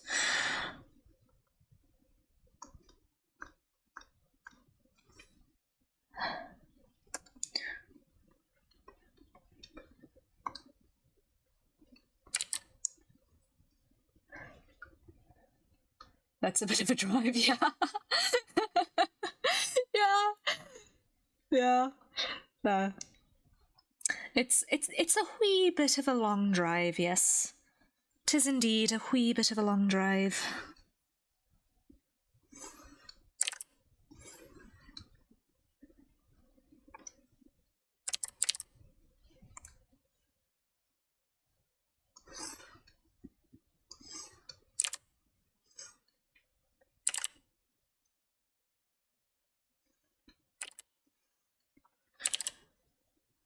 That's about a third of the distance of the USA west to east. Yeah, it's the entire distance of South Africa west to east.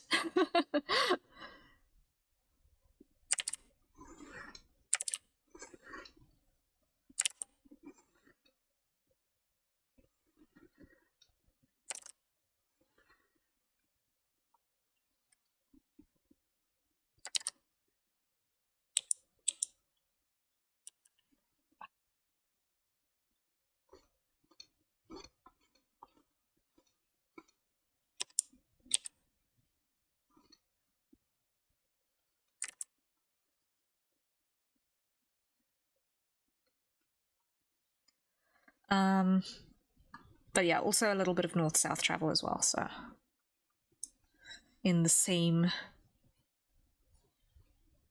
highway route.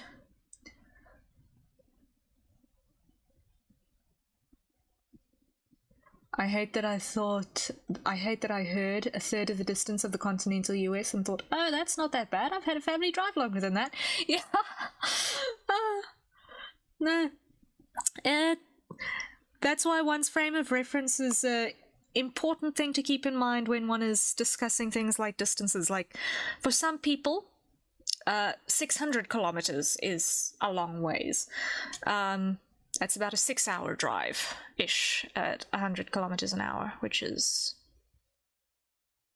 more than the Australian cross-country speed limit, if I'm not mistaken. I think that's something like 60 kilometers an hour is the Australian cross-country speed limit. I think. I'm speaking under correction. That's just the last I heard. But like, yeah, at 100 kilometers an hour, which is a reasonable speed on the road, not counting traffic and toll gates and all of that nonsense. So let's say about 7 hours on the road total is about 600 kilometers.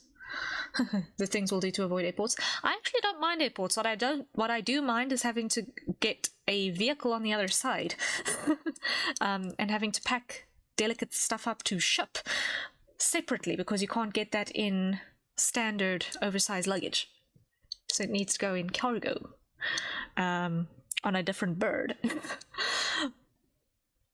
and hope, like anything, that the guys packing it don't destroy it. Yeah, 62 miles per hour. Yeah, it's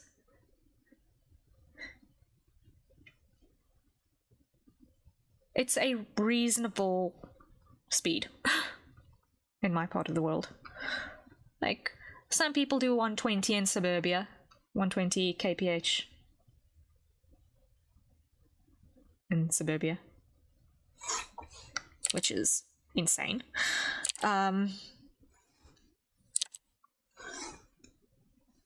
But thankfully, they're not everywhere. They're not everyone.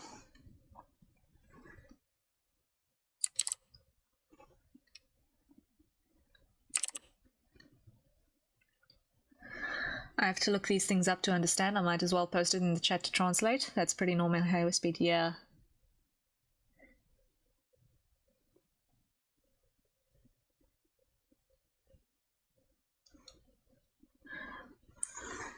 And of course this is hilarious because I don't drive.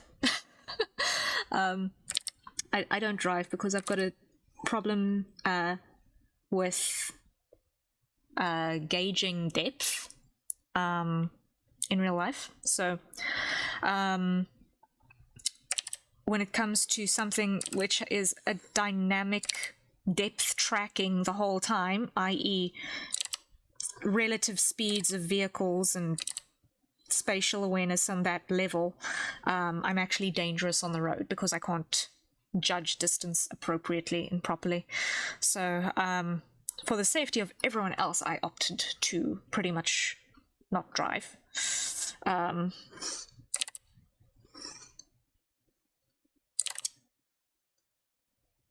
Because my depth perception is just non-existent, basically.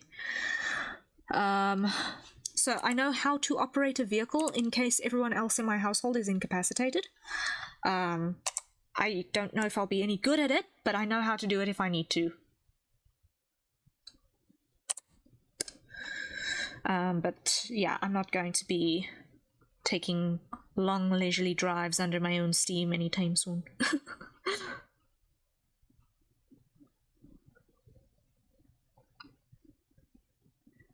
Yeah, that sounds like it will be bad. Yeah, it would be a little bit dangerous. Just a little. Itty bitty bit. Itty bitty little bit.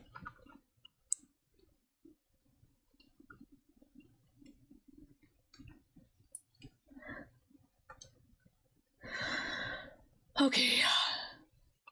Now here I'm going to erase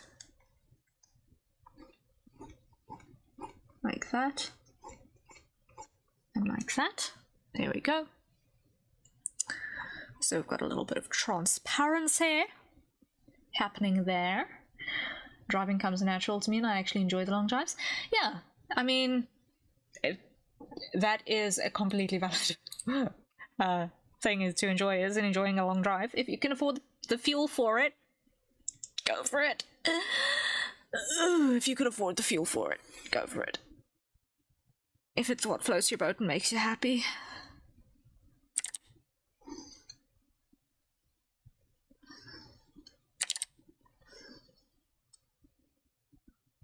Honestly, if I could get around without driving, I would, but unless I want to spend an hour walking, that would be 10-minute drive. I'd get in the car. Yeah. Yeah. Like, unencumbered, I've got a brisk walking pace of a little bit less than 5 kilometers in an hour.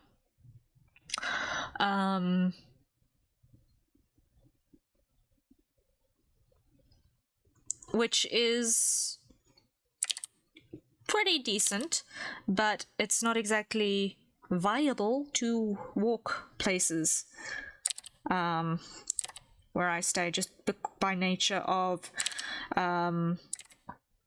certain elements that all just add up between sidewalk infrastructure and pedestrians who you can't really trust to not rob you for your cell phone and your sneakers. So I hate how driving is basically required to get anywhere by me. So many sidewalks just kind of in before going anywhere. Yeah, like for us, our sidewalks are about just under a meter wide in most places. Where there is a sidewalk, it's about a meter wide, which means it's wide enough for one person, essentially.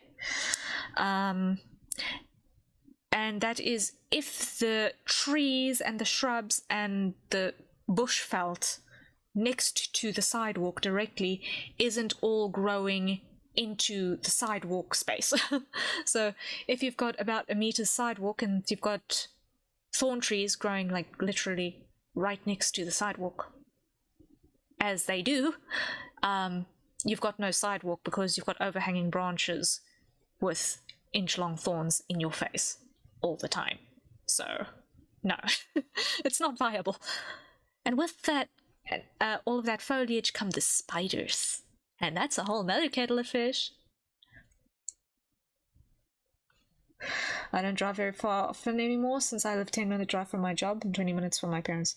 Yeah, that's still totally reasonable distances. That's totally reasonable distances.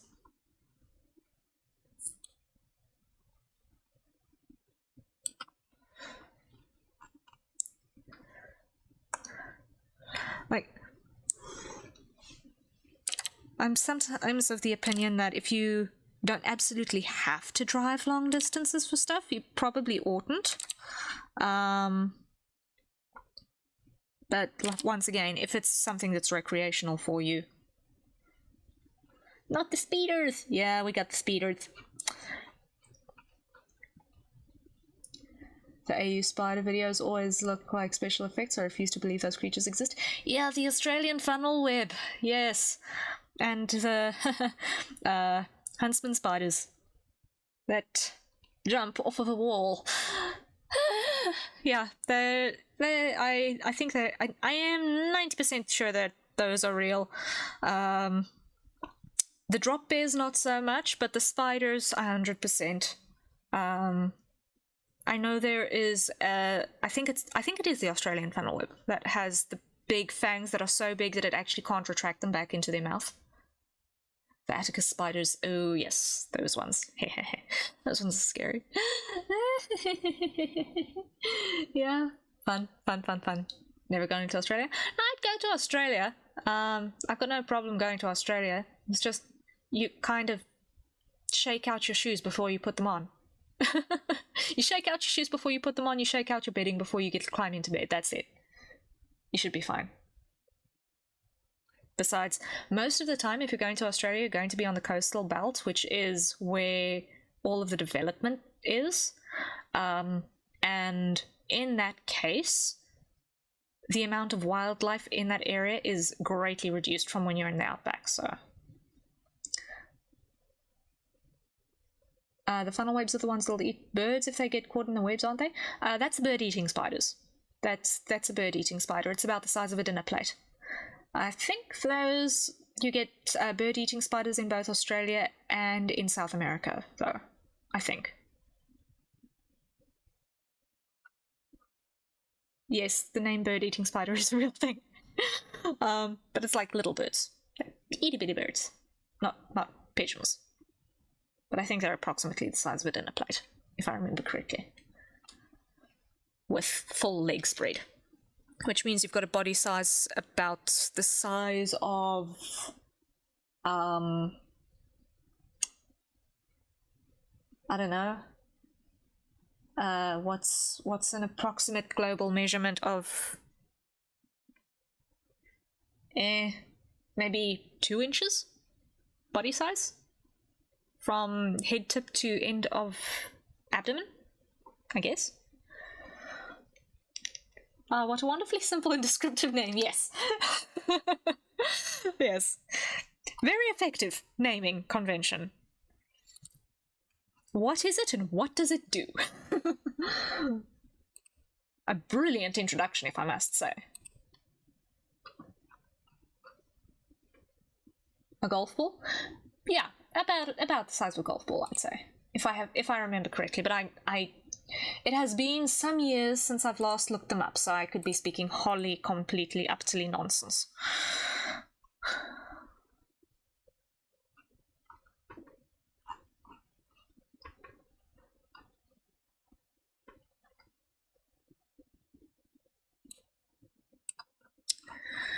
Okay, so here I'm going to add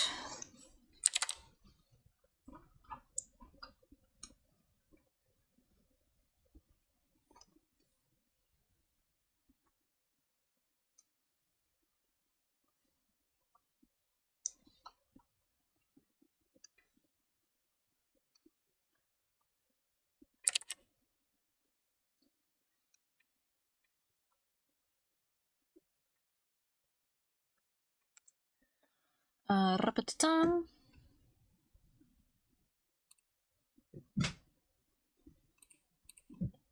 Okay.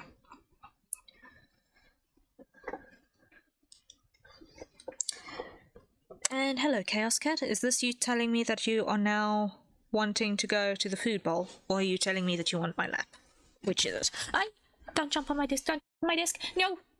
Sorry, my cat jumped on my desk directly onto my shortcut thing.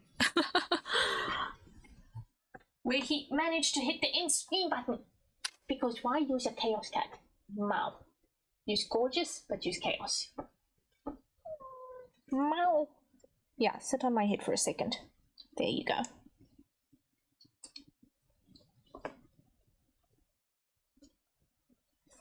Okay, this is a bad idea. Eek. There we go. For me, driving is a Zen activity. My brain is very engaged in multiple facets, and the rest of my brain gets to just think about and process things. For fun, I've recently been getting into sim racing. Ooh. Nice. Yeah, I'm just gonna let this guy out because he's definitely wanting something I cannot give him right now. I'm sorry, Chaos. Sorry, Chaos. Yeah.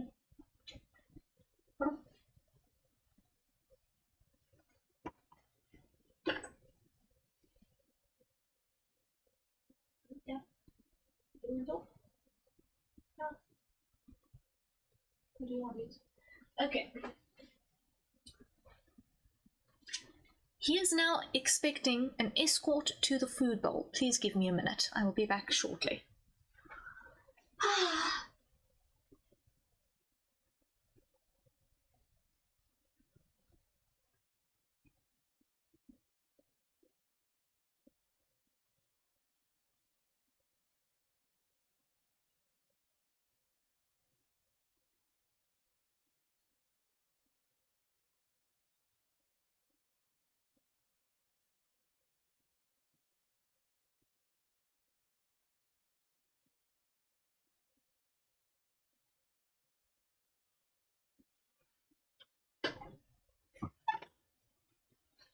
Okay, cat delivered to the food bowl. Mr. Whiskers has to get his snacks. Yeah. The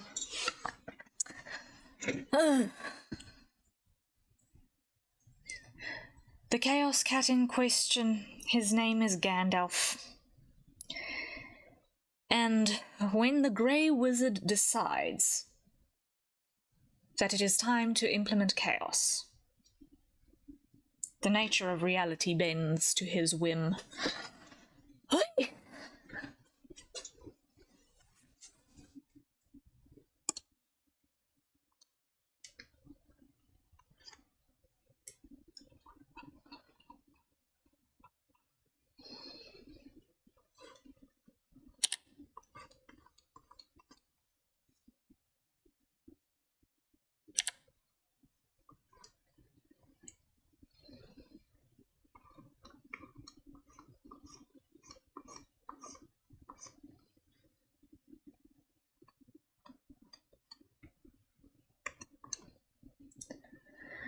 Okay.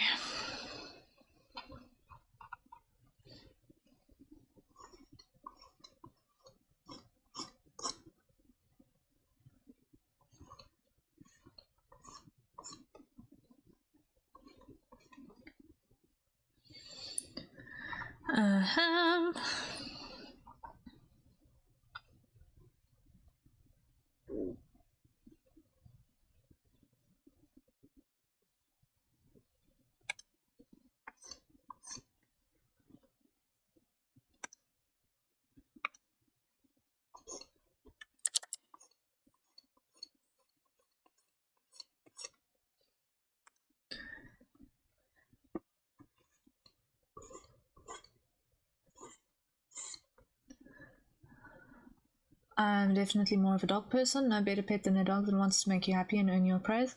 Yeah, dogs are great. I've got dogs too, but the cats have been wonderful at keeping the snakes away from the house. Let's put it that way. In ways that the dogs don't. So, everyone has their job around the house. Oliver, who was here earlier, the little orange cat, his job is to eat the geckos. He does that job with glee. He does not eat anything except for cat food and geckos.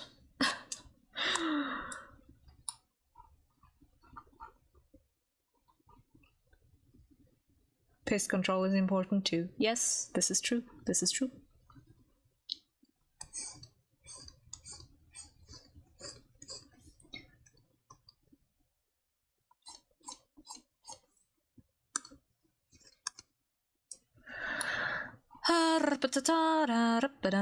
Okay, let's flip this upright again. Let's see.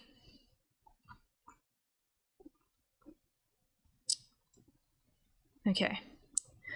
So we've just got this last little lock here in the center to do, and then I think we are just about there. And then we can do eyes, and which pet takes care of the spiders?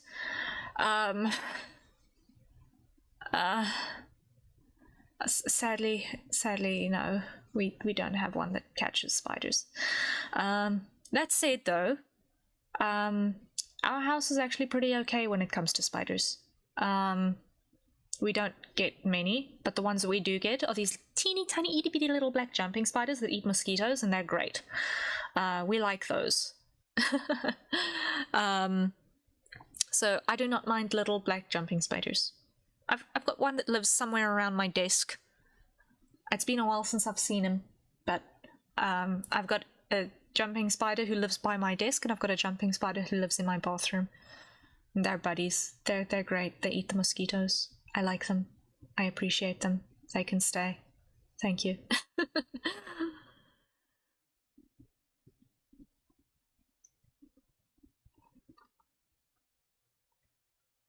And they're cute. I mean, have you seen a jumping spider's face?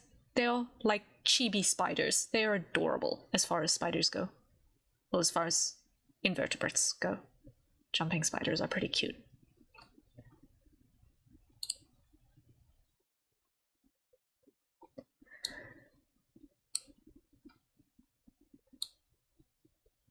Like, if you had to imagine a spider and then chibi-fy it, that is a jumping spider.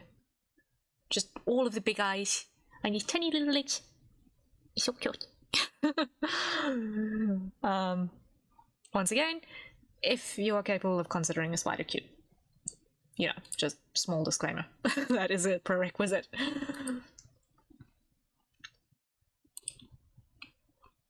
But then again, I'm also someone who can find snakes cute and lizards cute, and yeah, so I don't know. Crocodiles. I've seen some really cute crocodiles. I've mentioned crocodiles a lot of times today. Why? Oh man. I like crocs though, so.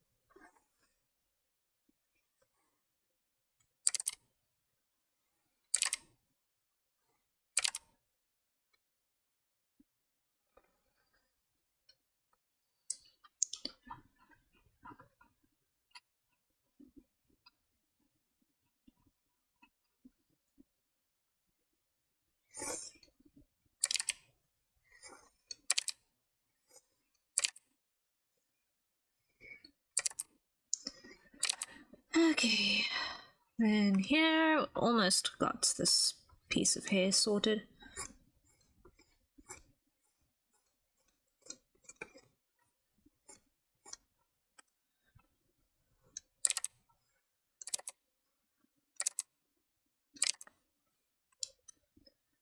Just getting the part that I'm working on in the patch of my screen that's not scratched to oblivion.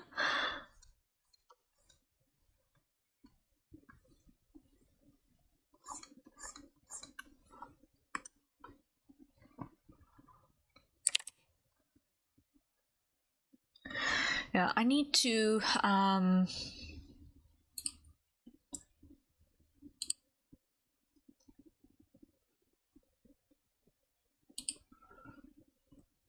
I need to just check something quickly. Sorry, guys.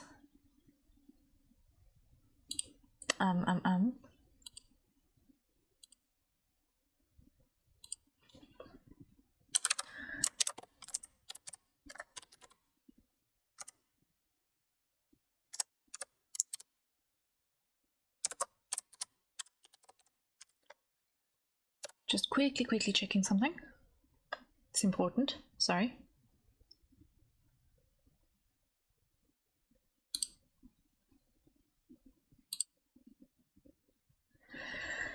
Okay.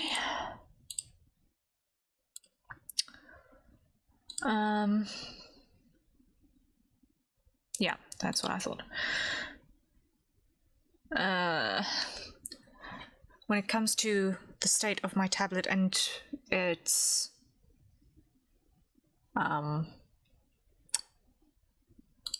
replacement, because that needs to happen desperately quickly. I need to order a replacement by September. I need to sell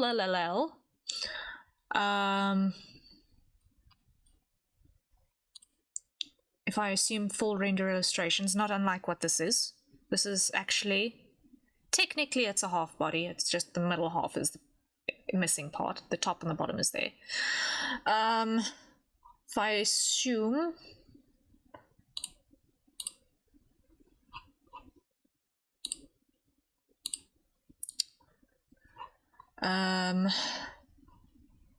headshot full render illustrations, that's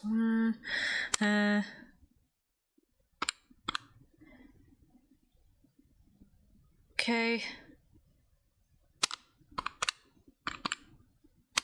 that's 80.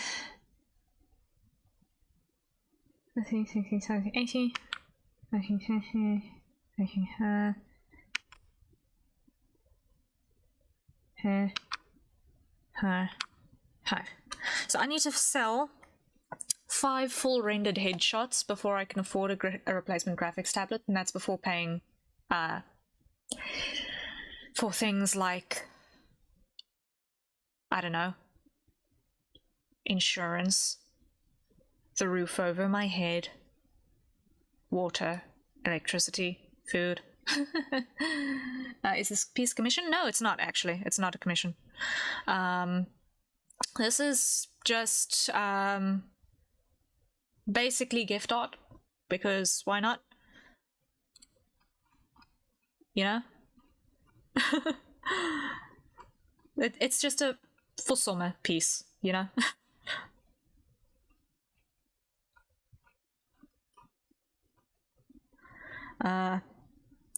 But it's important to do these a couple of times as well.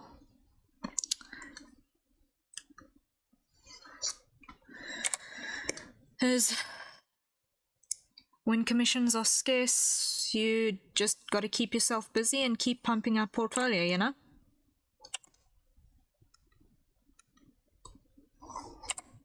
Hey.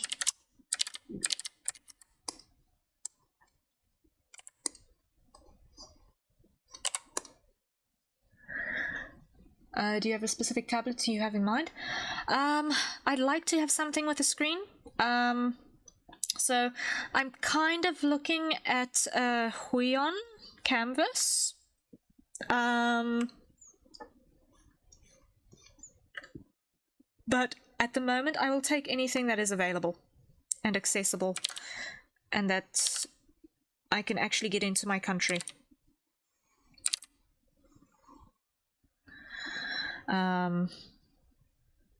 Because the number of times where an online shop just does not actually support my country is just a little shameful.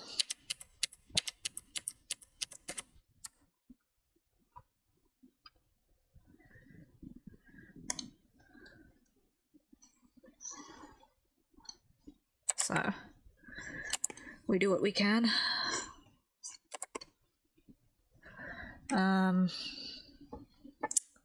But yeah, honestly, as long as it's a screen display tablet, and it's affordable, and it's got reasonable color depth. The color depth is actually the biggest sell for me than screen size. I think the last one I was looking at was the Canvas, the Huion Canvas Pro, because it's got the better color accuracy. I think it was the, was it the 16 or the 20 something? I think it would have been a 20-ish inch, 23? I don't know. Huion is a good company. If plausible, I'd recommend going into XP Pen 2 if they ship to your country. My current tablet is an XP Pen. My current tablet is an XP Pen. It's the Artist 16. It's my current tablet. It's good, but I can't get screen protectors for it. The Huion, I at least know I can get screen protectors for it. So currently the reason why I am in desperate need of a replacement is because my screen is so scratched up, because I don't have a screen protector. And also I've got 3 nibs left, I think. No, I recently replaced nibs. I've got 2 nibs left. I've got 2 nibs left. So as the nibs get sharper, they make more scratches. And as you delay replacing your nibs get sharper, so they make more scratches. So it's a little bit of a vicious cycle. So I'm looking at something that I can hopefully maintain for longer than 3 years. Because yes, it's tools of the trade, but it's, let's put it this way, the cost of a display tablet is more than what a lot of people in my country make as a monthly salary, and that's before shipping. So it's an expensive piece of kit in our part of the world, and it's considered luxury goods, so we pay a lot more import tax on it.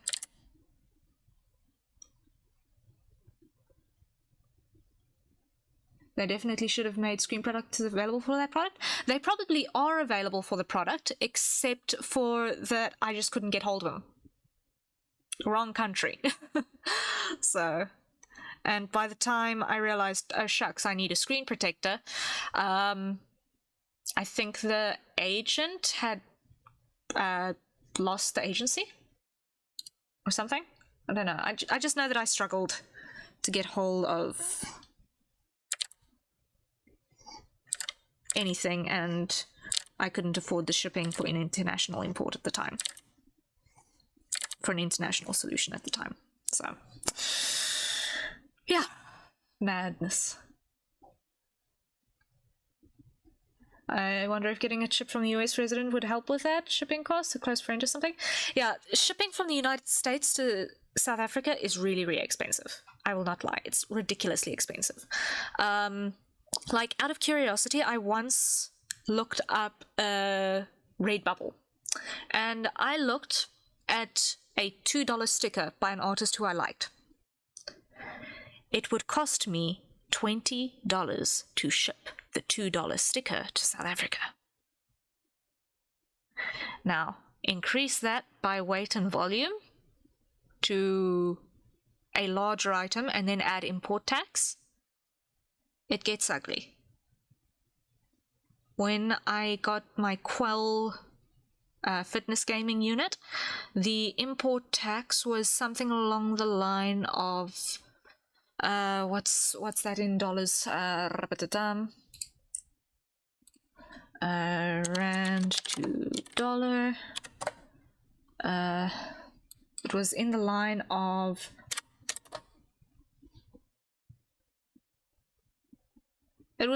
$50 of import tax. So, yeah. You see, the problem with where I live is that it is geographically far away from all of the major production and shipping hubs.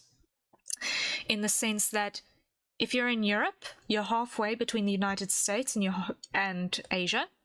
If you're in Australia, you're still a reasonable distance away from Asia. And still a reasonable distance between Asia to Europe is still a reasonable hop, and Asia to America is still a reasonable distance hop.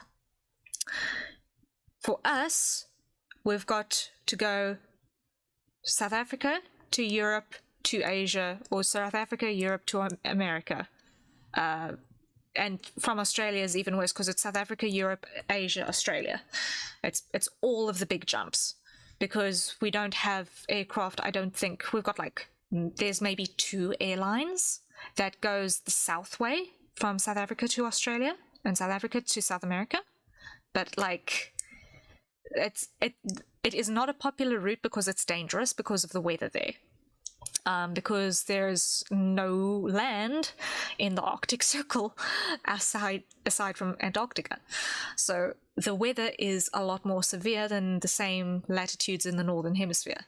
So they don't fly that way around, even though more polar routes are more common in Europe and Asia. If you need to do that kind of distance hop to get from one side of the planet to the next, it's shorter to go over the North Pole than it is to go around. So, yeah, that's the sort of logistics that I do battle with on a regular basis.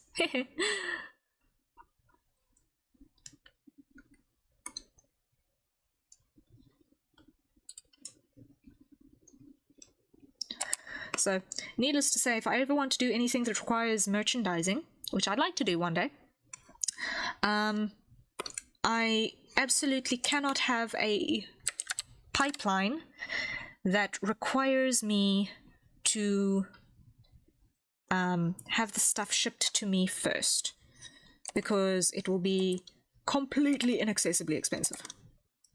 A distribution pipeline that requires me to ship things is going to be inaccessible in terms of costs.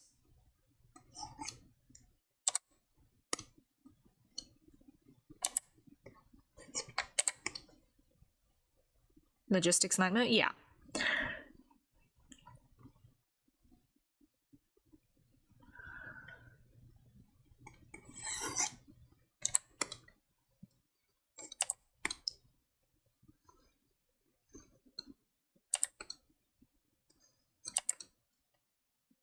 Like, it's very doable, it's just very expensive.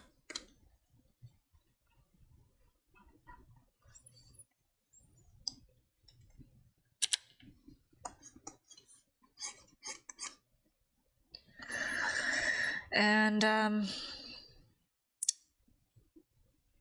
Very expensive translates into it's not gonna happen, sadly.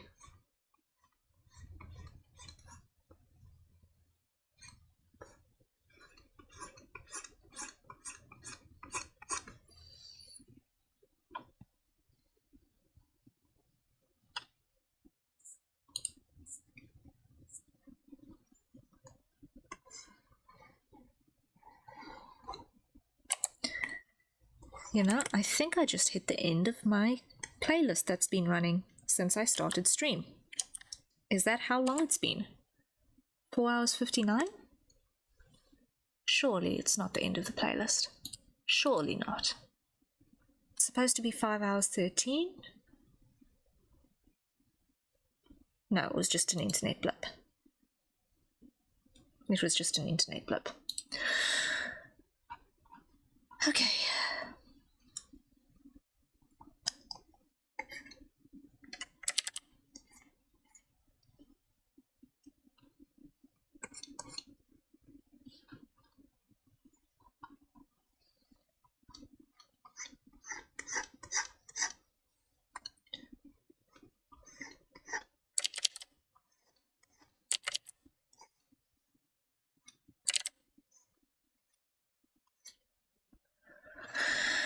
Okay. Let's flip this upright and the right way around and hide the sketch layer.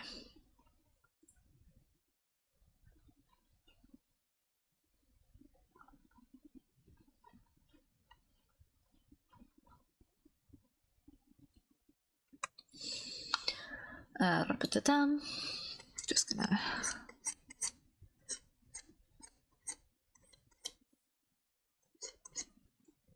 hide that, trim that.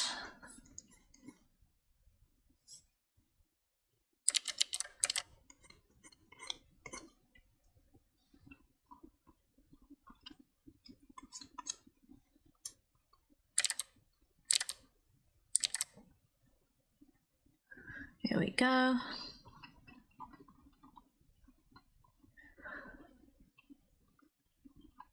Okay, I think we are there in terms of, I think we're there in terms of the hair. This is as good as we're going to get it, I think. Save button is probably a good idea. Coffee! Coffee, while it's still got some heat in it, I forgot about it. No! Coffee. Everyone, acquire your nearest safe for consumption beverage. Hydrates time.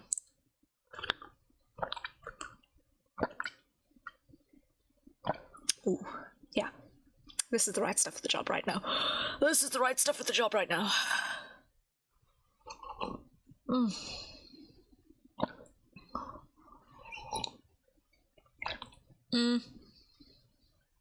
We've just gone 5 hours. They're doing pretty well for 5 hours, I think. Considering this is not a simple thing. That's one of the reasons I prefer iced coffee. I have my iced coffee, except that's entirely by mistake. I have my iced coffee by mistake. But no. Please remember that it is winter in my part of the world at the moment. As well. Just on top of everything else, it's winter, just by the way. It's weird. Hot coffee starts hot, then it's drinkable for 5 minutes, then it's too cold. Yeah, nah. There's about a 15-minute window. There's about a 15-minute window where it's a good temperature. Like, at the moment, it's on the cooler side of still a good temperature before it gets iced, you know?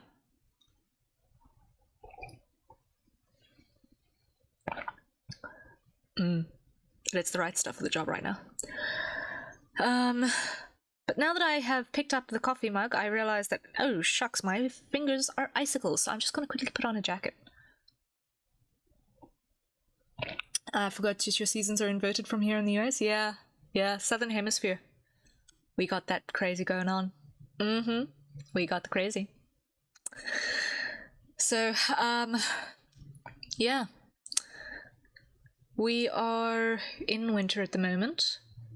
It has been a milder winter than last year by a long ways. But for me personally, I've got a broken thermostat, so, well, broken internal thermostat.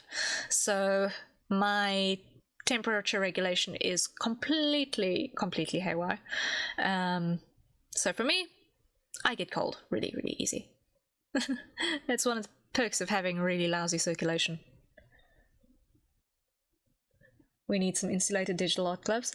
Yeah, like when I got my 3D, I am also going to be in future as a expansion goal, going to be looking into investigating hand tracking gloves, because it is one of those things that is a perk of 3D, is that you've got the hand tracking, and I do speak with my hands all the time.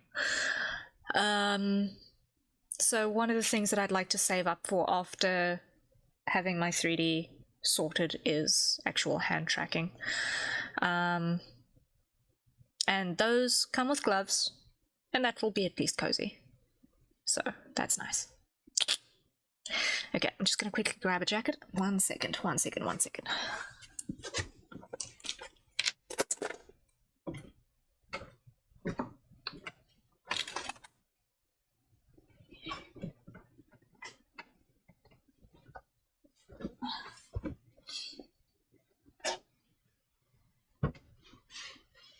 Oink.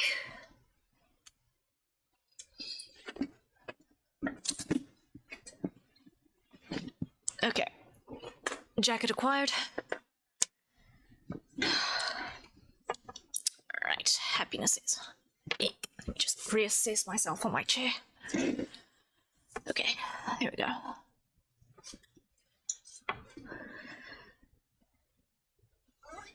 Okay, last couple of sips of coffee, and then we continue.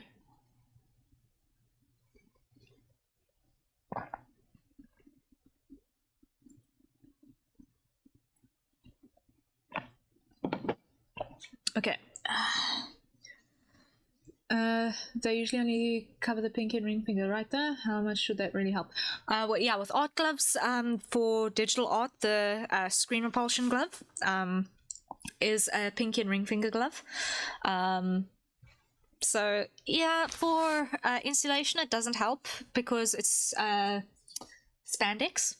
It's spandex basically, and that's basically got a null insulation property, and it's also only on one hand. Like I have fingerless gloves, but they are knit and they're falling apart, so I want to get a felt pair of fingerless gloves because that's at least usable. But when I get the option for hand tracking gloves are either full finger or half or open finger gloves, so just having the palms covered helps, because you still want to have your dexterity to actually be able to press buttons and stuff, so there's that. Okay, so that I can now transfer down. So inks, they're sorted.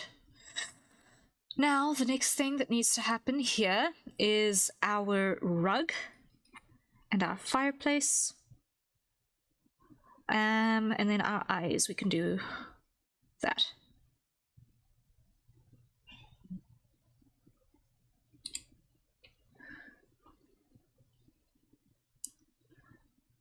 I can't imagine drawing in full finger gloves. No, it's not comfortable. I can tell you from experience, it's not comfortable. I've done it when I was cold enough. It's not comfortable. Oh.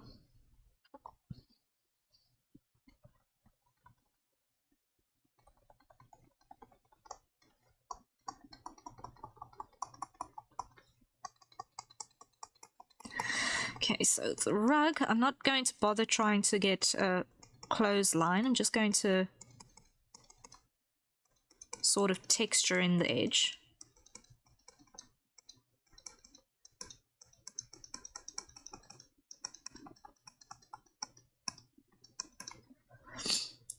I use hand gestures a lot too, so I always thought I'd go with a 3D avatar in the long term, especially since Skill DM and her 3D model was my inspiration to become a VTuber. Yeah. I have not actually spent enough time watching enough 3D VTubers to know the full extent of what is the norm for the use of your 3D. In terms of when you use hand tracking, when not, use cases, bloody fish paste, all that jazz. Which makes it interesting that I'm going 2D instead. Yeah, I understand that fully. But like,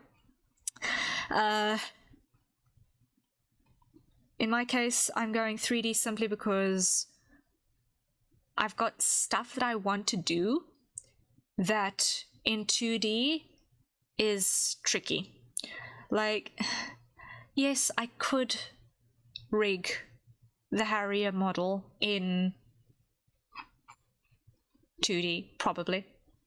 Like, when I initially started the character design and I started doing the reference sheet art, it was actually going to be a 2D model. But then I thought long and hard about, okay, do I really want to go through the pain of doing this in Live 2D again? Or am I going to do this in 3D, develop the tool set, develop the skill set that I actually want to use for other stuff as well, going forward, and then have something that I've got a lot more utility for and can import into other use cases. So with a 3D, I'll be able to animate shorts if I were so inclined. I'd be able to potentially do narrative stuff with it. I'd be able to do more interesting things with backgrounds and interactions with backgrounds. So yeah, that's there were a lot of reasons why I decided to opt for 3D. And it's going pretty well. Like, I've still got a lot of modeling work to do. So in terms of my outfits, I've got 2 outfits. One is the one that you're currently seeing on Chibi Ria here on my reactive. And the other is my patrol outfit, which is going to be my go-to for when I'm doing my exercising streams, because it's like when you're on patrol, you're doing you're out patrolling, you're beating up the bad guys, all of that nonsense. It makes sense for me to use my patrol outfit for when I'm doing that sort of stuff. And I have the casual civvies outfit mostly done in terms of modeling. I've still got a lot to do in the armor department on the patrol outfit. And I'll show you guys tomorrow, actually, when I walk through when I'm working on my model in stream, because that's my plan for tomorrow.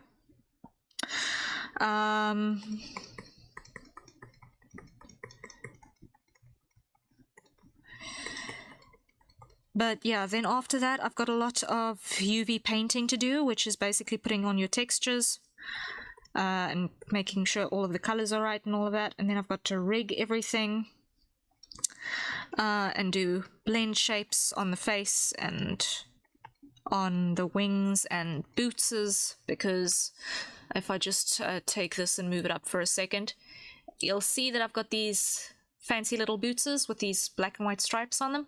That's tail feathers, so those are actually designed to open and spread so that when flight mode is activated, there's actually a tail feather rudder, which is kind of useful if you are a bird to have a rudder of some description to just help stabilize.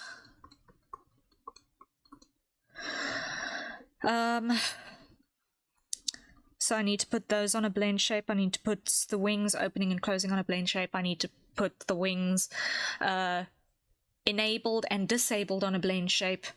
I've still got to model expression masks, so things like face shade, a rage bubble, sweat drops, all of that expression stuff I've still got to make. So yeah, I've still got a lot to do, but at least know that in broad strokes what it is. And then after I've got all of those pieces modeled, then I need to rig.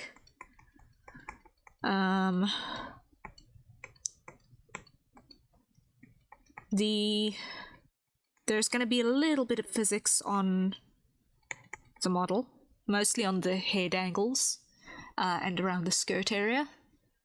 But aside from that, there's not much in the line of physics. There's not a lot of dangly bits on my model. So that'll hopefully spare me some pain.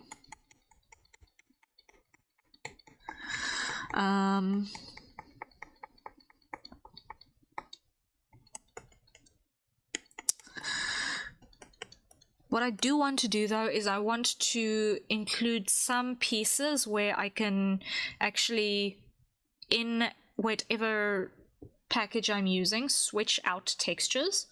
So for example, switching out hair textures to be able to cosplay, for example. Like not switching hair model, but just switching up the colors, because I think that could be funny for some stuff. And doing that on sliders on RGB is not exactly what I'd like to do, because then I'll never get back to what my default color is supposed to be. And that does not vibe with me, because I like knowing what my default color is.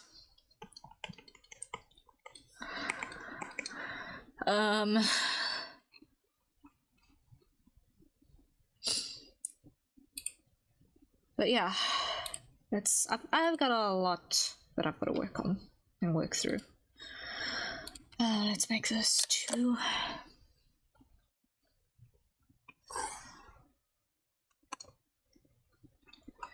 Is 2 too little?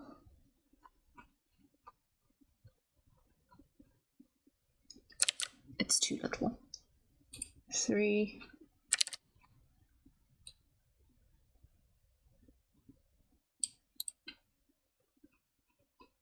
Three is good.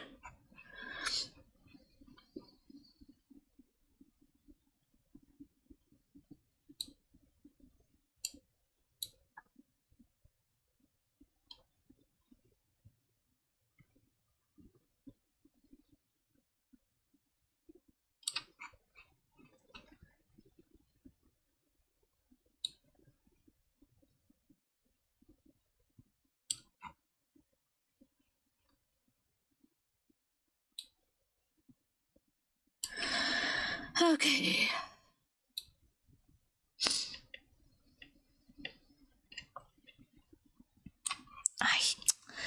Come on, come on, come on, come on. I hate it when it does that.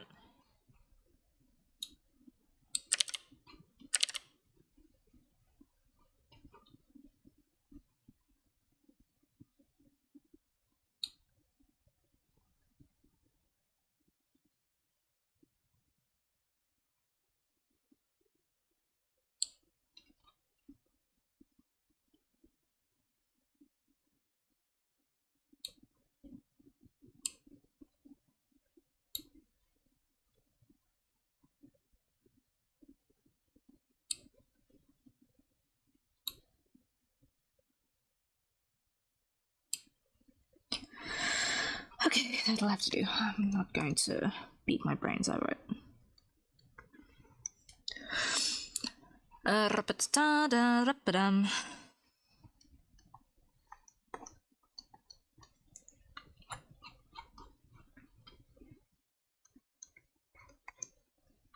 Especially considering that this is not absolute focal points.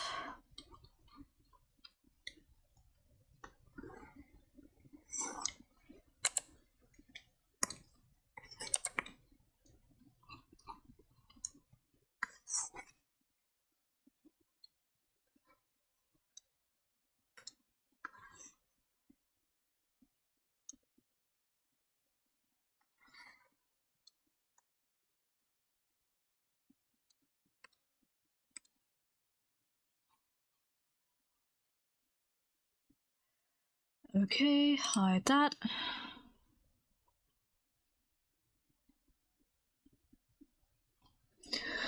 And that looks good.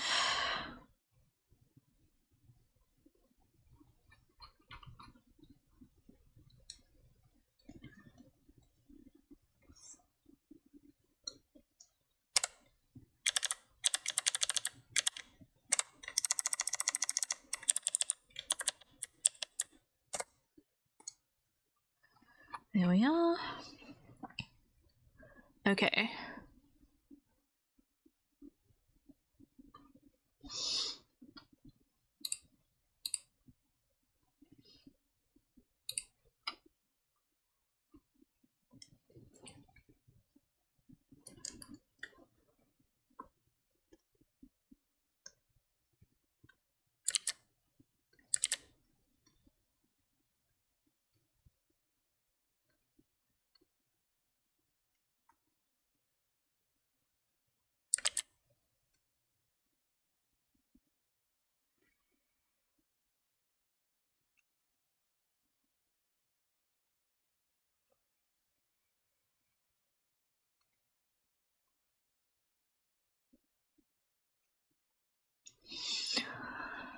Ah, man, this is not looking right.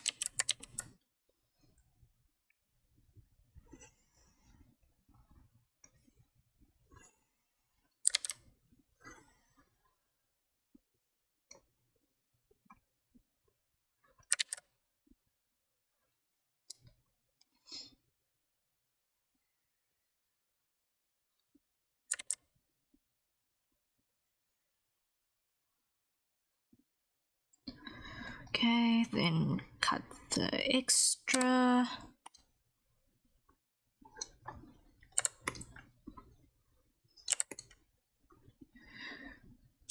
Okay.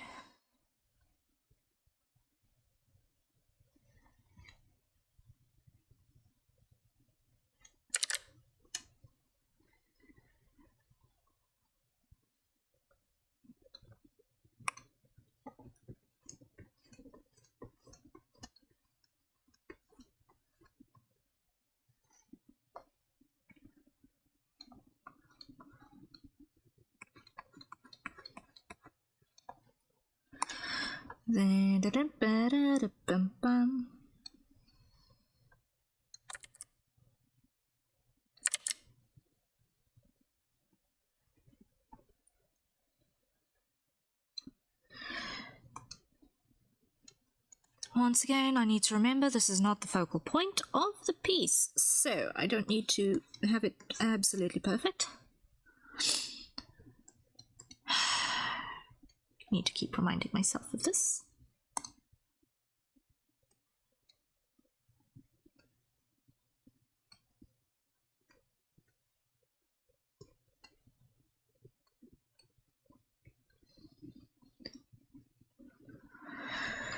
Okay, that's that.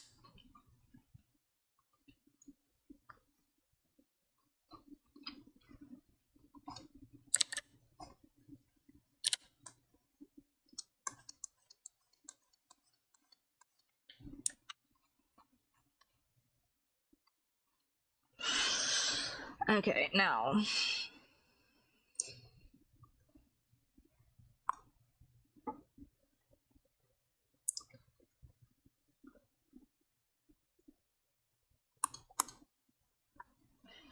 let me do this. I need to create a vector grid.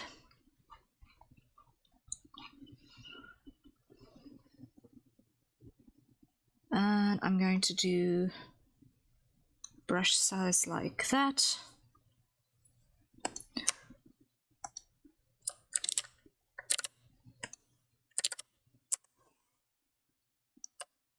Actually, that's still too small. That's still too small.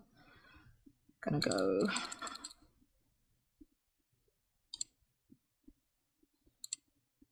Yeah, that's good.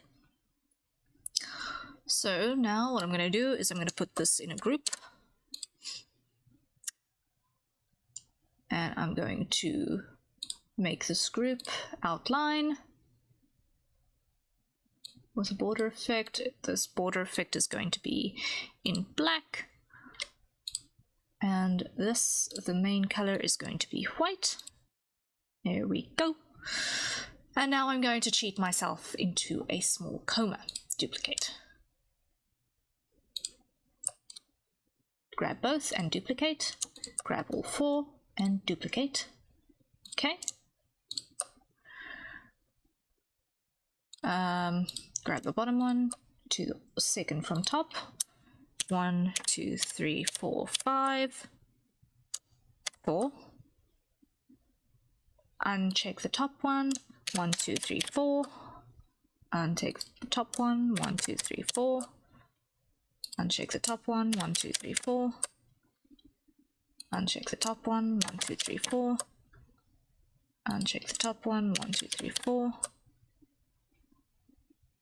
Uncheck the top one. 1, 2, 3, 4. Okay, that should be enough to cover the distance. Okay, so now I grab this and I duplicate it, and I grab this and I rotate like so, and I pull it like so. Okay.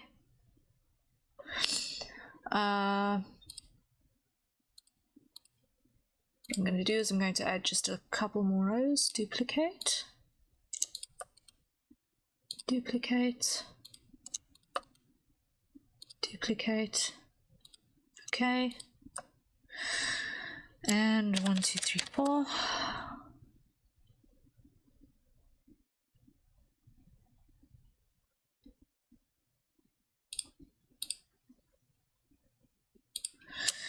One, two, three, 4. 1, 2, 3, 4. 1, 2, 3, 4. 1, 2, 3, 4.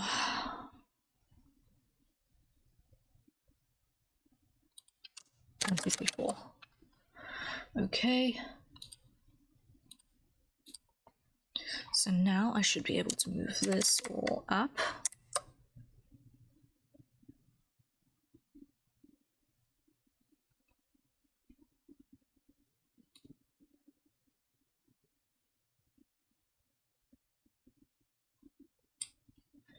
Okay, grab this one and do not keep aspect ratio. Extend it just a smidge past the edges. Not that I'm going to necessarily need them, but I'm going to do it anyway. Okay, now what I'm going to do is select this, merge selected layers, merge selected layers, these two, merge selected layers, scale and rotate,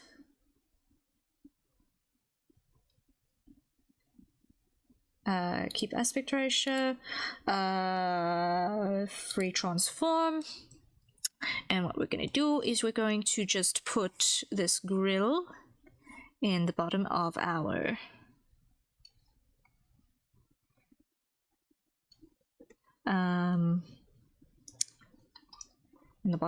fireplace.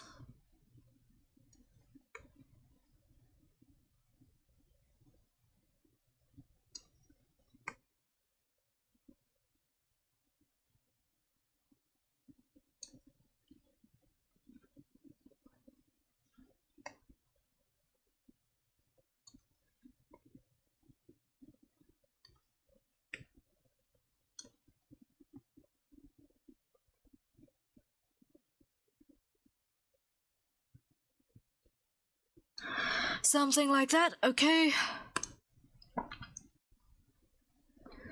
Then going to go edit, convert brightness to opacity. There we go.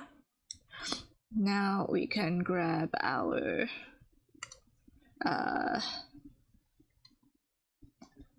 lasso, grab all of that and delete. And delete.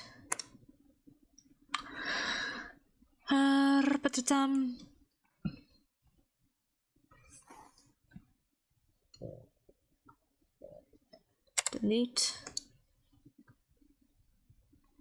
Almost got it. Almost got it. Delete. There we go. Got it. Got it. Got it. Okay. So that is our grill that we're then going to merge down there.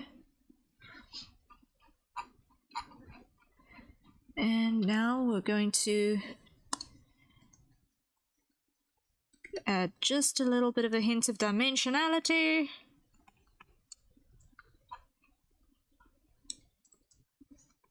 To this grill. Not to all of it, I'm just going to go this front row actually because I'm going to put logs over the back.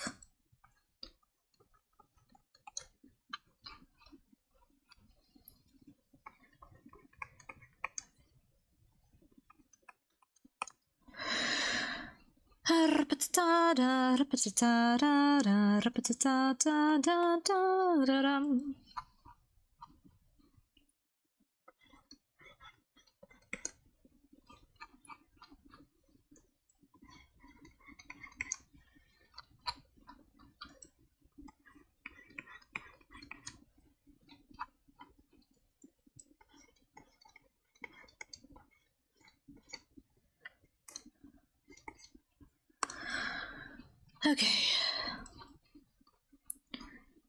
And then I can do the others as I see necessary. Okay. Hide the sketch. Okay. Yes, yes, yes, yes, yes. Happiness is, happiness is. Now, next is going to be the logs. No, I'm going to paint the logs on over the top. I'm not going to do it like that. I'm going to do, this is going to be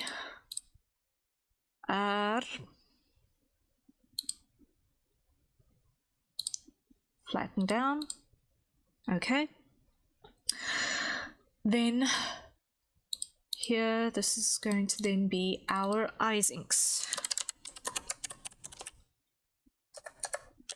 I keep those separate from the main inks, or the main line art, just so that if I want to do other stuff with the eyes later I can, and it's not going to be a nightmare.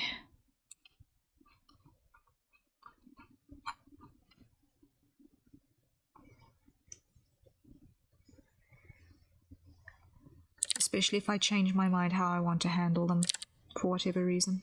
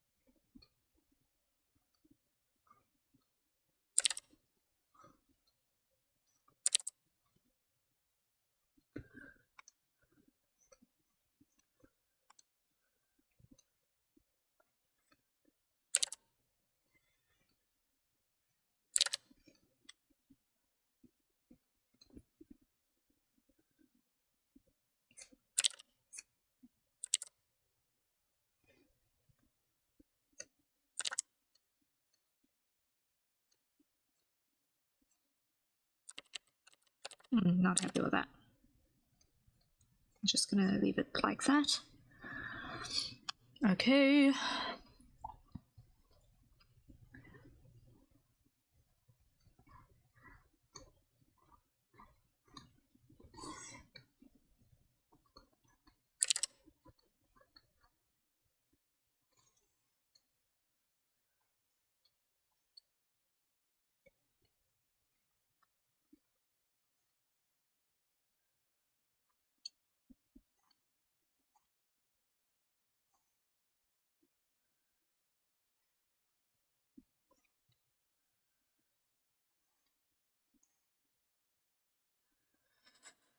Okay.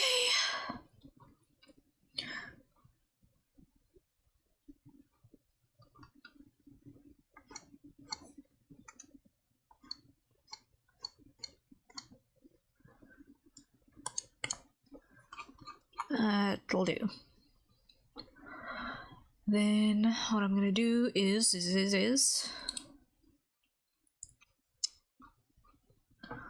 I'm going to actually make a folder, call this folder eyes, and I'm going to put the eyes inks in there, and I'm going to add another layer, and I'm going to call this one iris temp.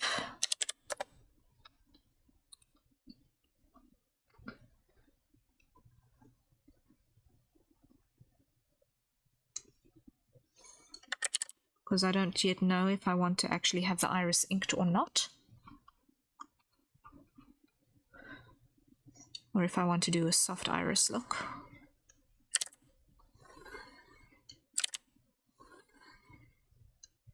We'll see.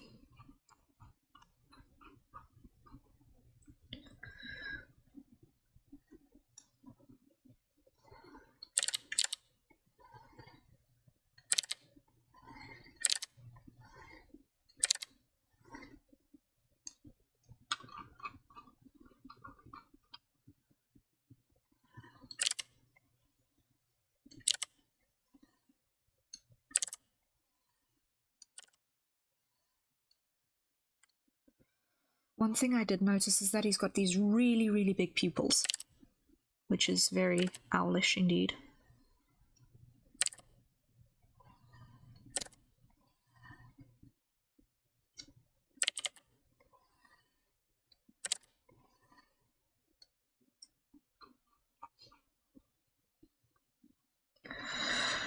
Okay, so if I hide that, we now have the basic sketch done.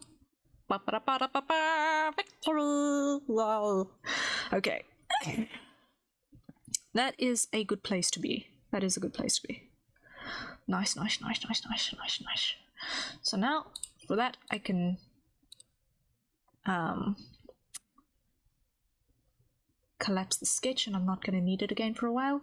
So now I'm going to make 2 new groups. This one is going to be group 1. Wait. Am I being stupid? Am I being stupid? Yes, I'm being stupid. I need to hide this first. And what I'm going to do is I'm going to separate character lines from environment lines, because why? I just got a sudden smack of conscience about separating character and environment lines. And I'm going to hate myself if I don't have these separated.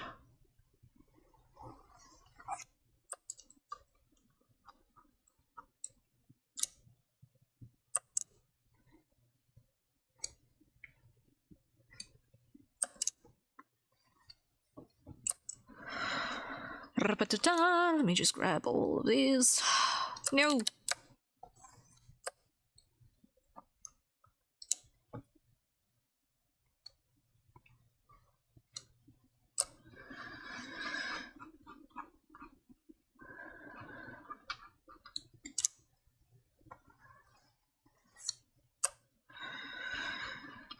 Because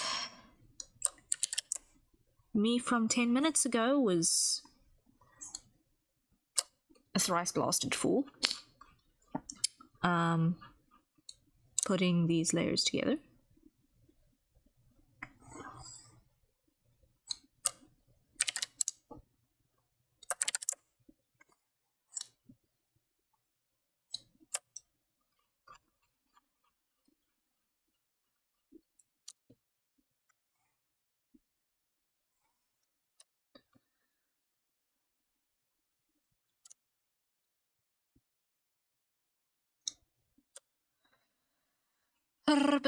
That should be all of them. Is it? No.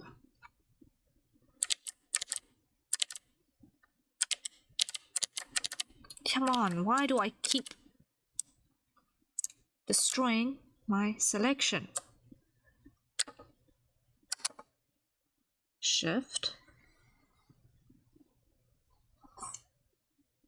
Grab. Grab. Grab. I'll clean this up in a bit.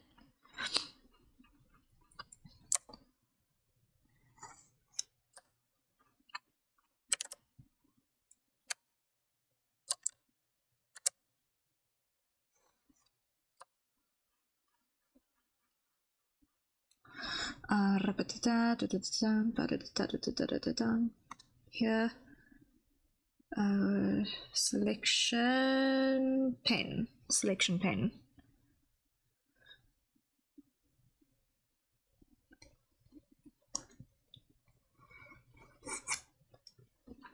There we go. Grab that.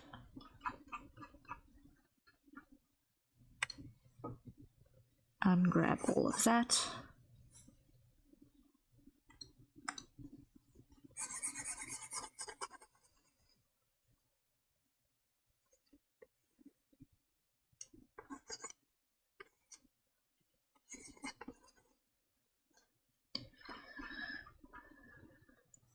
Grab that. Grab you.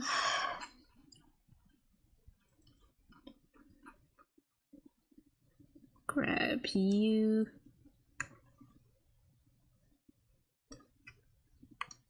Ungrab you.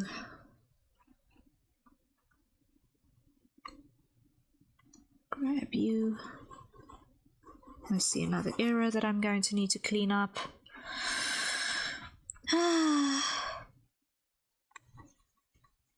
Grab you. Grab you. Ungrab you. Ungrab you.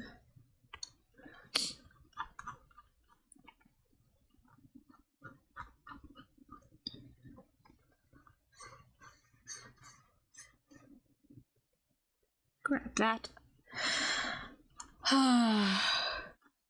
Almost got it.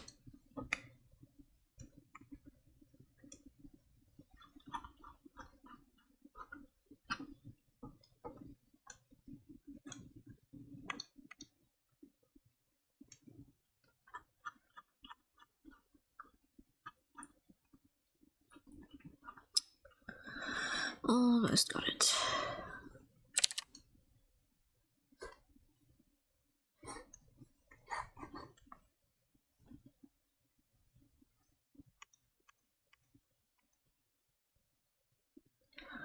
Okay, so this I'm going to cut, deselect, and paste, duplicate. This I'm going to put in a group, call this one background. This going to put in a group and call this one character. So now if I hide character, we should only have that. Cool. If I hide BG, we should only have that. Cool. So now what we're going to do is we're going to go to the full layer, and before we go anywhere else, we're going to come back to our inks layer and clean that mistake.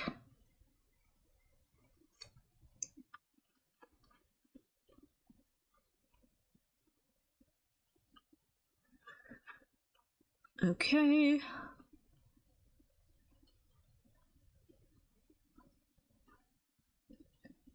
And we are good. We are golden. Fantastic.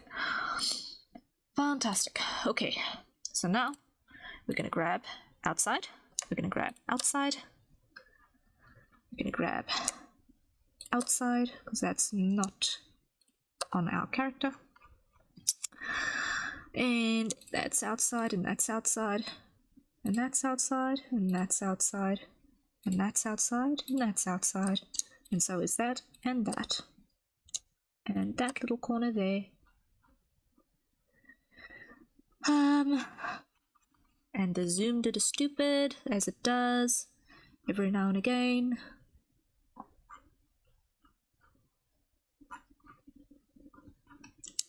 Grab you, grab you.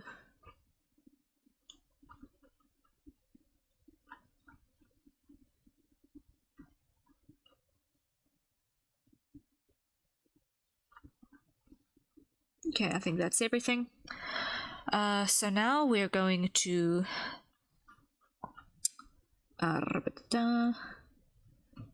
expand by 1 pixel, invert, and we're going to fill with a color so that we can see that's separated from the background. Then over here on that, we're going to just clear whatever that is.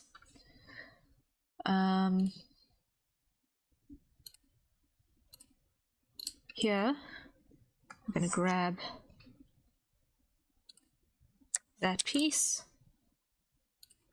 paste it in here, and merge that down, because those belong together anyway. So background, that goes away. Cool.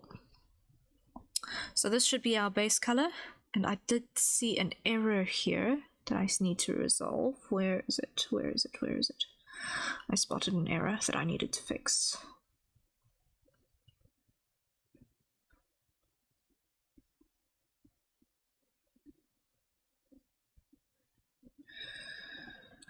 I'm seeing other errors, but I'm not seeing the one that I saw a second ago.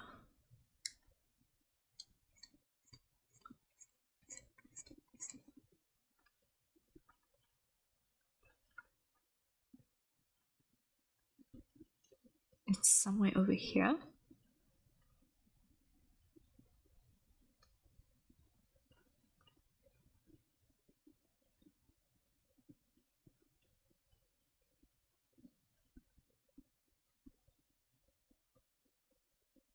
I'm not seeing it. I'm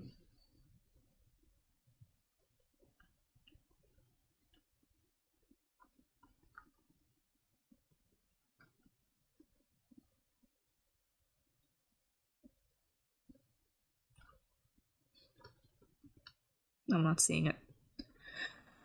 Okay.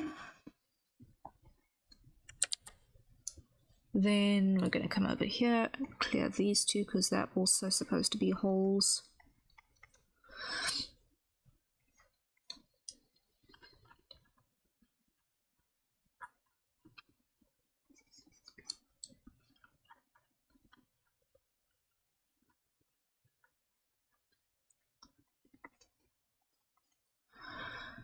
Okay, this is a lot of corners that I'm going to need to clean up.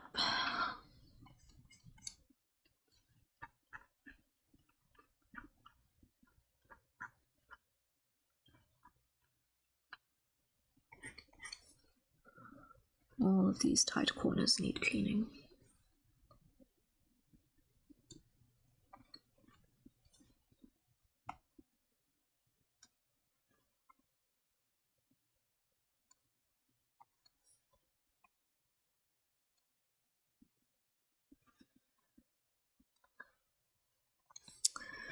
All of the tight corners need cleaning.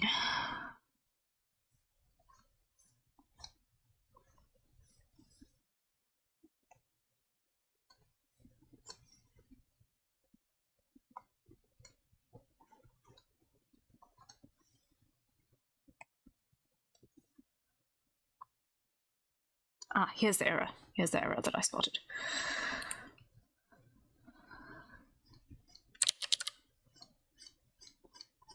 I knew I wasn't completely insane yet.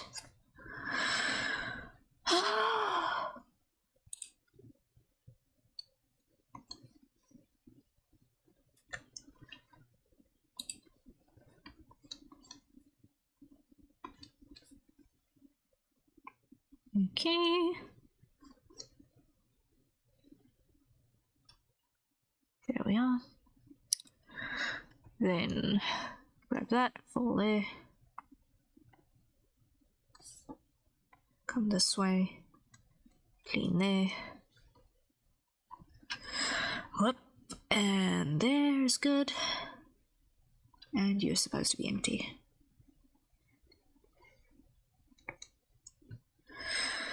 Okay, so that is our base body fill as appropriate. Okay, so that I'm going to then fill with that color.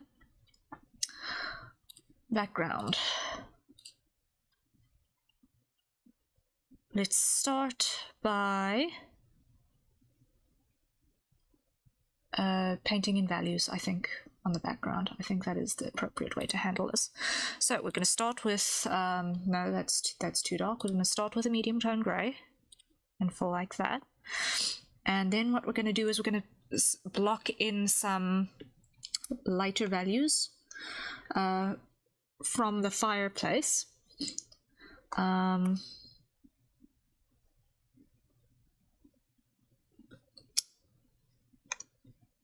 And then we will paint in accordingly. So I'm going to hide our character, come over here to our inks.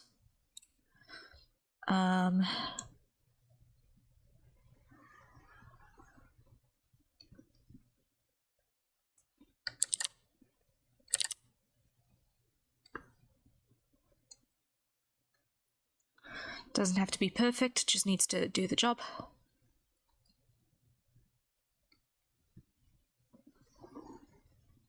Giving the idea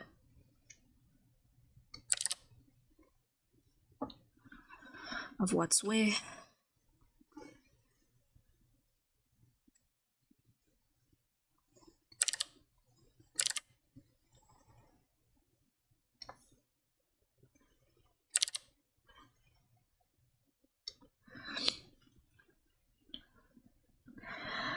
Now, what I'm going to do to add a little bit more character here is I'm going to add a throw over the back of the chair. Immediately, that'll all do wonders to that. And now what we're going to do is we're going to grab our magic wand.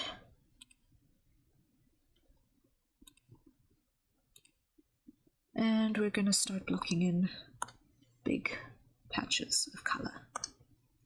So mapping pen is set to big color, so we're going to put in big lump of color there,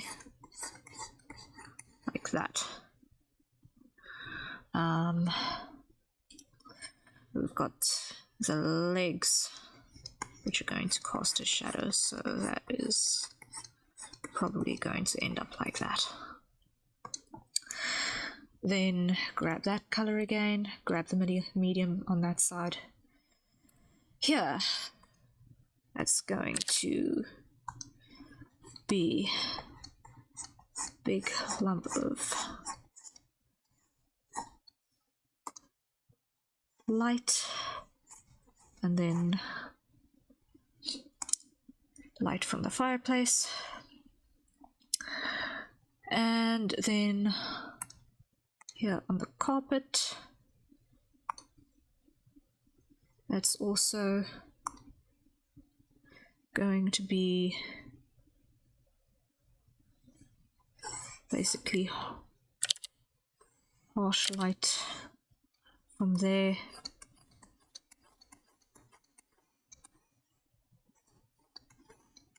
that way.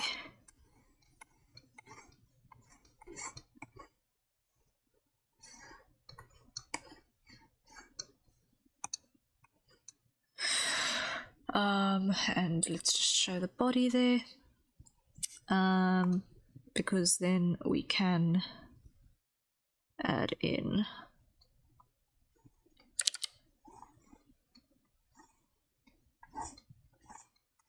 very rough idea of foot shade straight off the bat. It's going to be approximately like so. Select, reselect.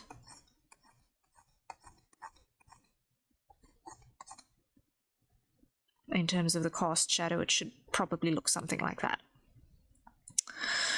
Okay. That's something. Then hide our character again. Grab the top. Show character.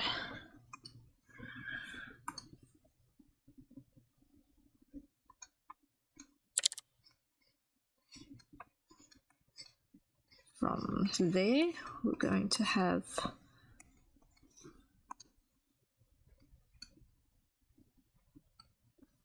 light, and then from there, we're going to have light. And a little bit of shade over here coming off of the throw. There we go. Already we're starting to look like we're getting some depth in this thing.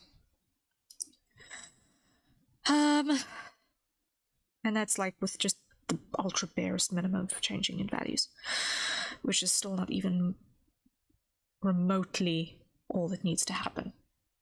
So this is going to be I'm going to rename this one to light value. Okay, then I'm going to add another layer, and I'm going to fill this one with white, and I'm going to call this one ambient occlusion, AO, and I'm going to fill you with white, and then we're going to grab this, and everywhere where there is stuff close to one another or stuff close in contact, we're going to take our airbrush and we're going to add ambient occlusion here.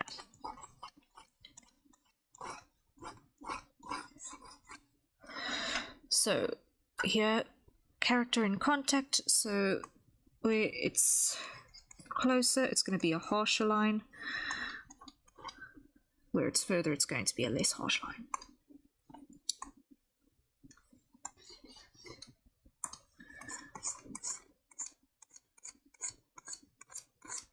And I'm adding, at this point, a little bit of crinkle on the top of the chair as well.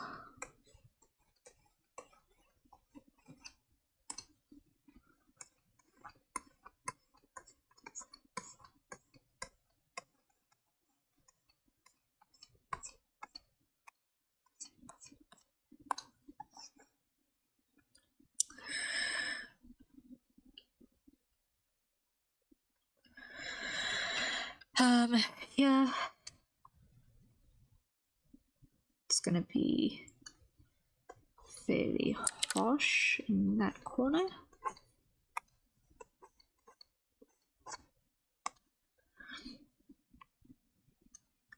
A little bit like so,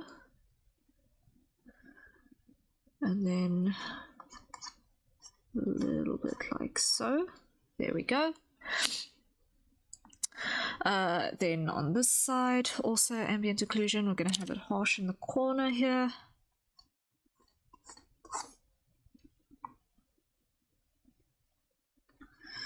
And a little bit like so.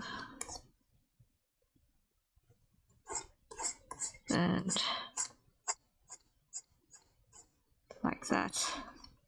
And like that on the sides there. Cool. So that's that. Then also harsh in the corner, harsh in the corner, harsh in the corner, harsh in the corner. Soften it ever so slightly.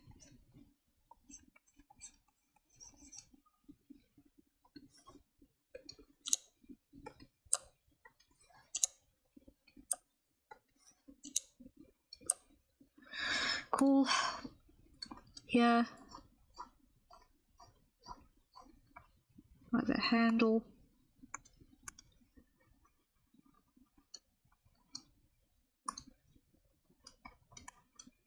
Gonna have some happening. And where's my brush size? There, tiny. On the edge of this thing. It's gonna be a little bit. There we go. And then here, we're gonna have some between the carpet and the floor. Hide our character, but we can pull that around. Gonna have some between the carpet and the floor. There we go.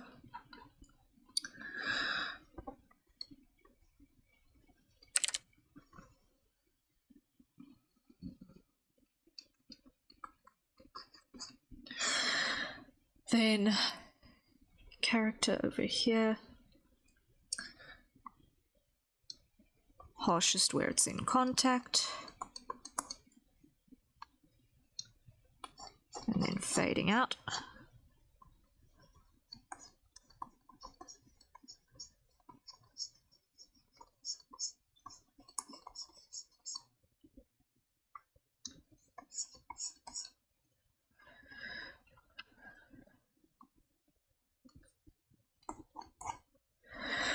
And then here what I'm going to do is I'm going to grab a round brush and I'm just going to add a little bit of texture to this to get that slight more carpet sense, that more carpet feel.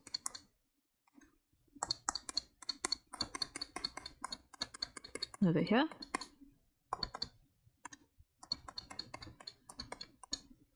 Implied detail. Also here.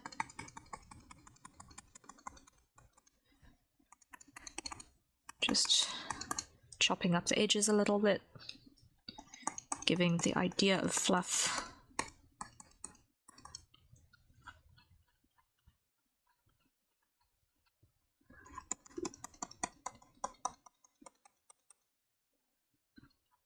Nice plush shaggy dog carpet type feeling.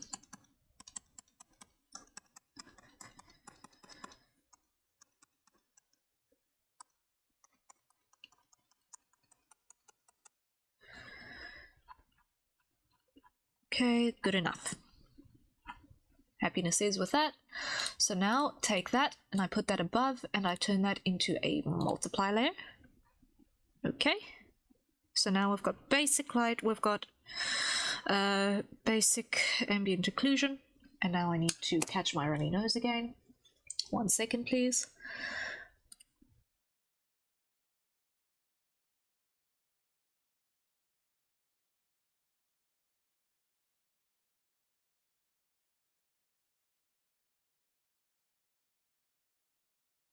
There we go, back. Save button.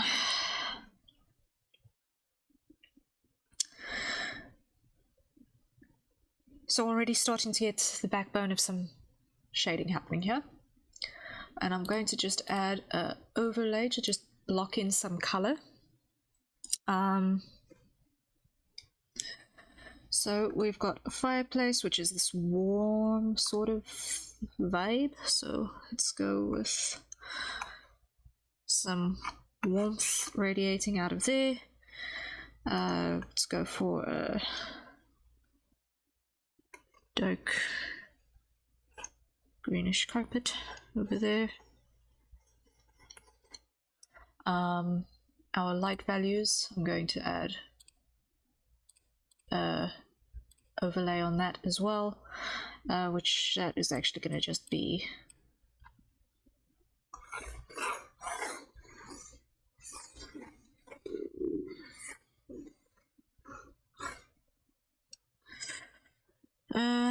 no, I'm being stupid, I'm doing nonsense. Hide that, hide character, hide ambient occlusion. Light values.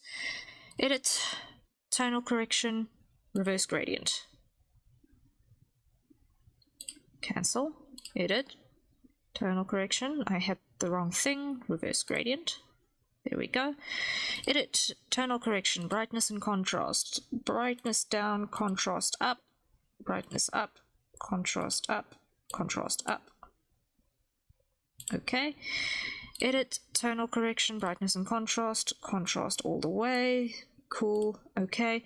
Edit, convert brightness to opacity. Yes. Light values. Edit. We're going to full. No, first we're going to lock opacity, then full. So then all our light should be in that sort of value range. Now we're going to add our mid-tone gray to give our values basics. Ambient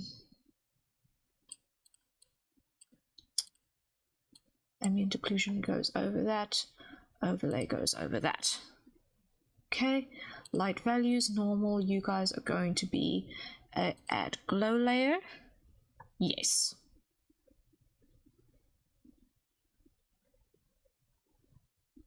Right, so now clear this. Light values hide, ambient occlusion hide. Now what we're going to do is we're going to block in colors for everything happening down here. So what we're going to do is we're going to start with a nice hardwood floor.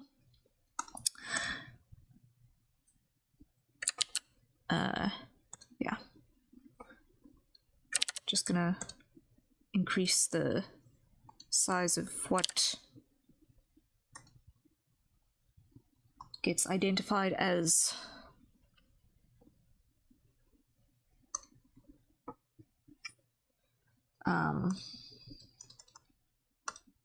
a border. Okay, there we go. And full there, and full there, and full there, and full there. There we go. Happiness is. So now we're going to lock that, and we're going to start painting in a little bit of detail, because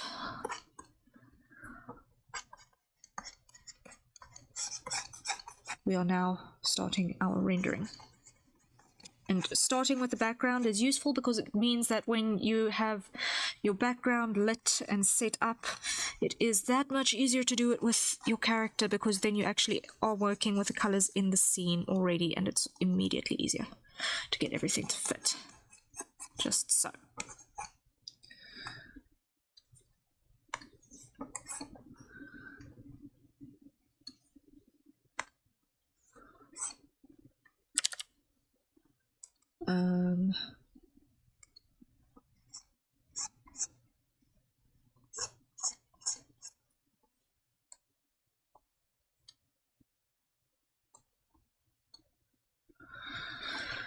Right, then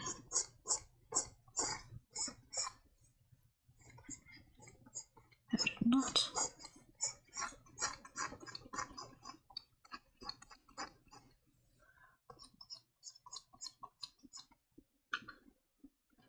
Okay, grab that color. Grab that color. Grab that color. Add more boundaries. More planks.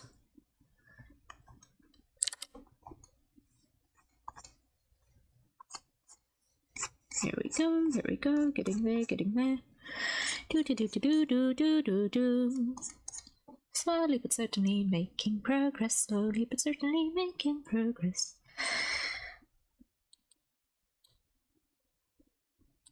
And like so. Yes. Yeah. Just to add a little bit of a different hue variation into the mix, which is helpful for giving the feeling of wood. and living texture. Okay, that'll do, that'll do. Now, if I throw that on. Okay, and I throw that on. Still got a ways to go on that particular layer, but that's fine. So that's that. Then unlock. Let's see, I don't want to have it clash in terms of vibe. So what I'm gonna do is I'm gonna go for I was gonna go for a green mat, but what about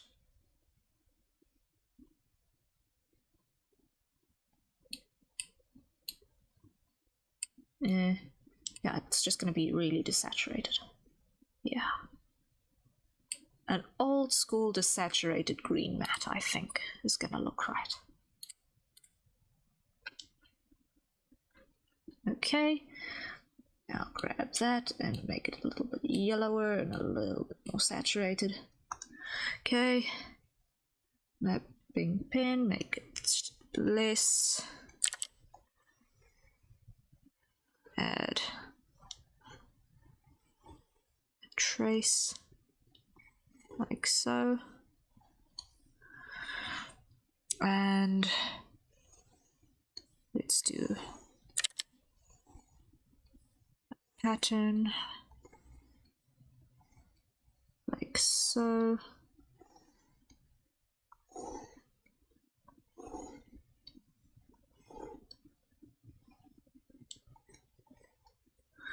Okay, grab the second color there. And we're just gonna grab our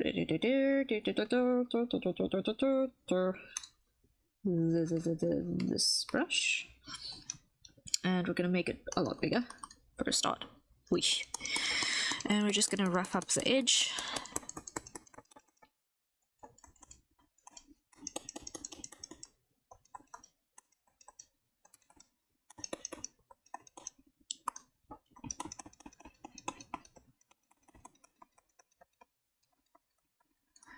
Just rough it up good and proper.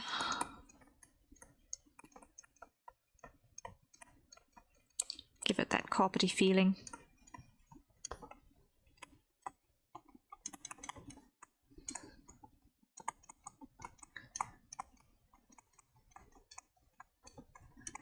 Yeah, this is gonna work, this is gonna work.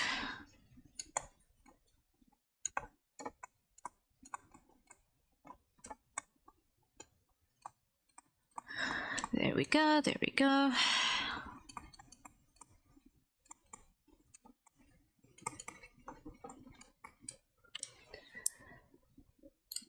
And it's probably a good idea to throw that in there so that I don't waste time on places that I'm not going to see.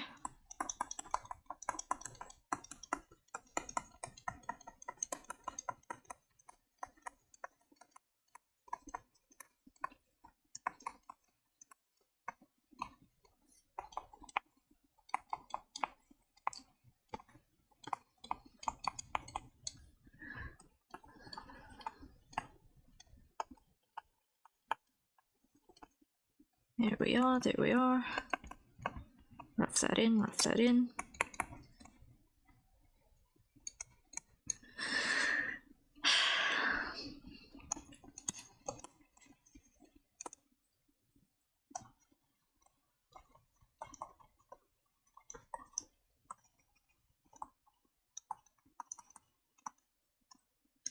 Over here, do the same. Do. All of the roughage, all of the roughage. Just squiggle, squiggle, squiggle. We are the infinite squiggle machine. Ta-da! All of the little squiggles. To get this all nice and rough.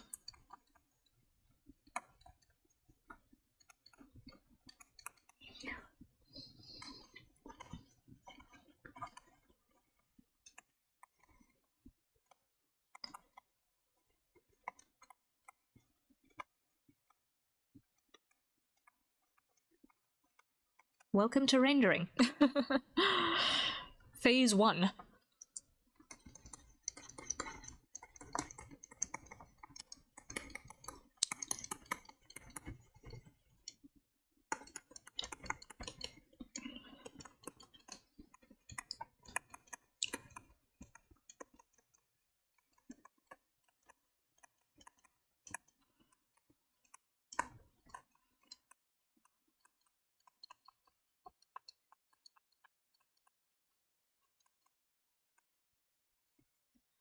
Okay, we've just gone 6 hours 15 minutes. And I'm just going to quickly take 5 and pretend to be an actual organic life form for a second. So I will be back in just a moment, just going to, you know, do things that organic life forms do. 1 moment, please.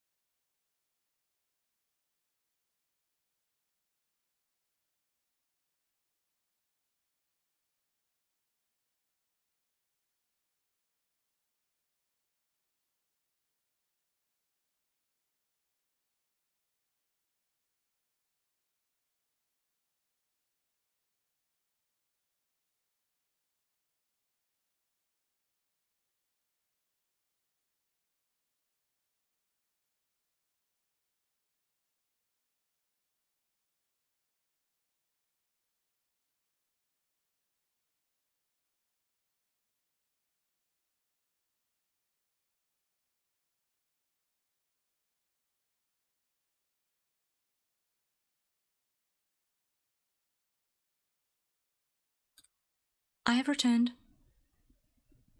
I have returned. We are back. Okay.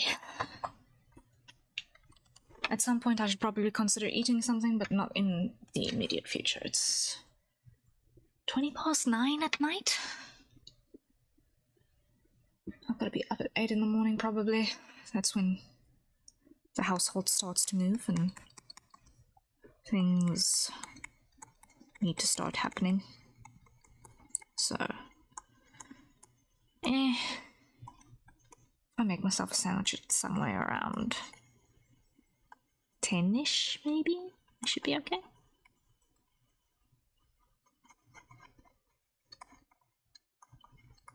Do I even need to eat tonight? No. Lunch was big.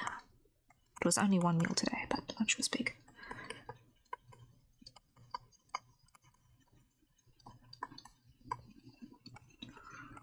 Or have I expended enough brain energy for it to actually be necessary?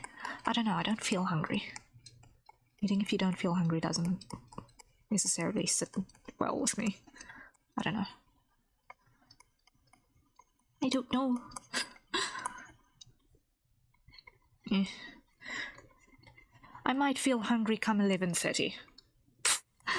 With my luck.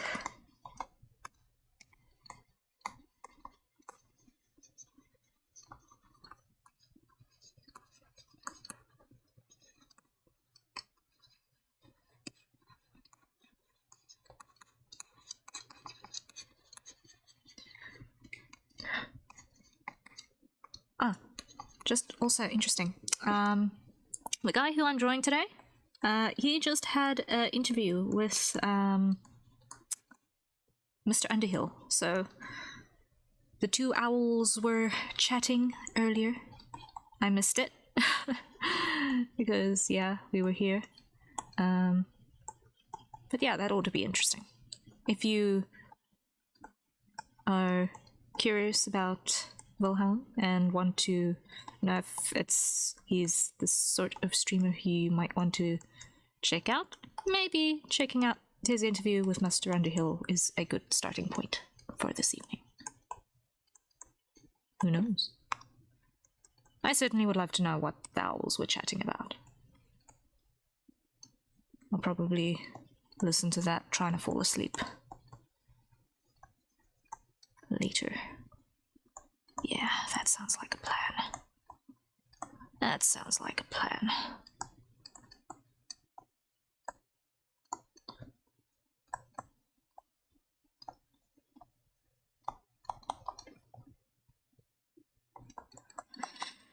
Okay.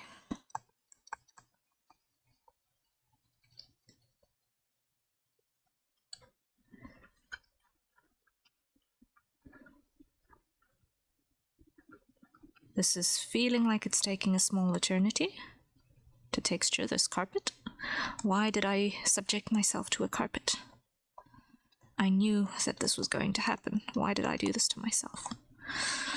Because the scene called for a carpet, Rhea. That's why you did this to yourself. You made the stupid decision to put a carpet in the scene. So suck it up and deal.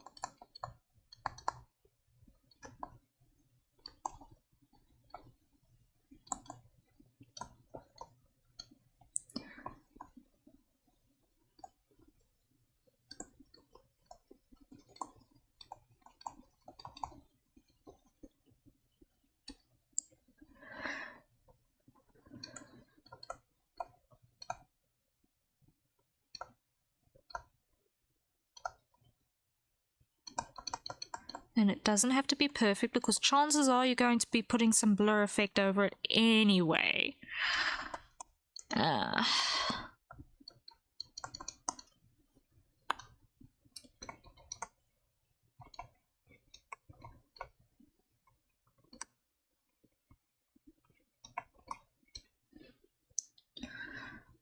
So don't stress too much. Okay? Okay. Capiche? See.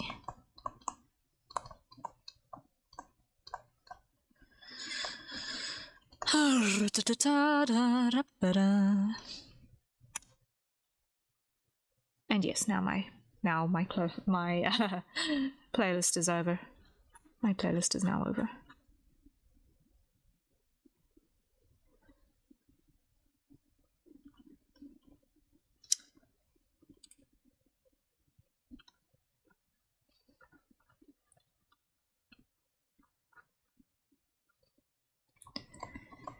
Okay. We continue to dapple. Edges. Let's just dapple and be done.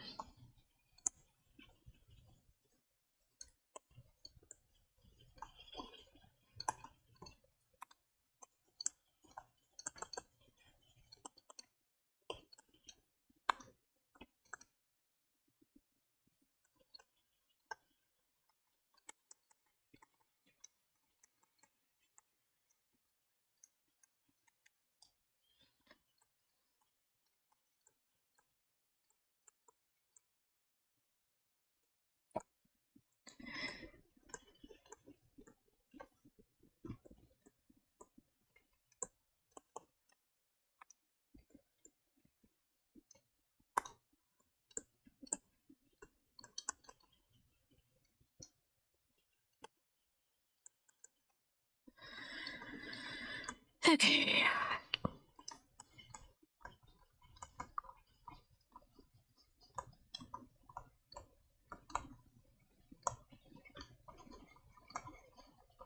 Getting there, getting there, getting there.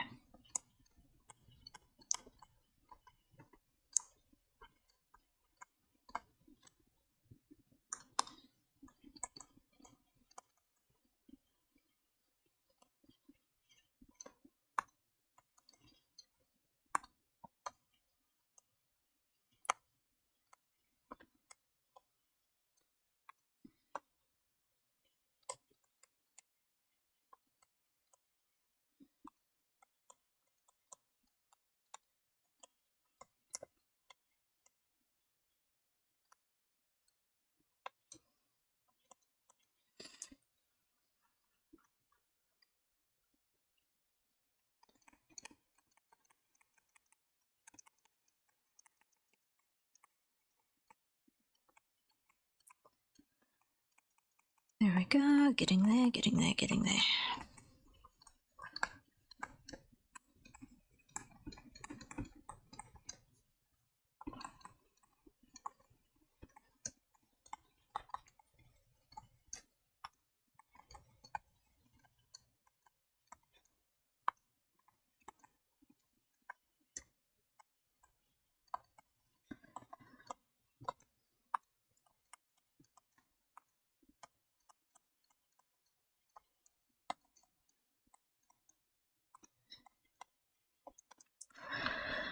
Okay.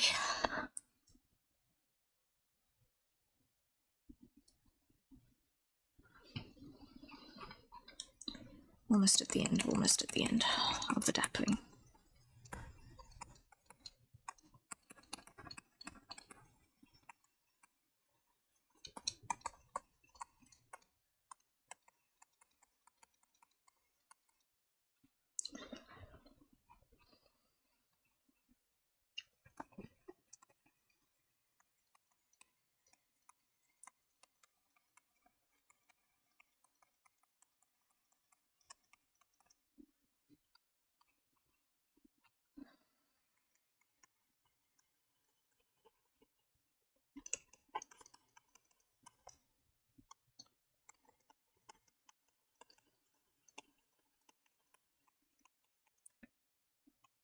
I am so glad I was not doing this with a smaller brush.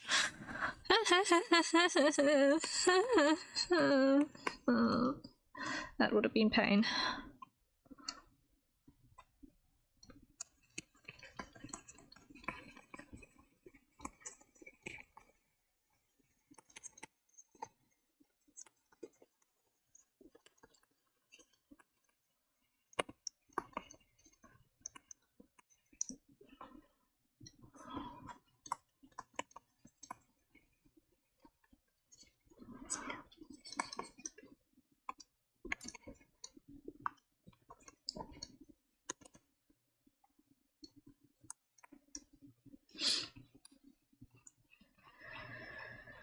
Okay.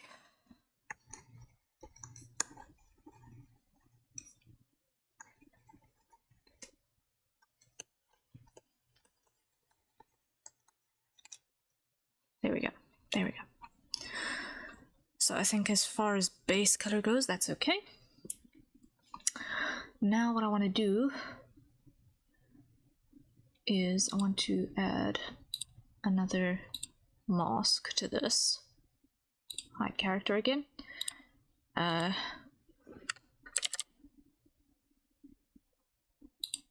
ambient occlusion. And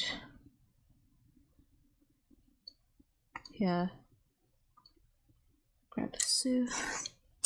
There we go.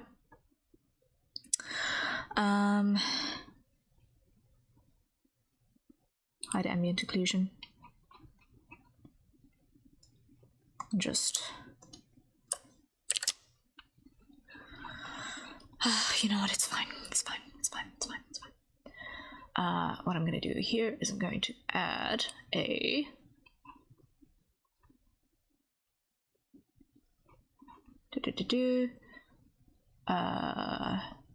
monochromatic material texture.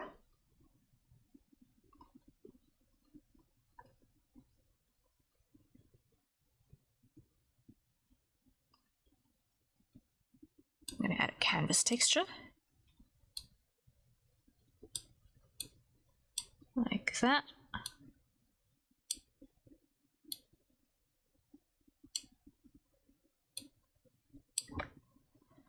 Okay. And I'm going to rasterize that. Filter, blur, motion blur, angle. I'm going to go both directions.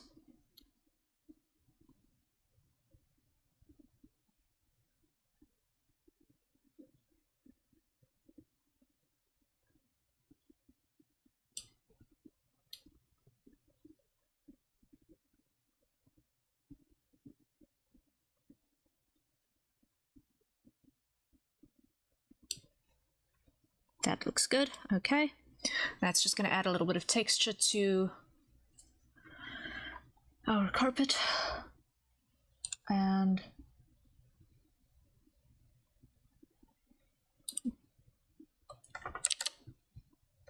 let's go apply mask and go set this to color. All right. And then over here, we're just going to rough this into shape. Just very, very, very rough into shape. Same over here. It's not going to be 100% perfect, but it doesn't have to be.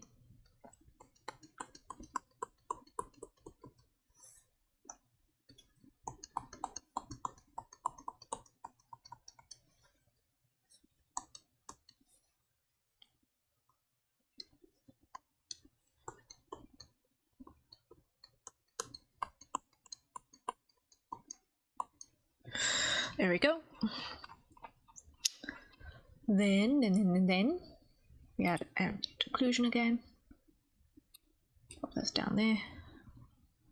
I'm going to go edit, tonal correction, brightness and contrast, brightness up.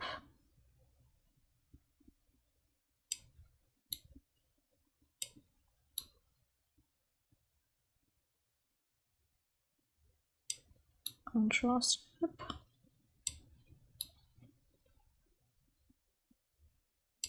Okay, that's good. That's good. That's good. That's good. Now, if I show that and that, that is immediately looking like a carpet. Yay! That is immediately looking like a carpet. I can live with that. I can live with that. Then, when we go here and put this on a normal layer again,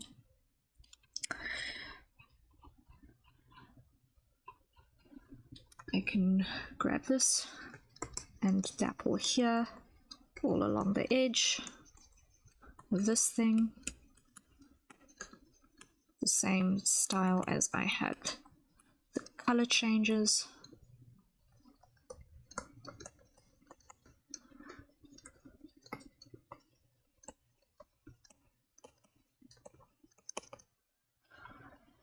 This is the most rug-looking rug I've ever seen. At least it looks rug. Rugged? Tis carpet. If it looks carpet, then it does the job. I'm happy then.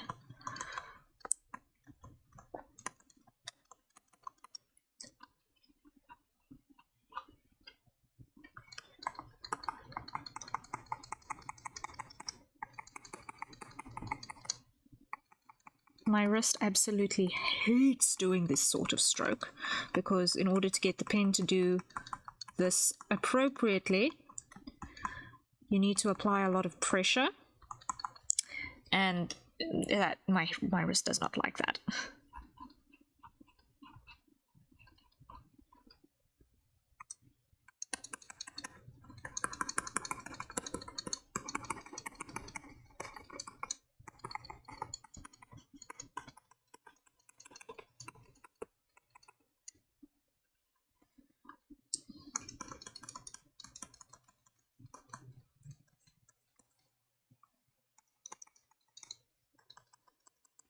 So I want to get this job done as soon as possible so that I can stop hurting myself.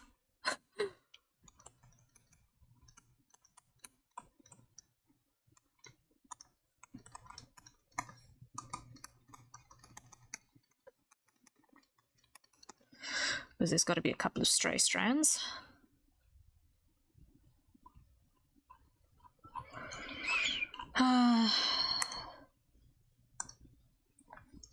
Same over here.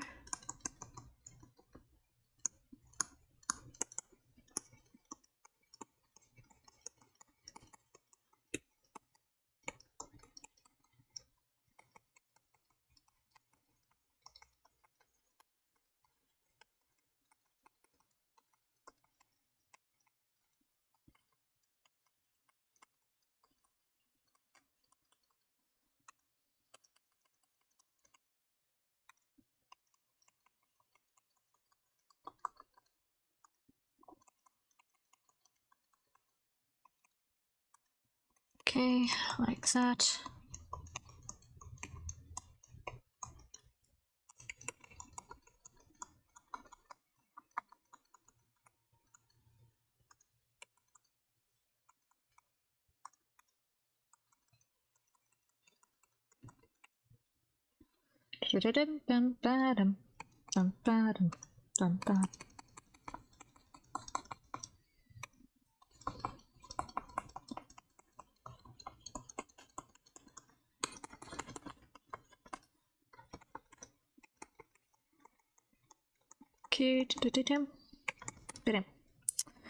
Coolio.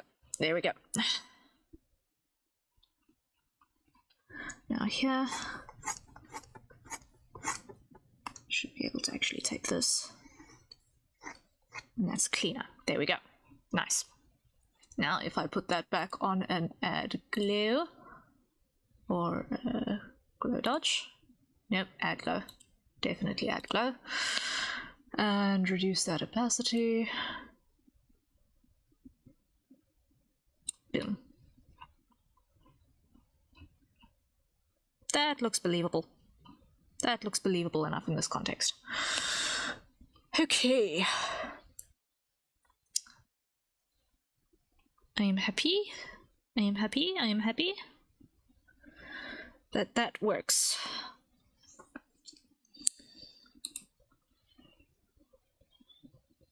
So that I am now going to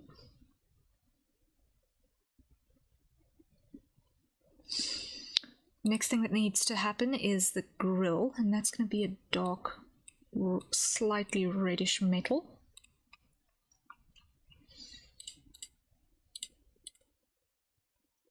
I'm just going to hide that.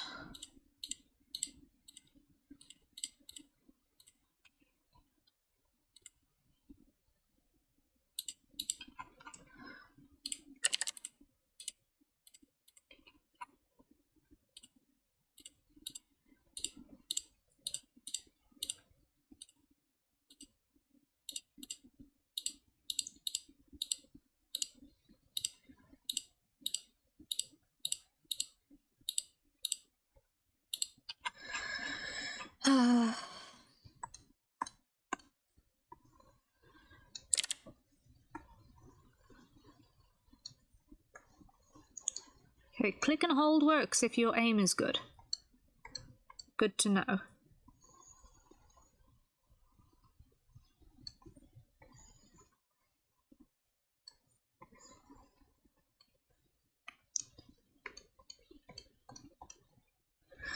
Good to know, good to know, good to know.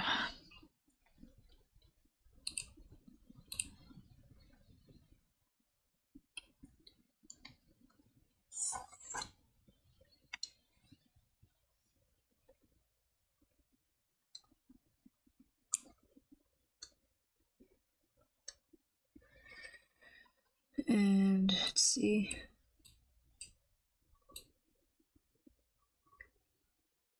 Greater. Darker. Okay, that's good. So that'll be our grill. Then ambient occlusion off. We're going to use the same color for here, and then we're going to paint it bronze. I think that's going to be bronze. Or is this cast iron? Cast iron, it's going to be cast iron, yes.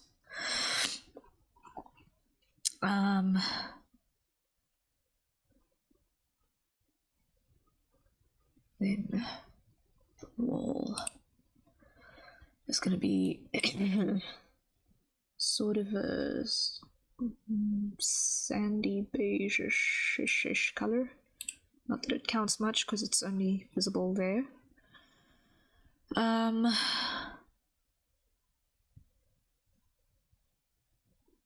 What shall we make the actual...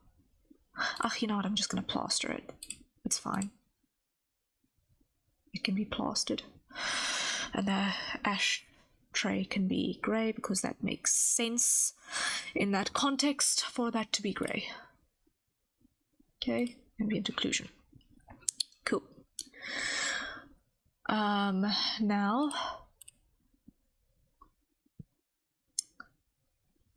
here we're going to need to add another shading layer, character on, because that is not dark enough for full use case scenario. So what we're going to do is we're going to add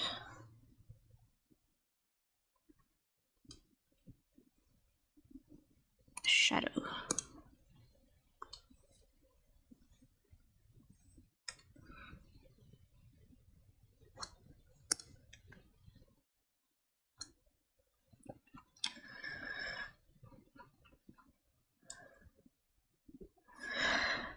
Okay. And that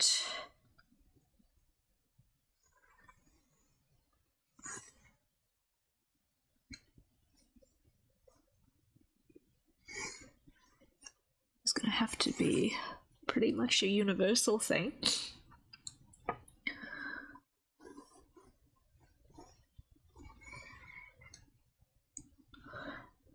Character, you don't see much of that, so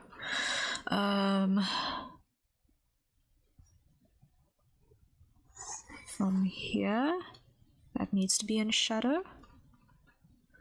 Oh wait, that angle is going to be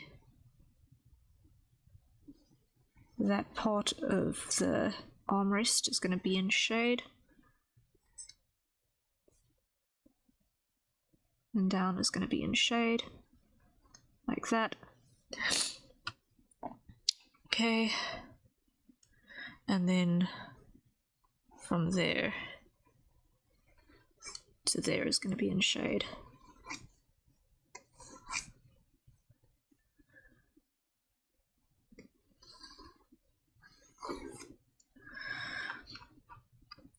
And that's going to be in shade.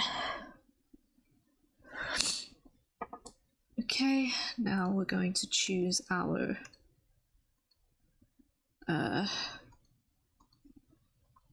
this brush and just soften up our edges a little bit.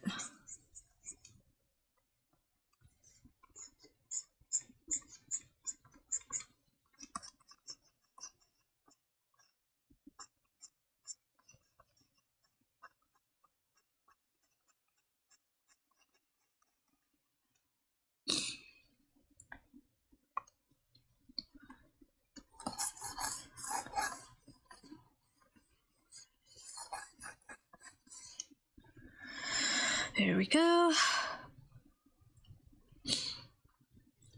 And take this again and soften up edges.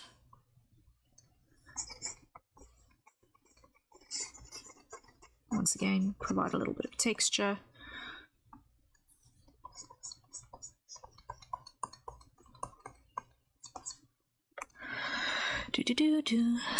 No. Wrong.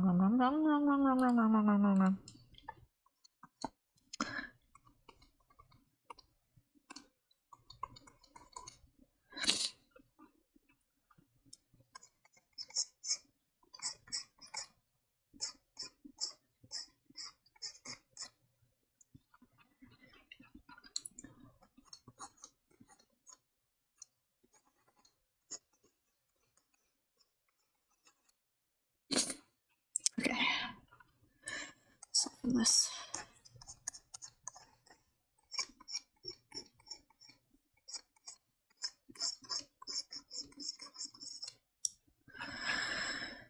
Okay, and here.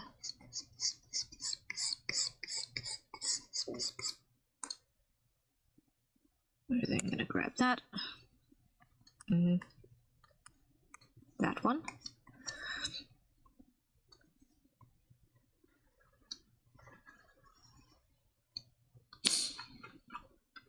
And we're going to add a little bit of boundary there. There we go.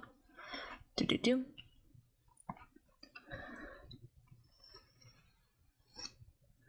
Like so. And we're going to add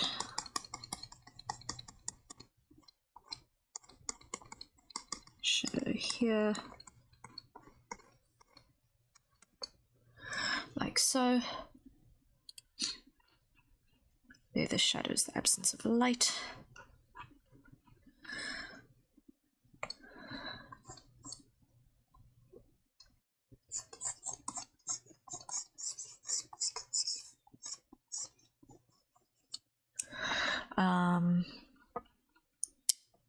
We're going to add a cast shadow too. Just for its extra depth.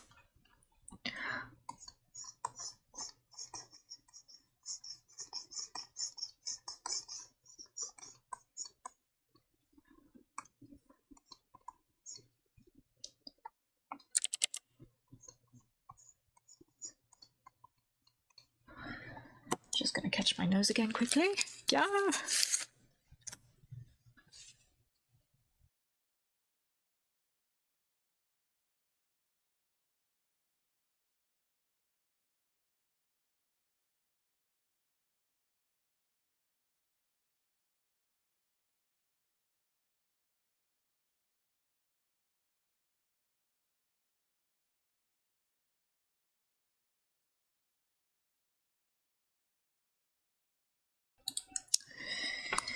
Okay.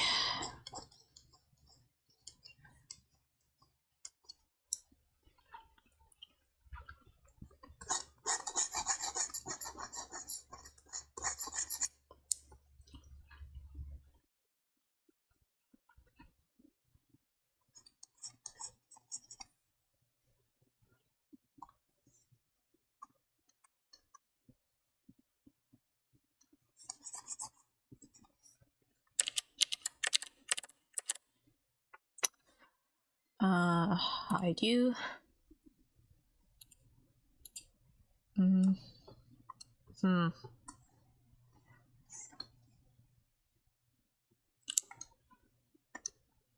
Here we go, that will do.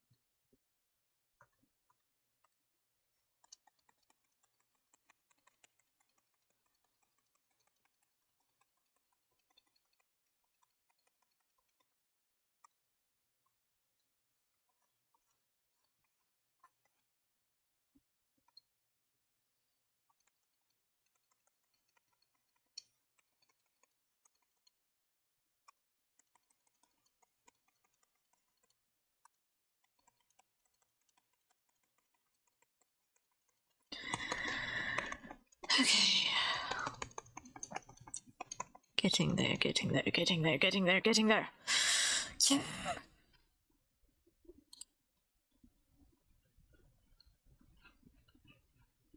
I'm slowly starting to actually develop a background.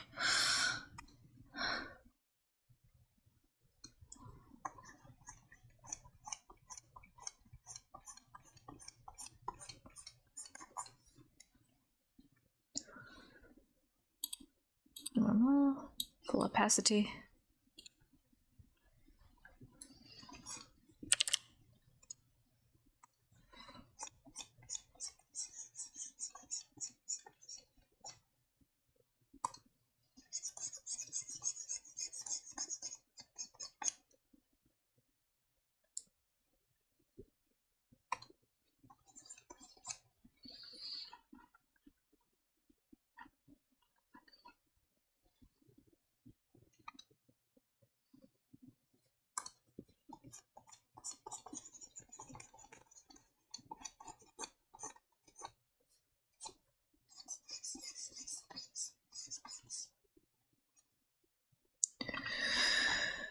Okay, then on this side.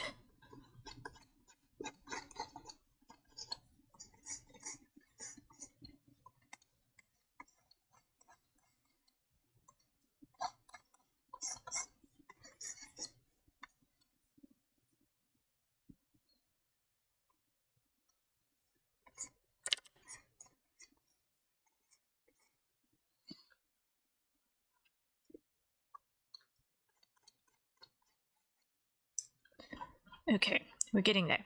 We're getting there. We're getting there. We're getting there.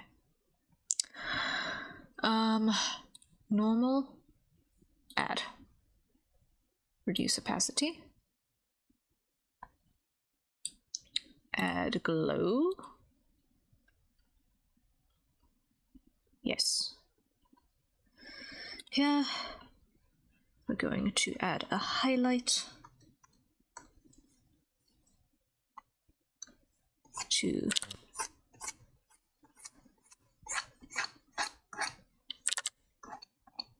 this piece of metal.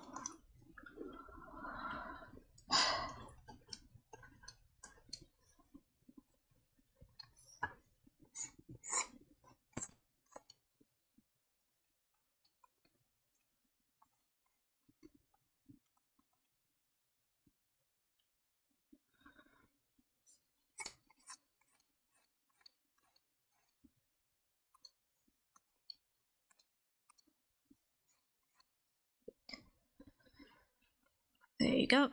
That'll do, that'll do, that'll do.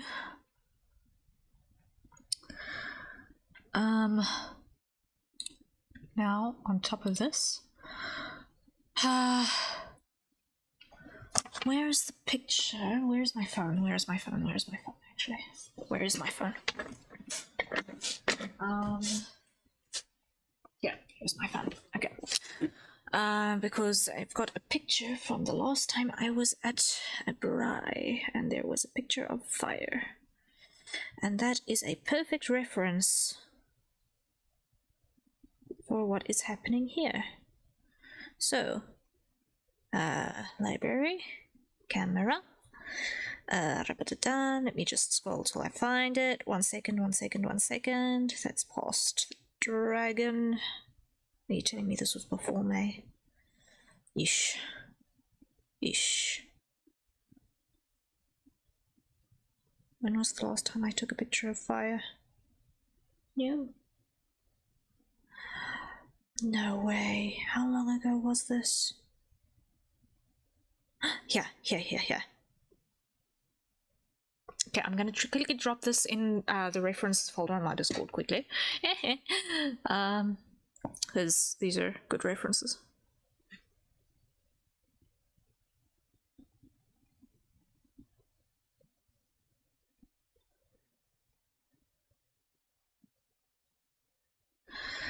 Share to Discord.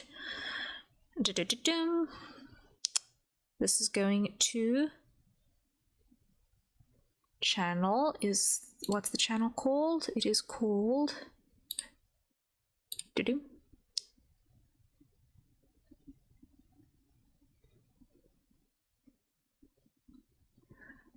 Fair, fair, fair.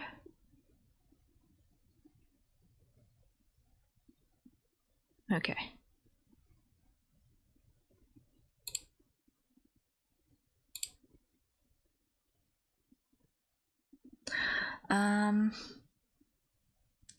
Where is this channel now? Reference photos. Here's the channel. So it is called reference photos.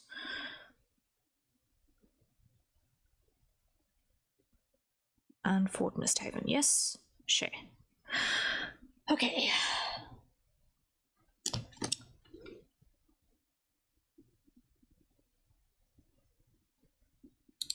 So.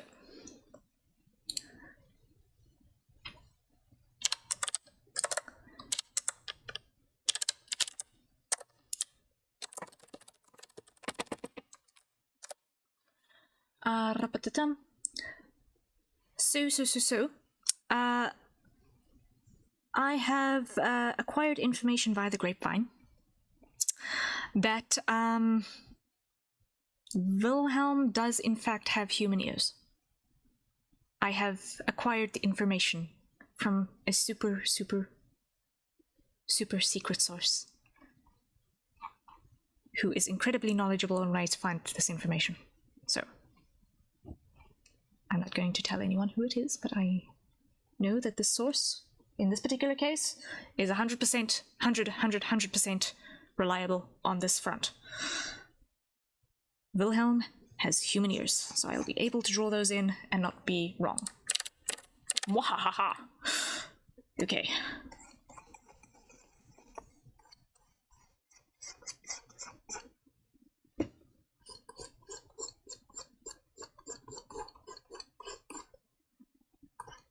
What is my source? I'm not going to say. What I will say is that the information comes directly from the person in question. Mwahaha!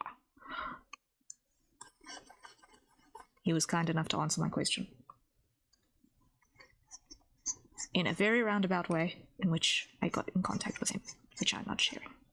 Because if it's not easy to get in contact with someone, it's probably for a reason.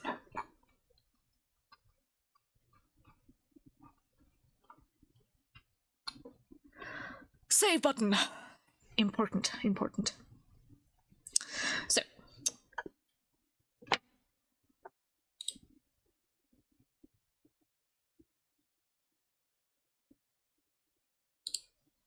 Let's see. I'm going to go to my sketch and pull that up again. Here. Show this.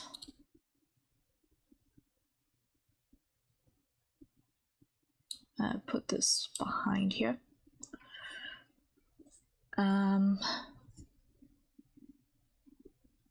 Hide you. Okay. And now I'm gonna add another layer here quickly. Back to black. Back to our inks. And now we can, with full confidence, add in human ears.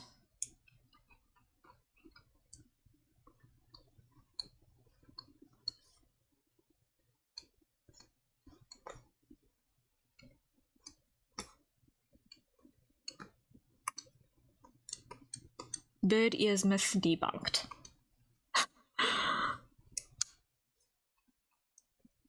Somewhat grateful for that.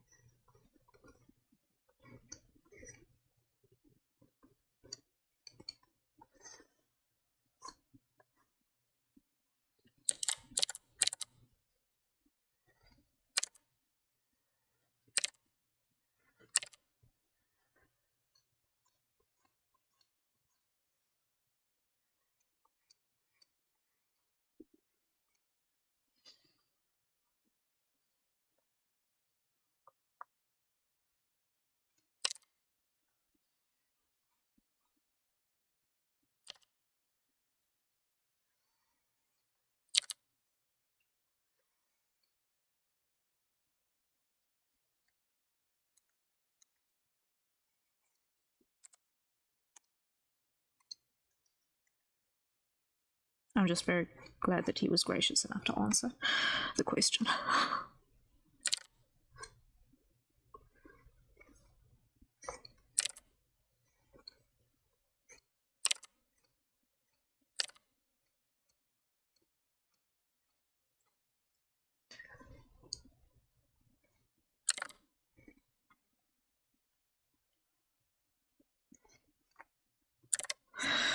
Okay, so now that we've got landmarks in, we can cut out where the hair goes out in front of it.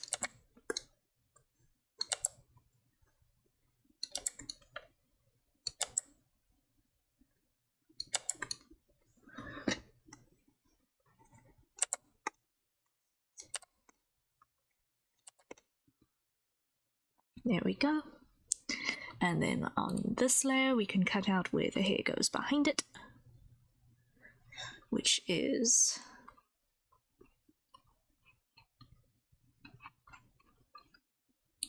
first, let's just add this. Add the boundary on the jawline.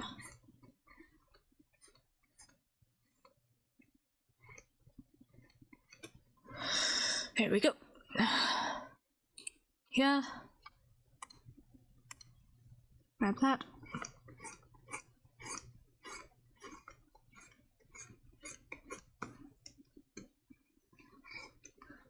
Clear that bit.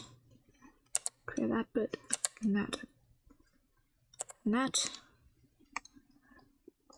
And repair.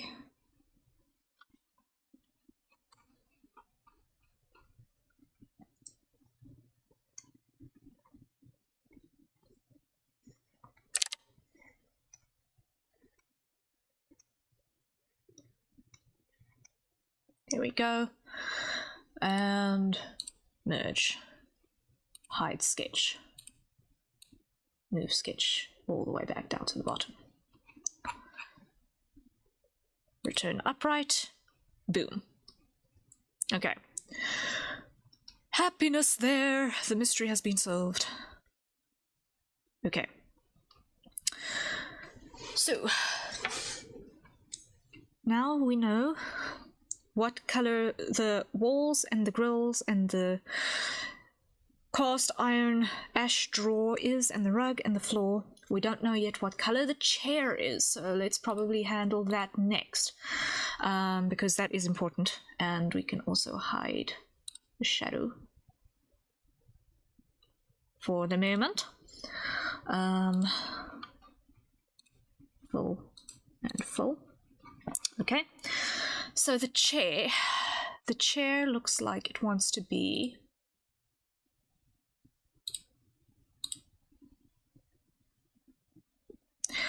I'm thinking a maroon. It's looking like a maroon color to me, I think. Let's start there. A little bit more on the purple side. Yes.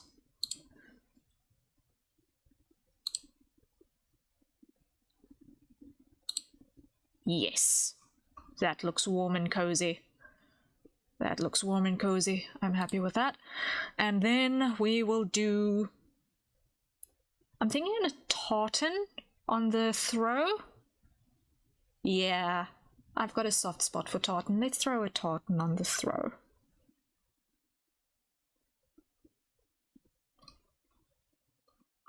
I think so. I think that'll look good. A nice green tartan. Hide the character, hide that, hide that. Then on that we're going to go... Actually, I'm going to put this on a normal layer, put these in a folder group.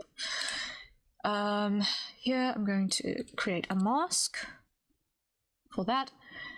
Then here we're going to go to our patterns, clothes patterns. What do we got here?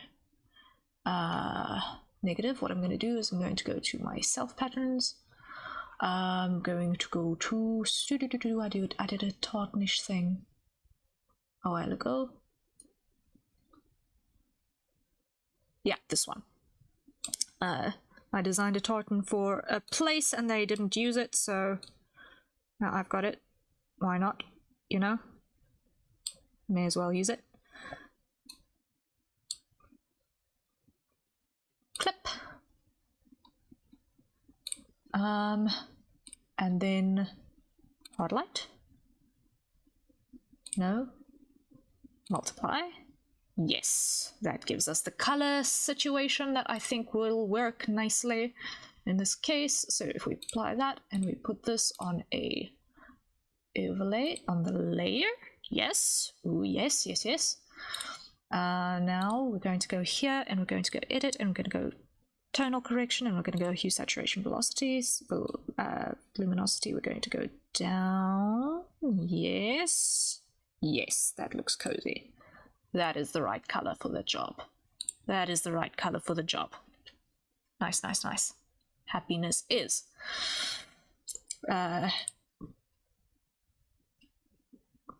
Then if we throw that in there, we are starting to get a scene. We're starting to get a scene. Now I'm just going to quickly come over to my Forest Mist Haven, and I'm going to grab a copy image and file, and file, create new from clipboard over here. Look at that blaze. Don't you just love fire? It looks so pretty. Grab another one. This one. Also, copy image. And create new from clipboard. There we go. Oh, I can smell it. I can smell that fire. It smells gorgeous. I want it. It's been too long. Fire, my friend. Where art thou? I miss the coals and warmth, and smell of wood smoke, and grilling meat. Oh, no. This is gonna make me hungry. Oh, this is gonna make me hungry. Oh, no. That is fine. It's fine. So what we're gonna do is we're gonna go with...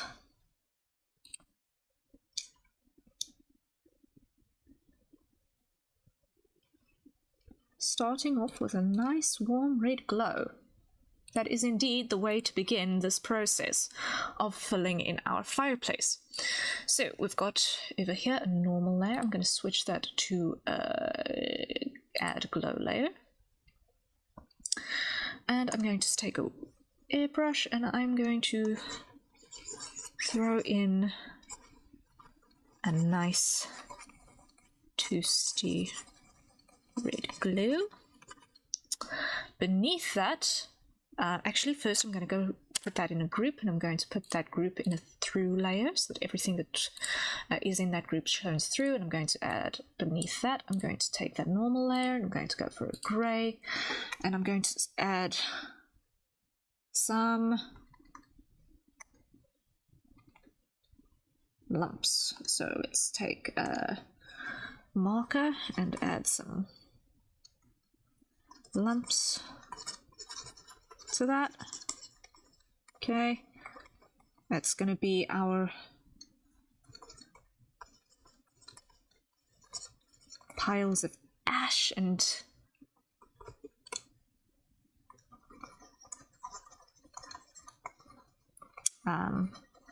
embers.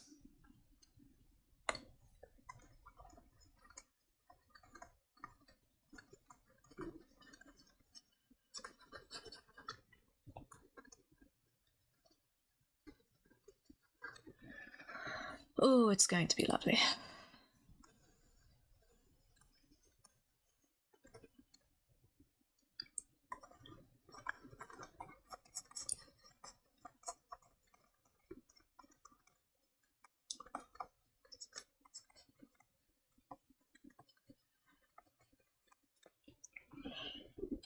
And then grab that color. A little bit more.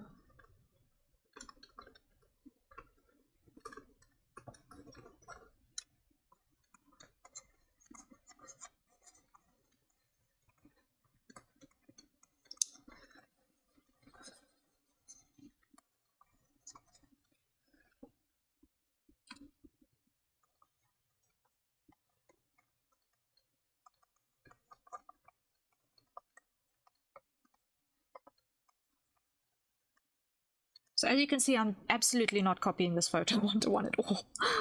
I'm just kind of rolling with, okay, this is approximately how this stuff ought to work-ish.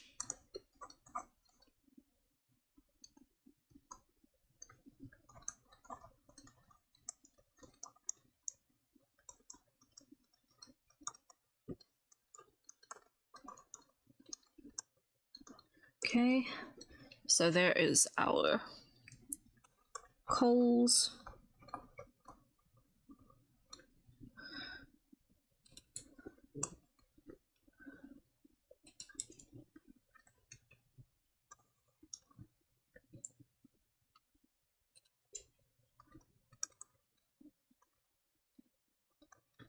Like that, and show our glow again. Fantastic, fantastic. Then here we're going to go and make that brighter, and we're going to make that more orange, and we're going to start on this layer, adding some hotter spots.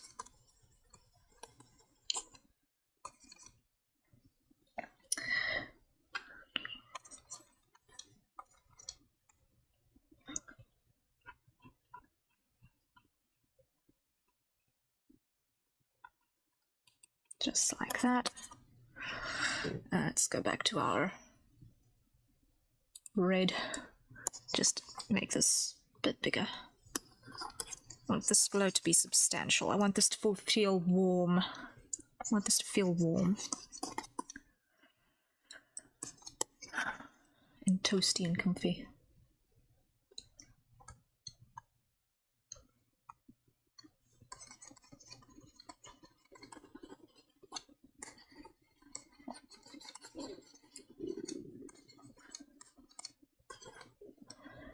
There we go. And then another add glow on top of that.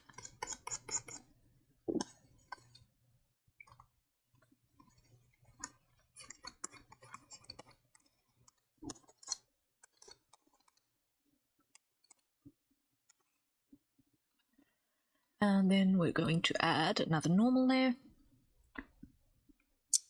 And this is going to be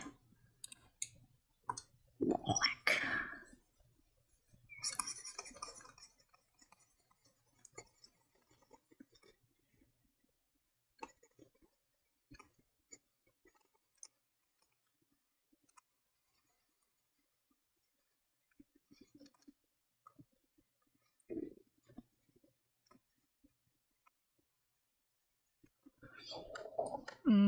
Actually, I'm going to clear that because a good fire is built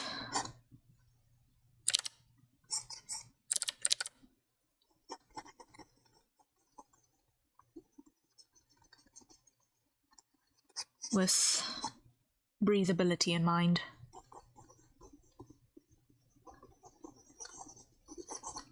You want your fire to be able to breathe. So you're going to want to give your logs some room, and you're not going to throw them on haphazardly.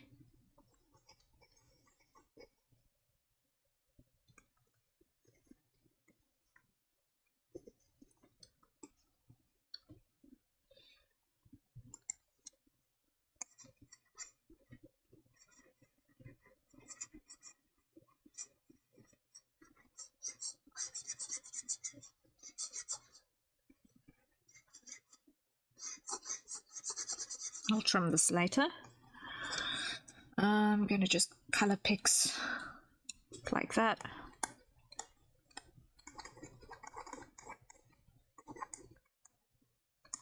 These bits that are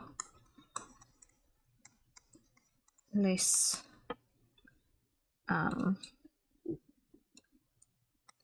in the glow of the fire.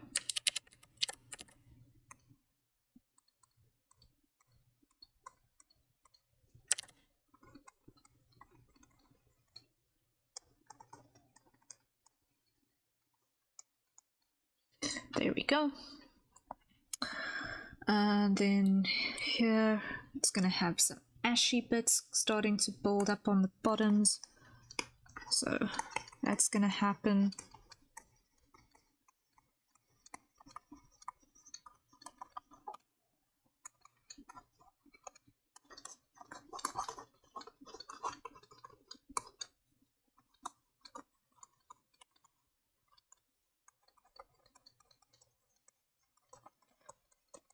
Just casually doing a fire photo study in the middle of everything else.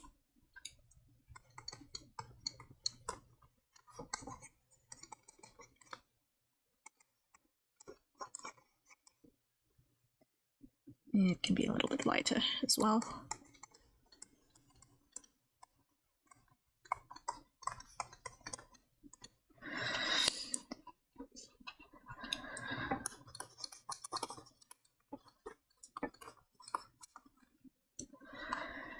Cool, and then we're going to add onto this clip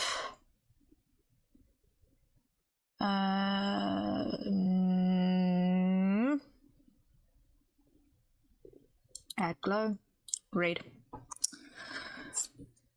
Yes, that's the one I was looking for.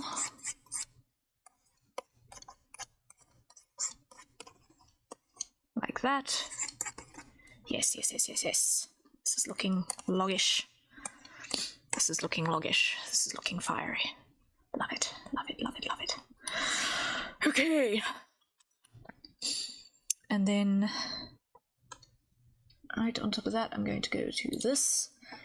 And right here, in a few key places, I'm going to make some super, super bright blueies.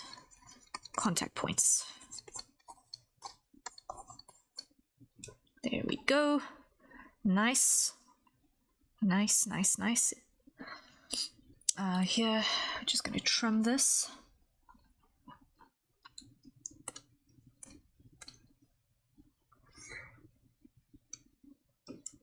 Delete.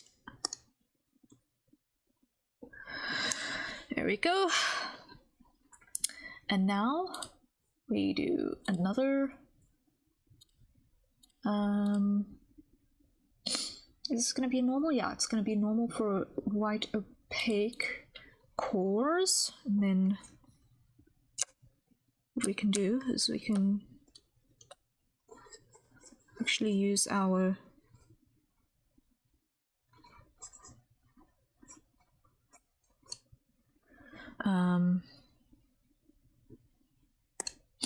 less so full for this actually.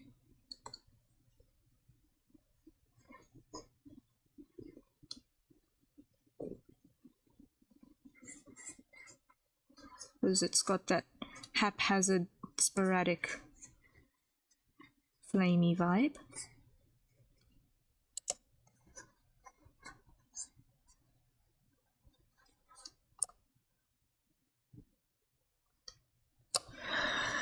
Okay, and then here, I'm gonna just take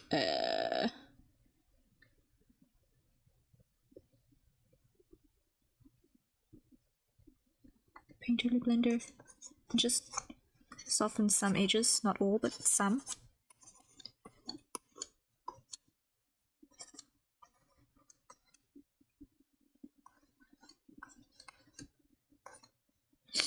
Okay, and then we're going to duplicate, lock opacity, fill, unlock opacity, filter, blur, Gaussian. Okay. Add glow.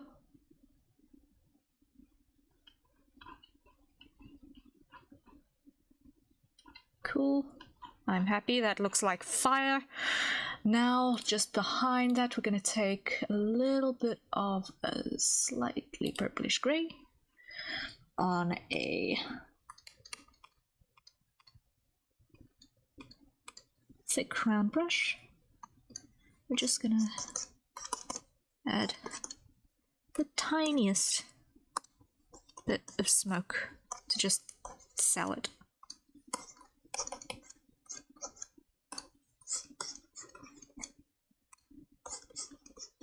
Sell the look.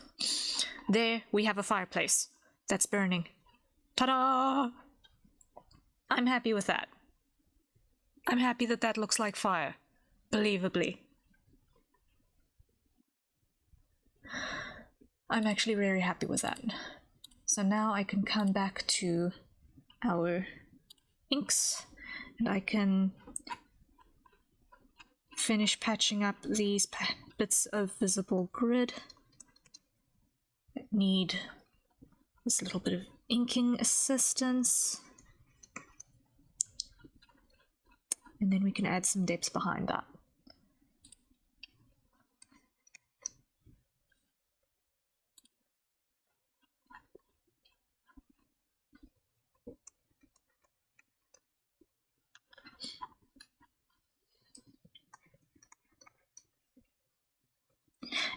Actually, do we even need the grid? Well, no, it's part of the line out. It's too late to take it out now.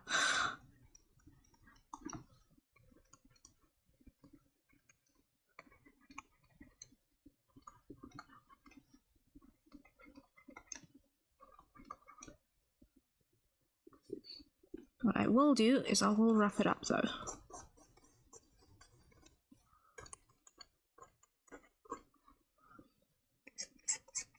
Make it less perfect.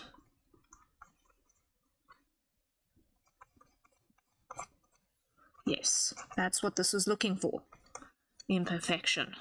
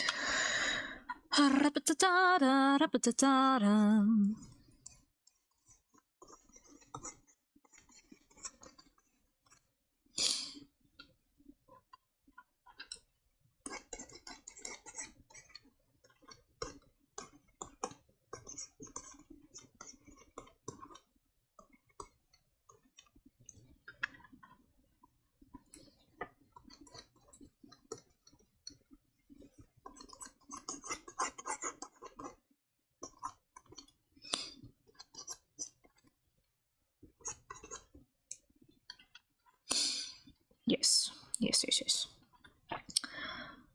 Now, if I'm going to hide that here, I'm going to select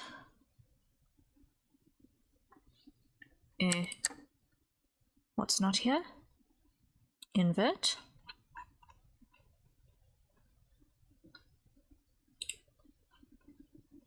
select lasso, grab everything there. Okay, so that should be everything that is not the grill. So now if we invert that, add, and grab there, we should have now gradient from there to there. Yes. Show there. Yes. That works. That works for me. That works for me. Save button. Save button.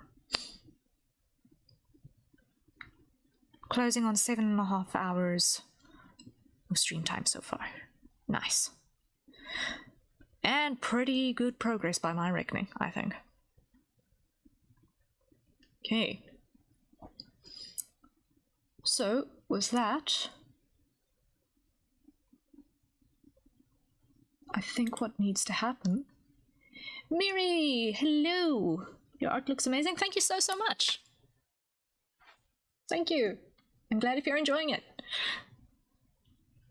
Woohoo! Victory! Now what I'm going to do is on this add layer, I'm going to lock the opacity, and I'm going to grab orange, I think. Yes? No, what I'm going to do is I'm going to take a normal layer and clip it to that, and I'm going to grab a red and put it on a gradient and move it across. Like that. No, not that red, it's a little bit bright. Maybe like so. Let's see.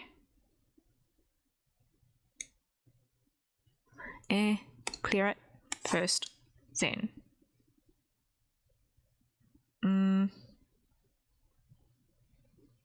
Clear it, repeat, like so.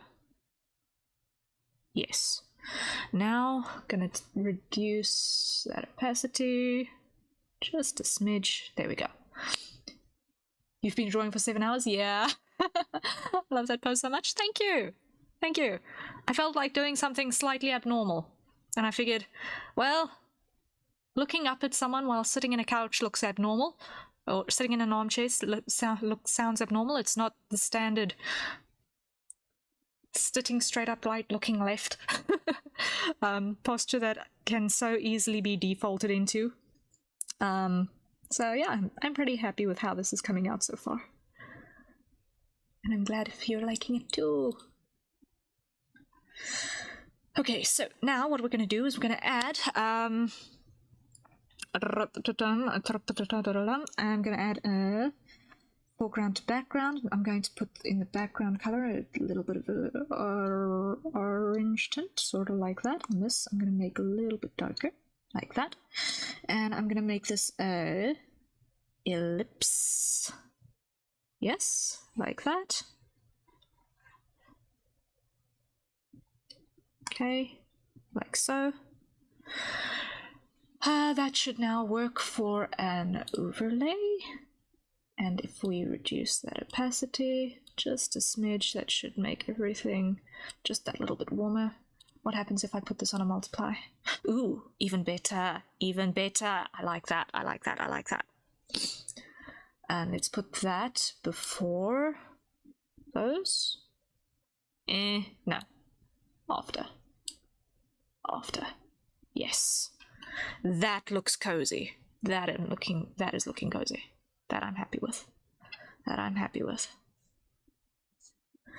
But now it's time for a hydrate. So everyone, acquire your nearest safe for consumption beverage and have a sip.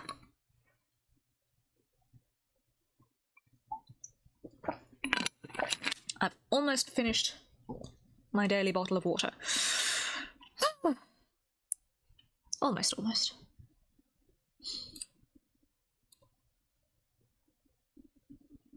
I'm just going to adjust this lighting to just get a little bit more contrast here. And I'm also going to add a layer right on top and fill it with white. Super cozy, very vol-coated. Yes, that's the goals. Make it look and feel like the right person. And I'm going to put this on a color layer, so now we can check our values. And that is looking like we've got some good contrast going. I'm happy with that. We'll get back to this a couple of times, but I'm happy that that's good contrast. Or is it? Let's just check. Add. Let's just reduce that a little bit, see what happens on our contrasts. No, we want that contrast. Just like that. Okay.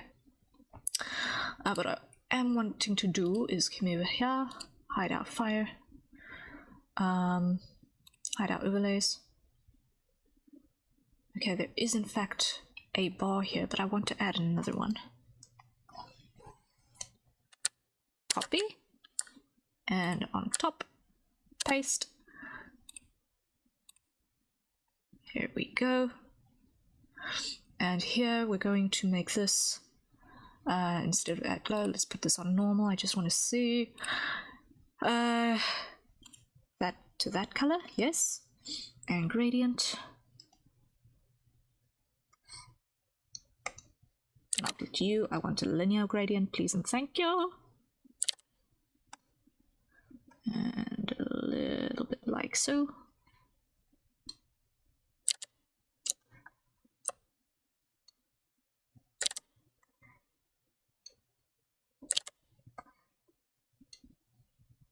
almost got the angle right. There we go, there's the right angle. Now put that on add glow. Yes. Show overlay. Yes. Reduce opacity. Yes. That is looking better. Happiness is. Save button. Okay. The hardest part is now done. Getting the background to look right was the hardest part, and that is now done. But yeah, we've been going for 7.5 hours now, and it has been a very, very, very, very, very productive 7.5 hours. Woo! Because we started from scratch with nothing on screen at all. For those of you coming in fresh, just a reminder of where we started. We started with that at the beginning of stream. Then we added a 3D model so that we can get everything in decent proportions without breaking brains over it. And then we started building from there. The inking took a while, but it was worth it because I'm happy with that. So yeah, we've made really, really, really good progress today. Happiness, happiness. Okay, so now I've got in my character folder, because that's where we're going to go next, I have a inks layer and I've got a full layer. What I'm going to do is I'm going to add a folder on top of the full layer, and it's going to be our color. So let me just call it on coal.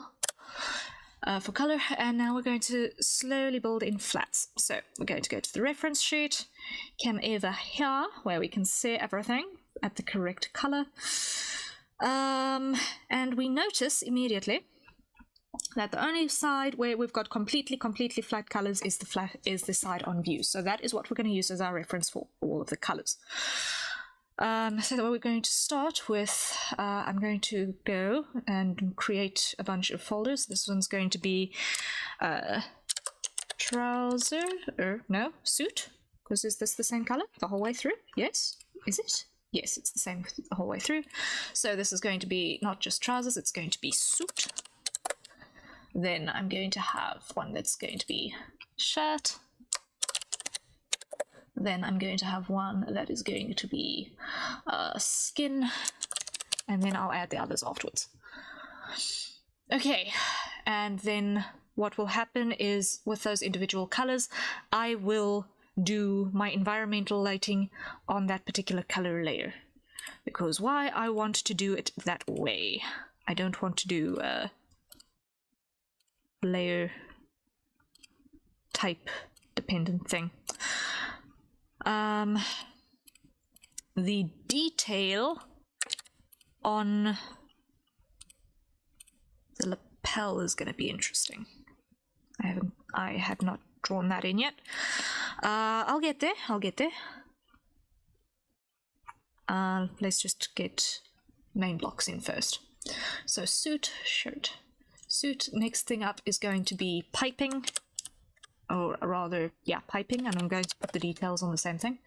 Then there's going to be details, which is going to be the no, I'm going to do feather, then I'm going to do handkerchief in the pocket, and then I'm going to do brooch, and I'm going to duplicate that so that I can rename them as brooch gem and brooch frame, and I'm going to add another one, and that's going to be cord for the brooch, and then there's going to be, I forget what you call the thing that is tied around the throat. It's not it's technically not a scarf. I forget what it's called. It has a fancy name, I know it does. And it's actually deathly simple name if I could only remember it. I'm going to just call it the ruffle for now because I can't think of the word. My memory currently for historical articles of clothing is less than complete, and then also shoes needs a layer. Then also needing a layer is going to be the porcelain on the teacup, and also is going to need to be one for the tea. So that is going to be our basic layers. It's basic layers, she says. Ha! That's not basic. That's not basic at all. Anyway, moving along swiftly. We're going to grab the color for our ruffle, and let's add that in first. Everything that is a ruffle gets this color.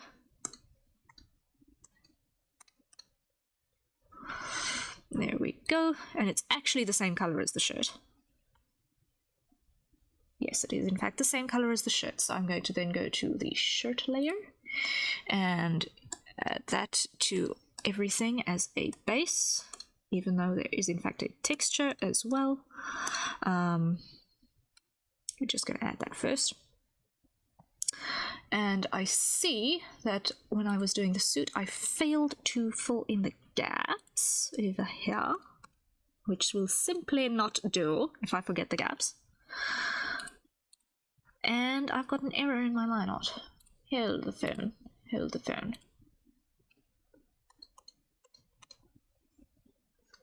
Clean you. Yes, I was in fact using the correct brush. Just needed to double check that. Whoopsie. Yeah. Okay, now back to the suit, back to green. Fill in that gap. And that is actually going to be skin color, so I'm going to leave that as is. Is there any other errors here? That's blue, fine. That's an error. That needs to get filled. Needs to get filled. Any other errors? That is fine, that is fine. That is fine. Here by the knees, are there any problems? No. By the ankles. Are there any problems? Doesn't look like it. No. Okay, cool.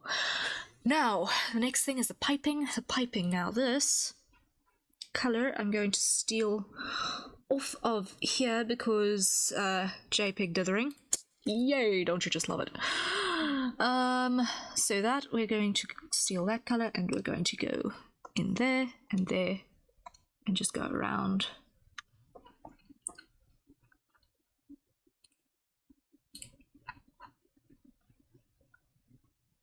I just realized that I completely forgot his feather cape.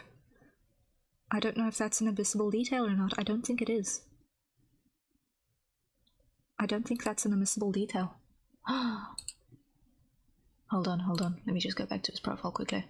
Let me quickly go back to his profile.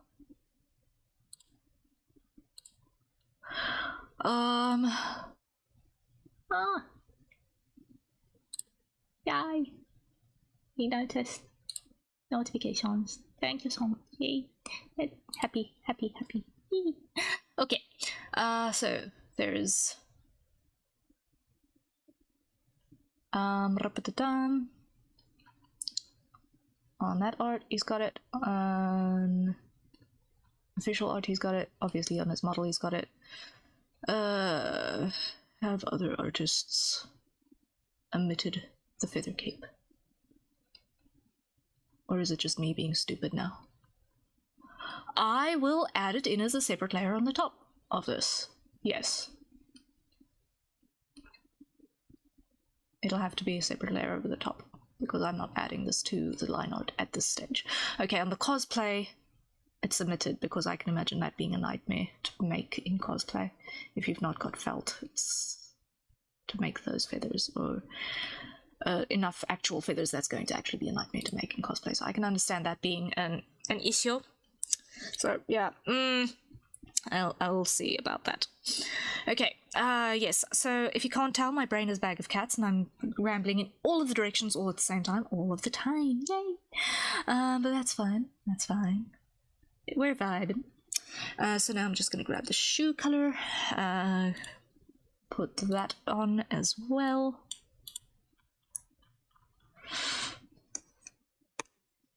Tweet. Here we go. All of the things in all of the places. His shoelaces are miraculously matched with the leather. Don't you just love it?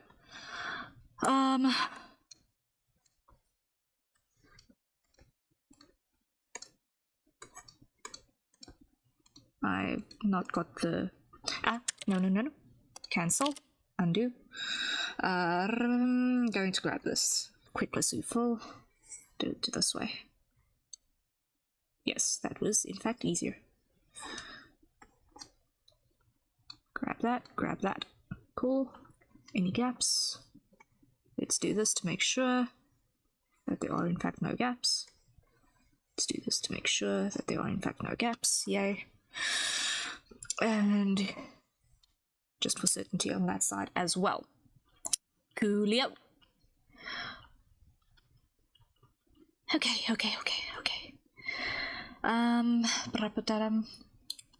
Is the napkin also the same color as the shirt? Yes, it is. Okay. So, there by our... Where is our handkerchief? Where is our handkerchief? I know I wrote this thing up. There it is. Okay, so that is also going to be that color. Boom. And that is approximately that color, so... Yep, wrong way around. You there. And... yeah, like so. There we go. Now, save button is a good idea. Right about now. Cool beans.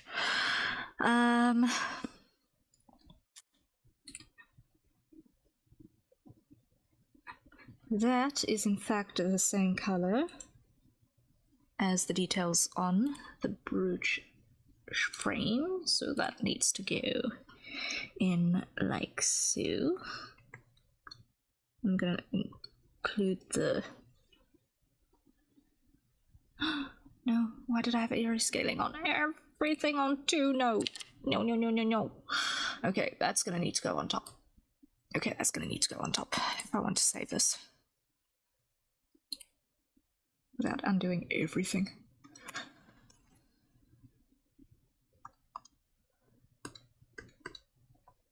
Okay.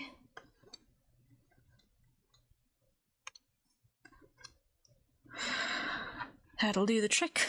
The cord is red, so the same red here we're going to use on the cord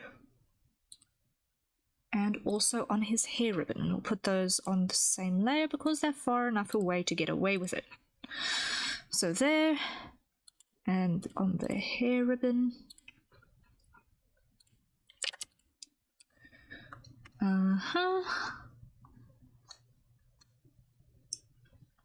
Just like so. Save button is a good idea. Then next part that is in need of filling is going to be the brooch gem itself. That's very loud green. I'm just going to grab something slightly darker to start with. Then what's on the reference? There we go. That looks approximately right. As I shade it in, it's going to change color like ridiculously, so it's fine. Now the feather. What is the detail on this feather? So it is... let me go to this one, which I upscaled, and we should be able to see mostly. So it is mostly beige, with 1, 2, 3 connected, and then 4 disconnected. Okay. On the tail end. So it is going to be that color on the feather, And then it's going to be a basic fill. And we're going to grow 1, 2, 3, like so. Grab that, grab that, grab that, grab that, and grab that. Come to our suit layer, choose our alternate color, so that I don't have to re-find everything there. There we go. Now on our feather, what we're going to do is we're going to lock opacity, and I'm going to grab that color there, and we're going to see we've got our quill, and then we've got an up and an in, and then that leads into the leading edge.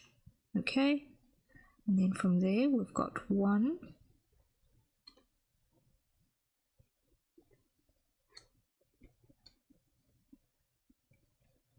and we've got 2,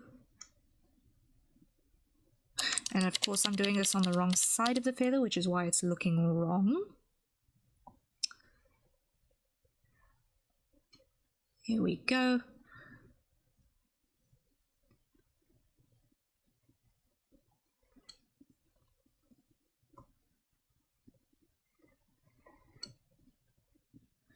And then disconnected 3.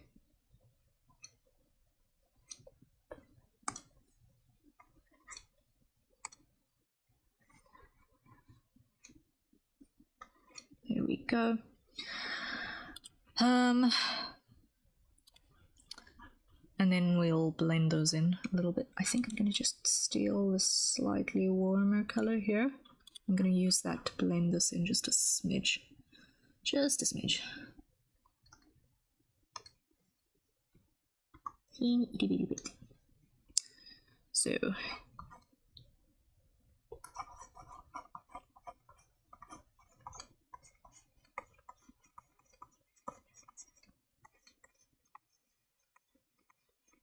just like that. Should do the trick.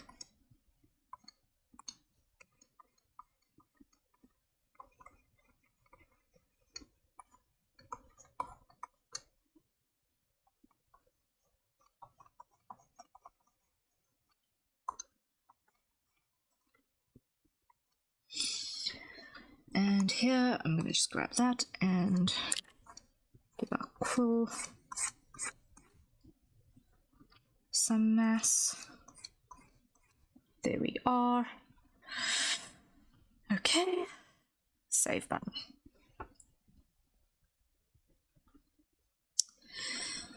Okay, right, now we need to decode this detail. What is happening here? That's too low raised to see.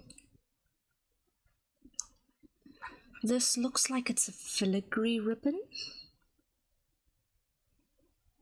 Yeah, it's a filigree ribbon. And it goes all the way up and around.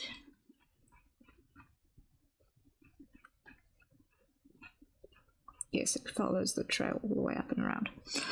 Okay, how are we gonna handle the filigree? I don't have a filigree brush pre-made. Aww.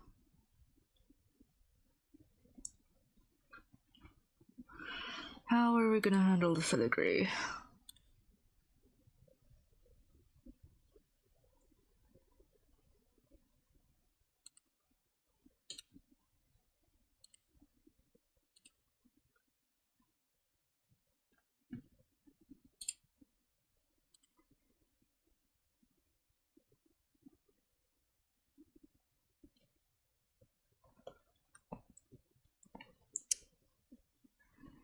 I'm just thinking for a second.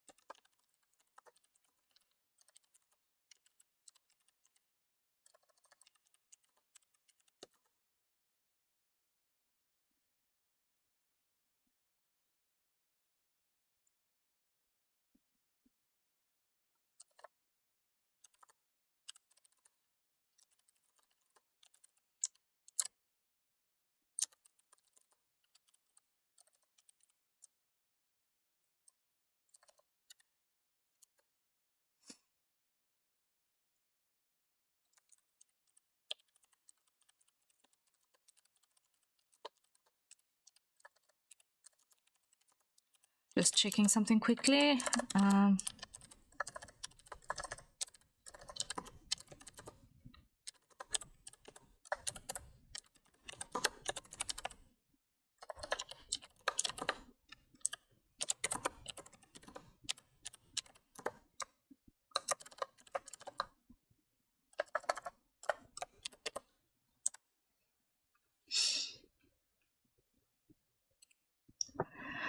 Okay,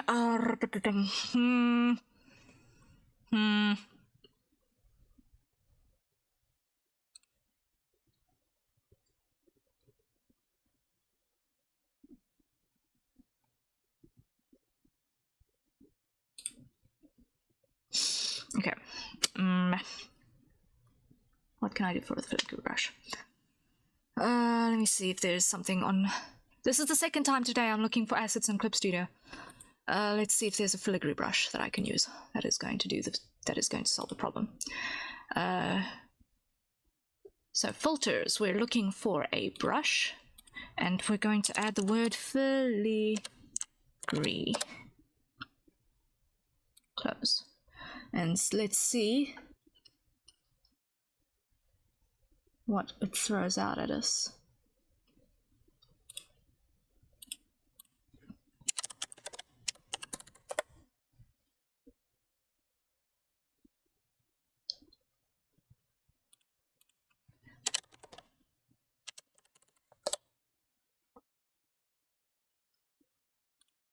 Is this going to do the trick?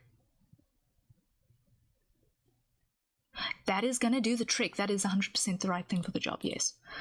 Okay, 50 Clippy, I can afford that. Let's go. Download. Thank you. And that is 25%, 50%, 75%. Downloaded. Awesome. Thank you. Thank you, filigree brush. Let's use you immediately. Yay! Okay, so do our download folder. And I'm going to put this immediately in my decorations. So firstly, let's go to our decorations tab. Let's go to clothing. And let me drop that in there straight away so that I can use you. Awesomeness. And then we're going to grab our gold color. Like that. And we're going to go and we're going to add a new layer and call it filigree. And we're going to add an outline 3 wide, and it's going to be in black. So when we do this, we should have... Yes. Fantastic. That's going to solve our problems. Actually, now I'm going to do not in our gold color. I'm going to do it with white. Yes, I'm going to do it in white because then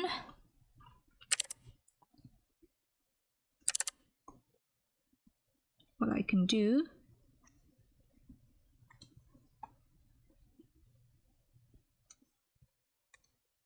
if I do it in white, then I can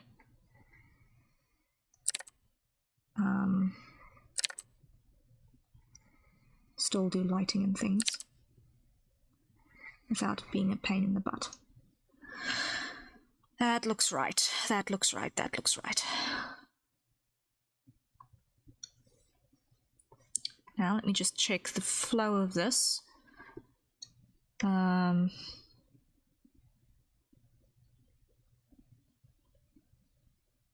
Yes. So here, where is our lapel?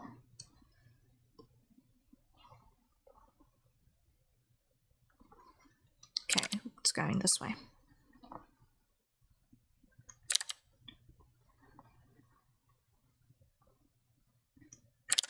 And you know what? Very good find. Hello.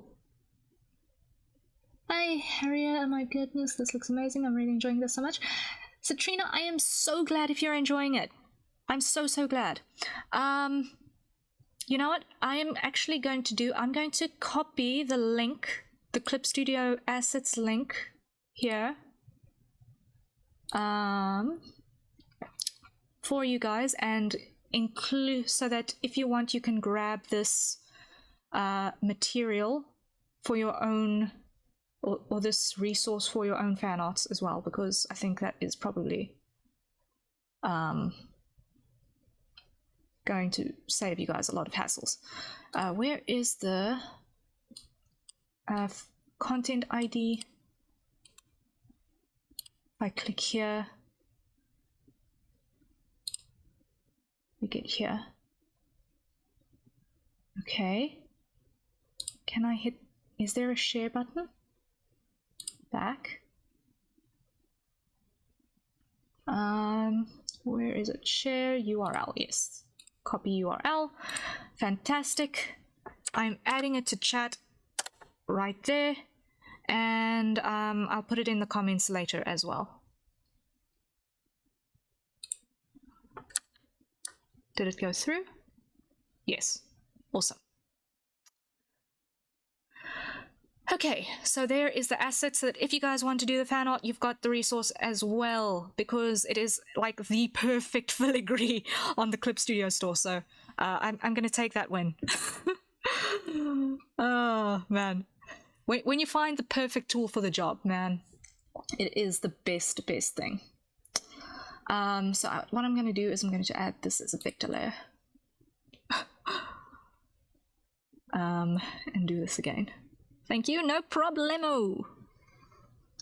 It is an absolute pleasure. Put it this way.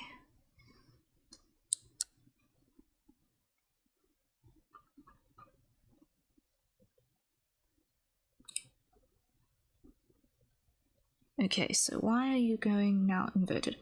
You know what, it's fine if it's inverted, it's fine if it's inverted. Here. Because I'm going to be using control points. So you're going to go like that, and like that, and like that, and delete you and you and you and you and you. Move control points. You come around here. You go like that. Squeak into position like so. That will do the trick. Just dandy.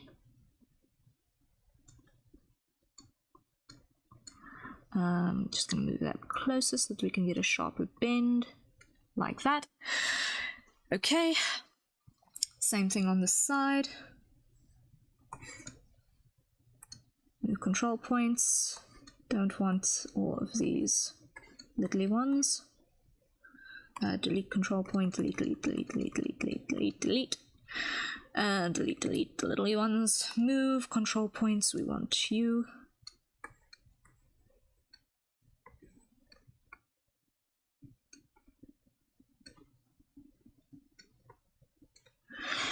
Okay, let's get this thing to not hopefully bend like an awful thing.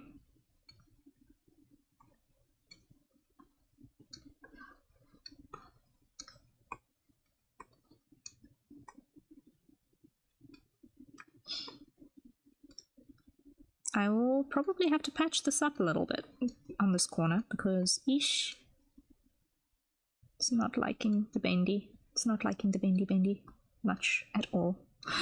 It's fine, we'll survive. We'll make it work, we'll make it work. Okay.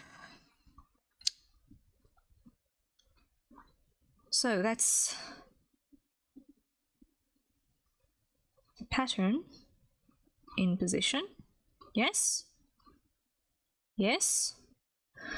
Okay, so now if I put that like so,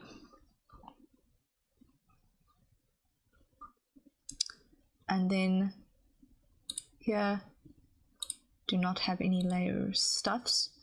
Merge that down. No, undo.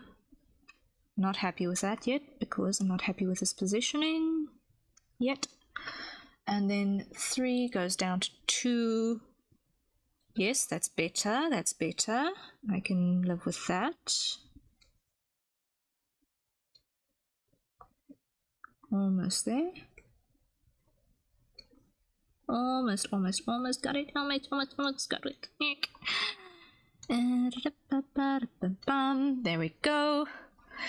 And now merge that down to the filigree. Edit. Tonal correction, reverse gradient. Now everything that is black was white and everything that was white was black. Great. Now we come over here and we clean up the edges that we don't need. There and there. Great. And everything else is behind the shirt, so we don't need that really, but we don't need to erase it because we're not going to see it anyway. So it's fine. Now what we're going to do, now what we're going to do is we're going to duplicate this. And here we're going to go edit, convert brightness to opacity. And on the layer below, we're going to lock opacity, grab our bronze color, fill. And we're going to go select, invert, expand by 1 pixel, delete. And now we shouldn't have any artifacts around the edges. Great, lovely. That's what we're looking for. Cool. And boom, we've got filigree. Yay! Filigree inks. Actually, I'm just going to include that then in the inks folder. I don't need to have that separate. Eck. No. First, before I do that, I need to clean up the edges. Before I do that, I need to clean up edges, because oh my word, that will not work if I just flatten it straight without cleaning up edges.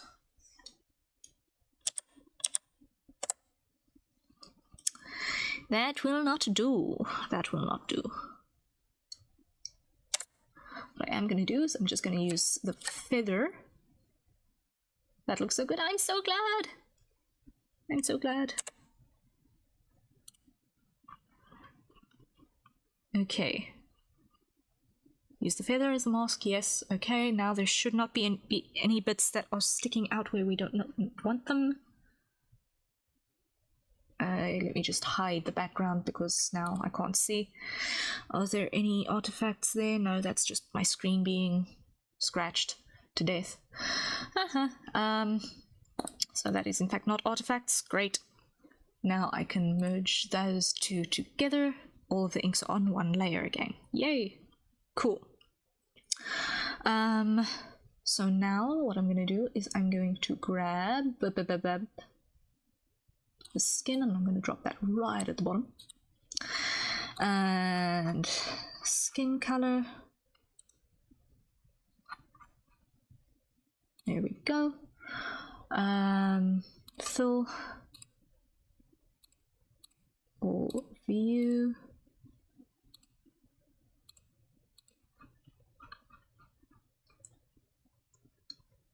Eek.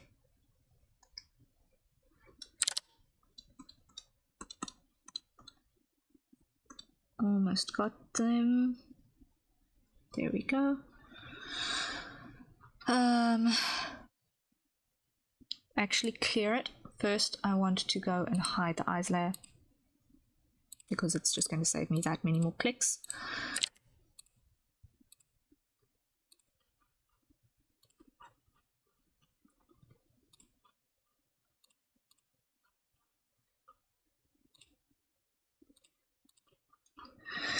And come fill this in again.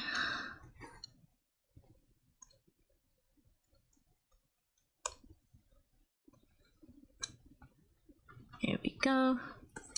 There we go. Then over here. And is that a teeny patch of skin? Yes, it is. Teeny itty bitty patch of skin right there.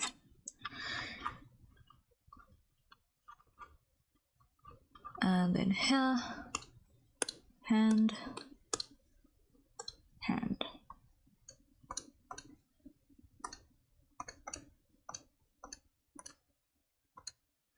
Okay, and here I've got an issue because there is a hole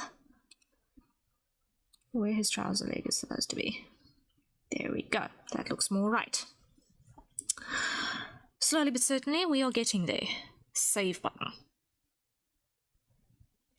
Is everyone holding out okay? I think it is time for a hydrate. So, everyone acquire your nearest safe for consumption beverage and have a sip. Please and thank you.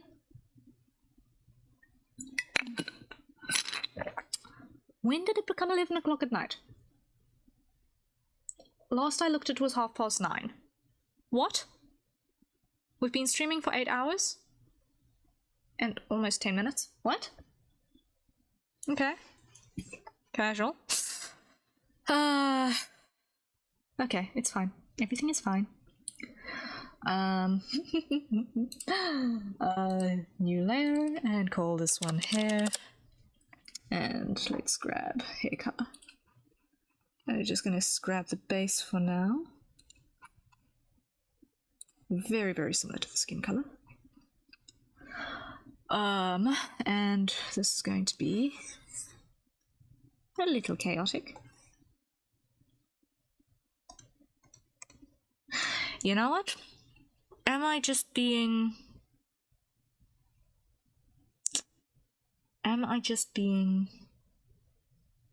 You know what? I'm going to be a troll. I'm going to be a troll. I'm going to fill like that.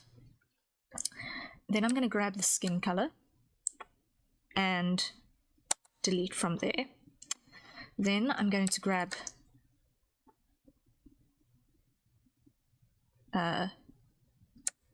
total outline, invert, delete from there. Then I'm going to grab the suit and the shirt.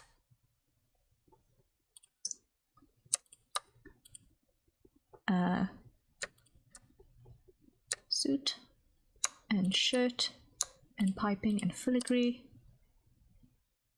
And on the hair layer, delete. And that should be all of them. Yes. Okay. That was so much faster than trying to do that manually. Okay. That works. That works. I'm so glad that worked. I'm so glad that worked. I almost want to cry a little bit. I'm so glad that worked. It's actually so smart. I'm glad that worked. Oh, there's something that's missing. There's something that's missing. It's the cord. Because why? It's also got the hair ribbon in it. So that also needs to get cut out of that section. And now if I hide the inks. Okay, I'm going to grab the inks too. But here what I'm going to do is I'm going to just grab our quick lasso full. I'm just going to protect some areas in the inks. Not all of them, but just some of them.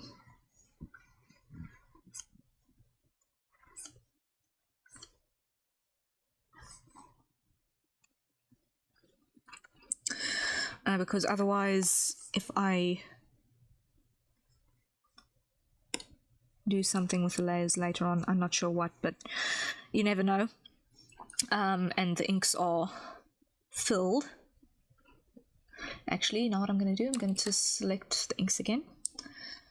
And I'm going to go invert, scale by 1, invert, delete. Yes. That's exactly as it would be if I had used the full tool. So that'll work. That'll work. Okay. save button. Okay, that worked. That worked. I'm happy that that worked. I'm happy that that worked. Now I'm going to add a second hair layer and call this hair points. And I'm going to clip that down. Because only select points... Is it? No. All of the points, is it? Most of them. Most of them have this darker color. So I'm going to grab... Okay, this looks different on the reference sheet from the there. So let me see. Where is the cleanest patch to sample from? It should be here at the base of the ponytail. You know what? I'm going to do this. Effect, remove JPEG noise. And let's see, it should average everything out a little bit. Okay. It's probably not 100% accurate, but it's the closest we're going to get.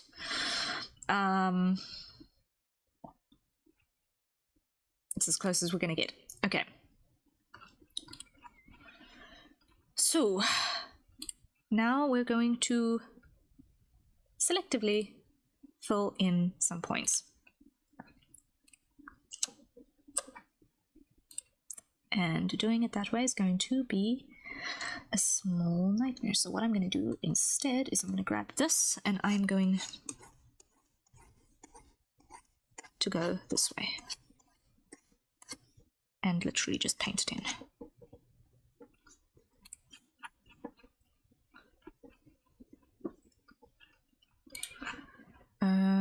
Just going to grab the base color of the hair instead of the base color of the skin there.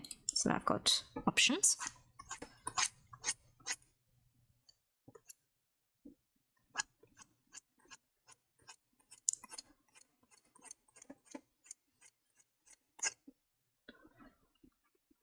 Actually, what I'm going to do, undo. Select. This close gap is all the way up. Okay.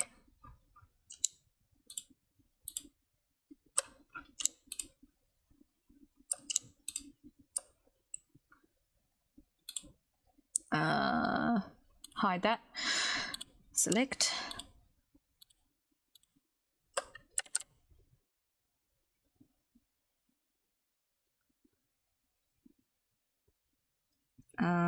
Here.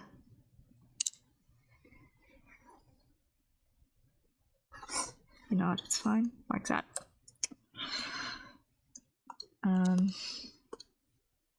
Like that. Here. That'll do.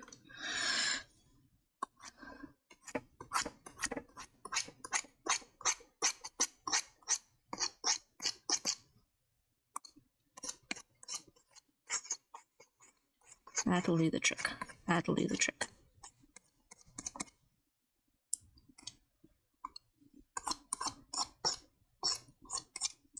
That'll do. That'll do.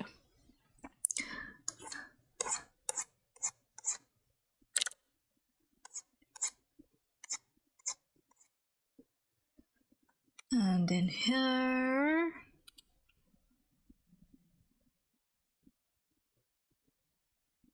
I'm going to grab that. I'm just going to fill in these ends. Like so.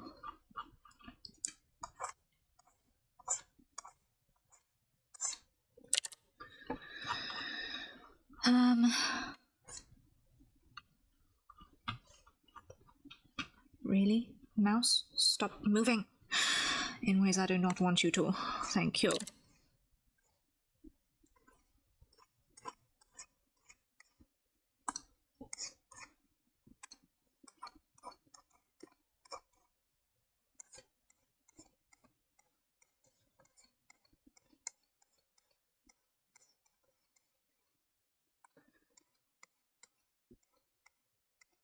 Here we are. Slowly but certainly making progress.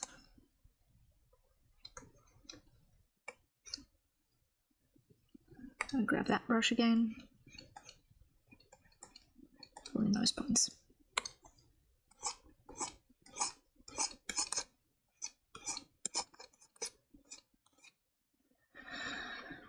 Okay. Getting there, getting there.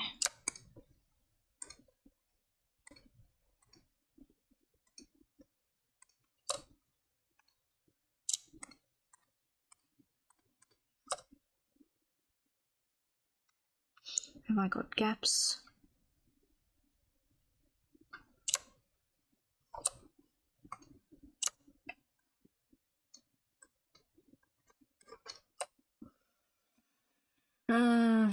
It'll be fine. Probably. Expand by 1, just for safety's sake.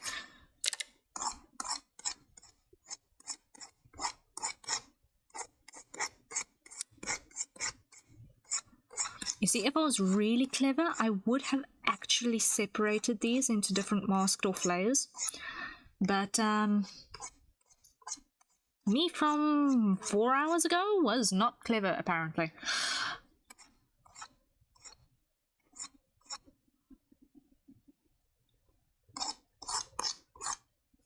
I did not have foresight into that part of the process.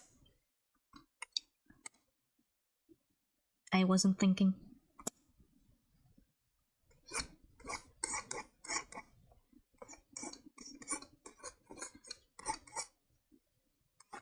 I did the dumb. Good and proper. It's okay, it's okay.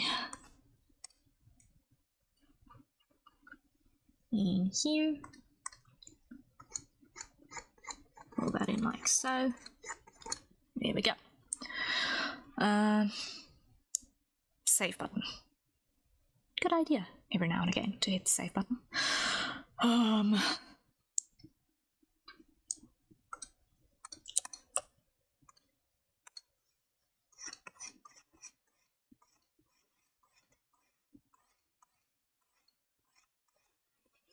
Okay, that works. Then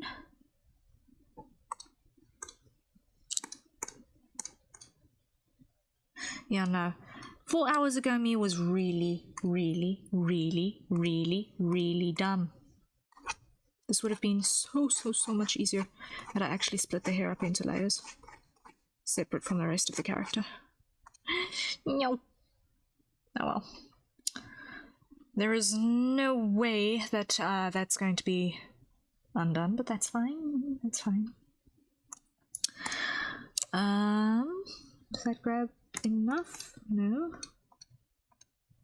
Let's just be certain. Is that everything? For now? Yes. Okay.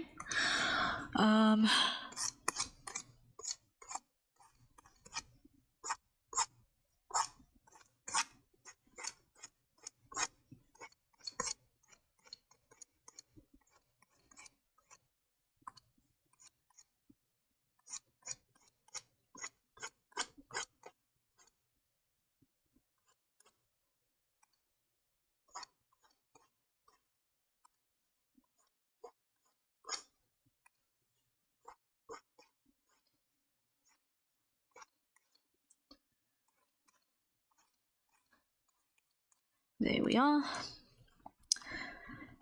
We're slowly but certainly starting to look like the right person here. I am happy. Victory is creeping upon us.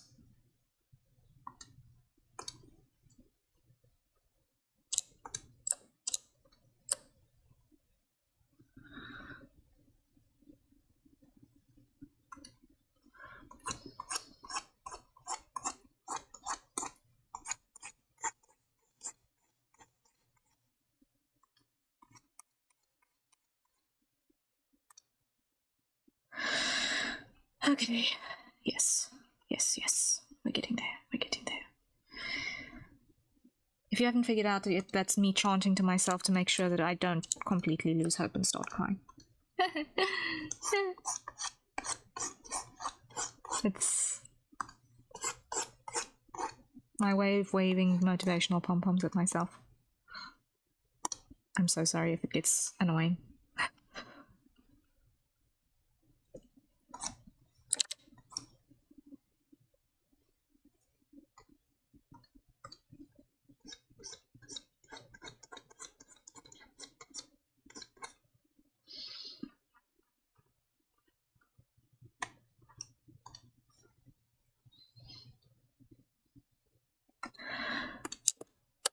And like that. You're real for that. Oh. Yeah. Yeah.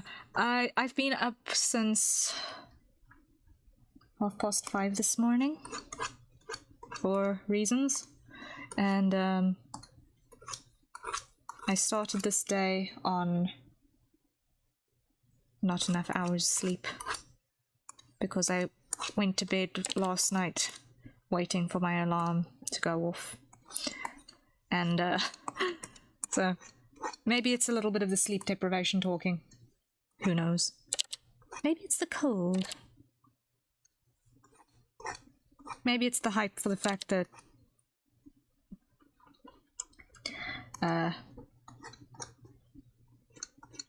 drawing Cozy Owl person has made it possible for me to meet more nice people. So, hello Plumies.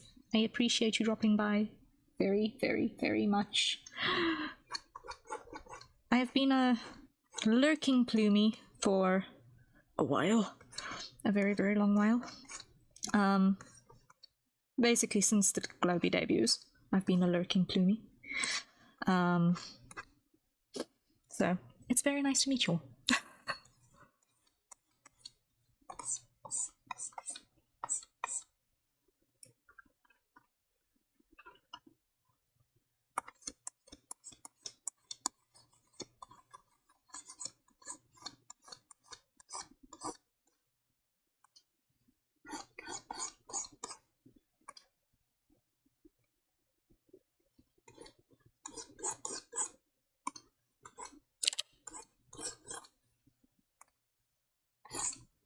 Well, since the Equinox debuts anyway. That's when I found out about Globy.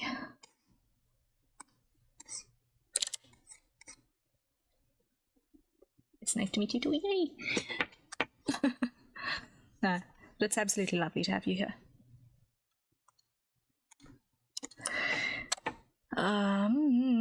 This.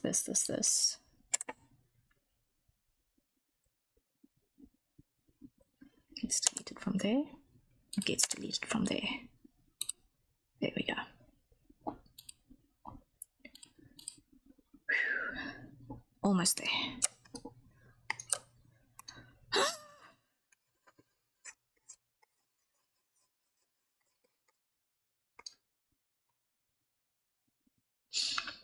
Shading this is going to be interesting, that's for sure.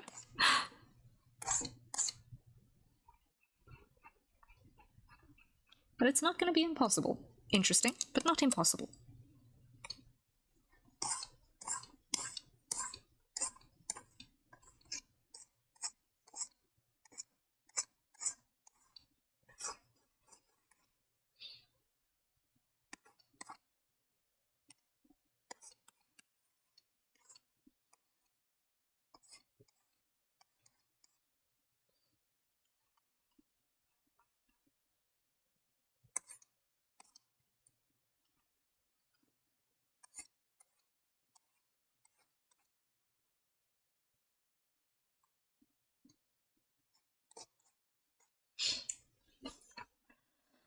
Okay, save button, and now I need to rid myself of the jacket.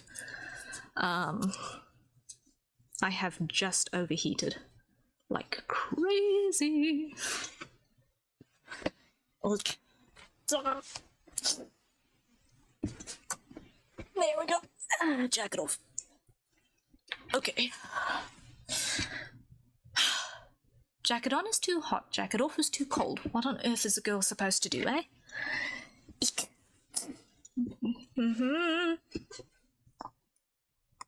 I like instant freeze when the jacket came off.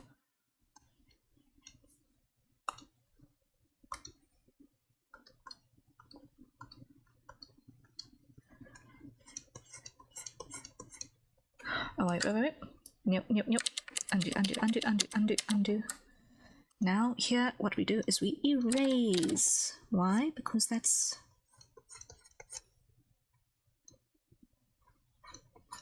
not going to be visible here, so we erase that.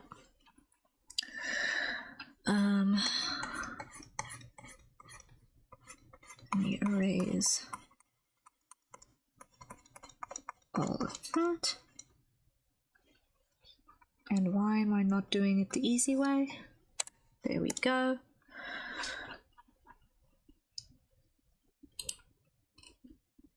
Getting there. Okay. Hair, happy. For now. I'm gonna flatten this down on the base color,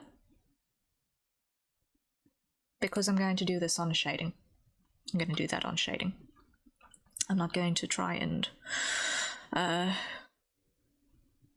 do the hair with the same methodologies I'm going to do everything else, because that never works. Time check. 11:30 just turned on the dot. I've been going now for 8 hours and 30 minutes, basically. And if I want to be a responsible human being, I should actually be switching off now. So I sort of wanted to finish today. I sort of really wanted to finish today, but this turned out, I wasn't sure if I was going to just do a doodle when I started the stream, or if I was going to do a sketch. I didn't expect to do a full rendered illustration. I didn't expect it, but when it turned out, hey, that seems like a nice idea, I just started drawing and boom, here we are. So I'm actually really happy with how it's coming out so far. I'm really happy with the fire. I'm fairly happy with the carpet. I'm reasonably happy with the wood. And so far everything else is slowly but certainly coming together. So I'm pretty happy with the baseline. What I do want to do before I call it quits for the day, though, is I want to just fill in the porcelain on the teacup and saucer.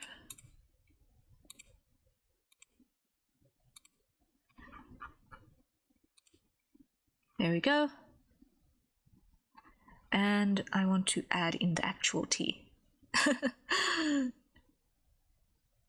Very nice details, but please get some rest. Oh, thank you guys. I will get some rest. I just need to, for the sake of my own sanity, because otherwise it's going to keep me up until 3 in the morning.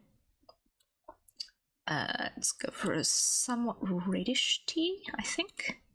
Yes. Let's do something like that, and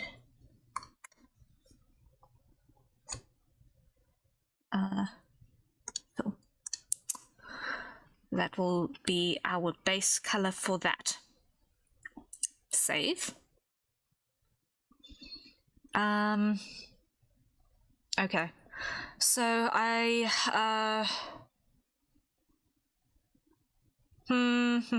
just gonna think for a second.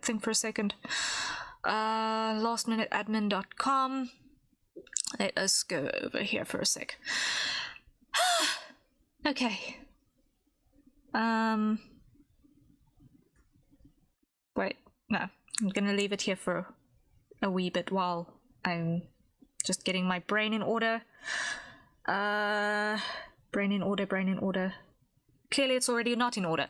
So, this point, Plumies, thank you so much for popping in. I really appreciate it.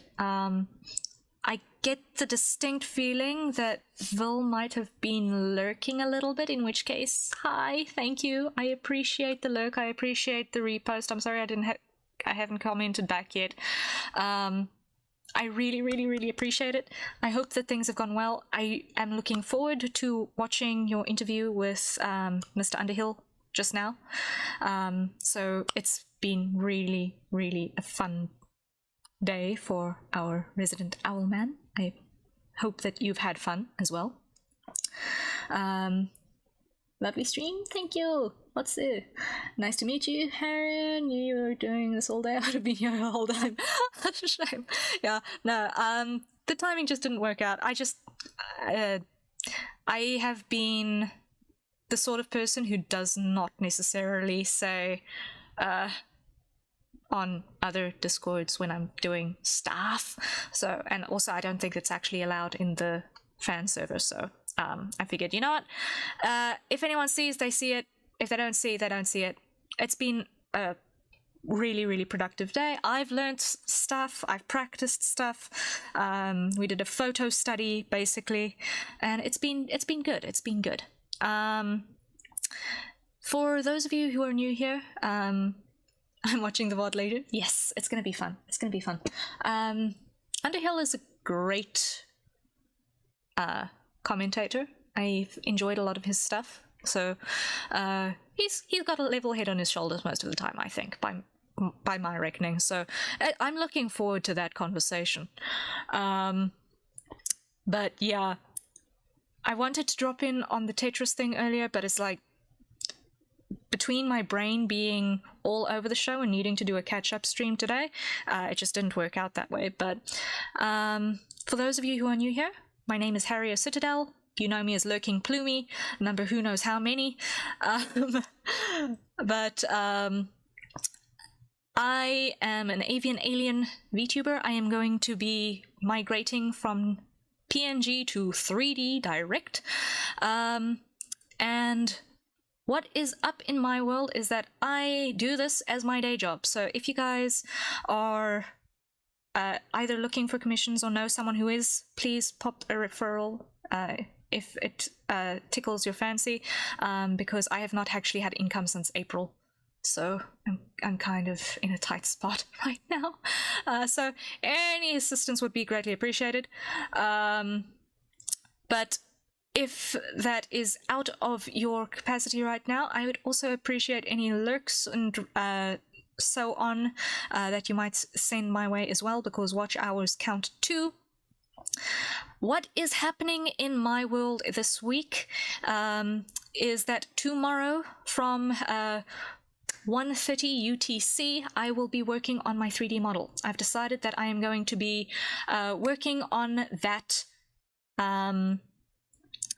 in stream as opposed to keeping it quiet for all eternity. So I'm going to be working on that. If you want to see someone bash their brains against Blender. Krahazik, welcome back, welcome back.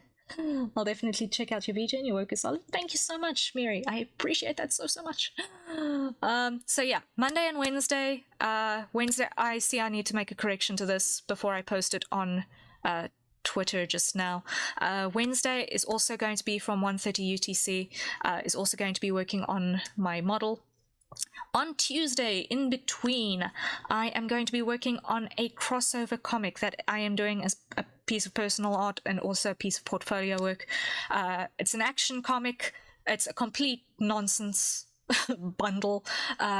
We have a crossover between myself, because I had a poll running that's asked, okay, I'm going to do a combat illustration and the two top winners are going to fight each other, and my options were myself, M21 from the Manhua Noblesse, Doppio Drop Scythe, and an undisclosed dragon.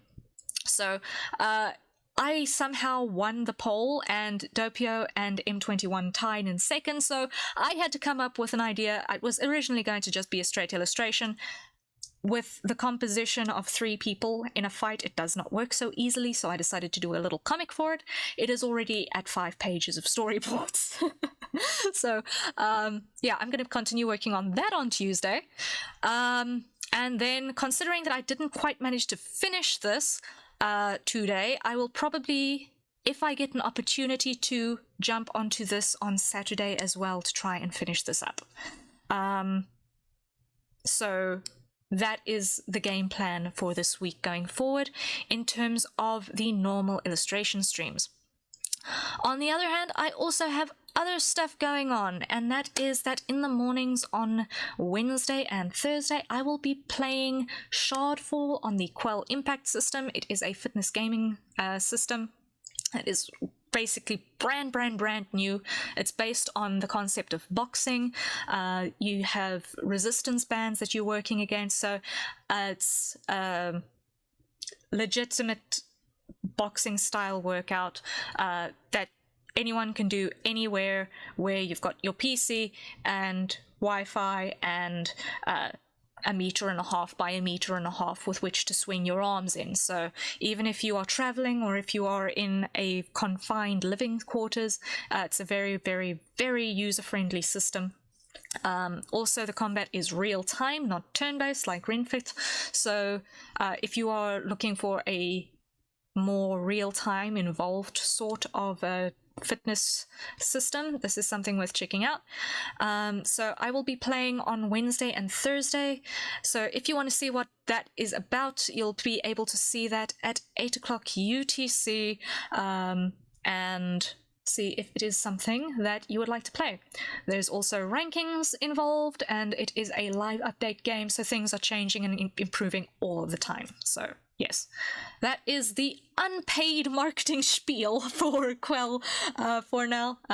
No, I'm not sponsored to say that. It's just I need to explain it because no one understands what it is if I just say it. No, I'm quelling today. So yeah, that is what's happening in terms of the fitness schedule for this week. So thank you all so much for dropping in once again. It has been absolutely wonderful getting to know you guys a little bit. I'm hoping that when we are not in a state of conflicting schedules, being in the same time zones that between myself and Wilhelm will get to know each other guys a little bit better, see you guys around a bit more.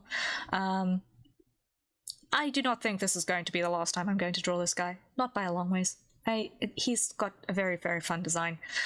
Lots of details, but lots of fun, so yes. Let's just say that I like his waistcoat way too much. But yeah, so I will see you guys around. It's been absolutely stunning.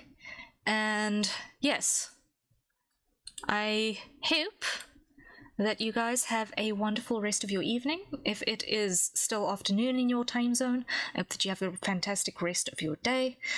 And rest well when you get to it. And until next time, cheery bye.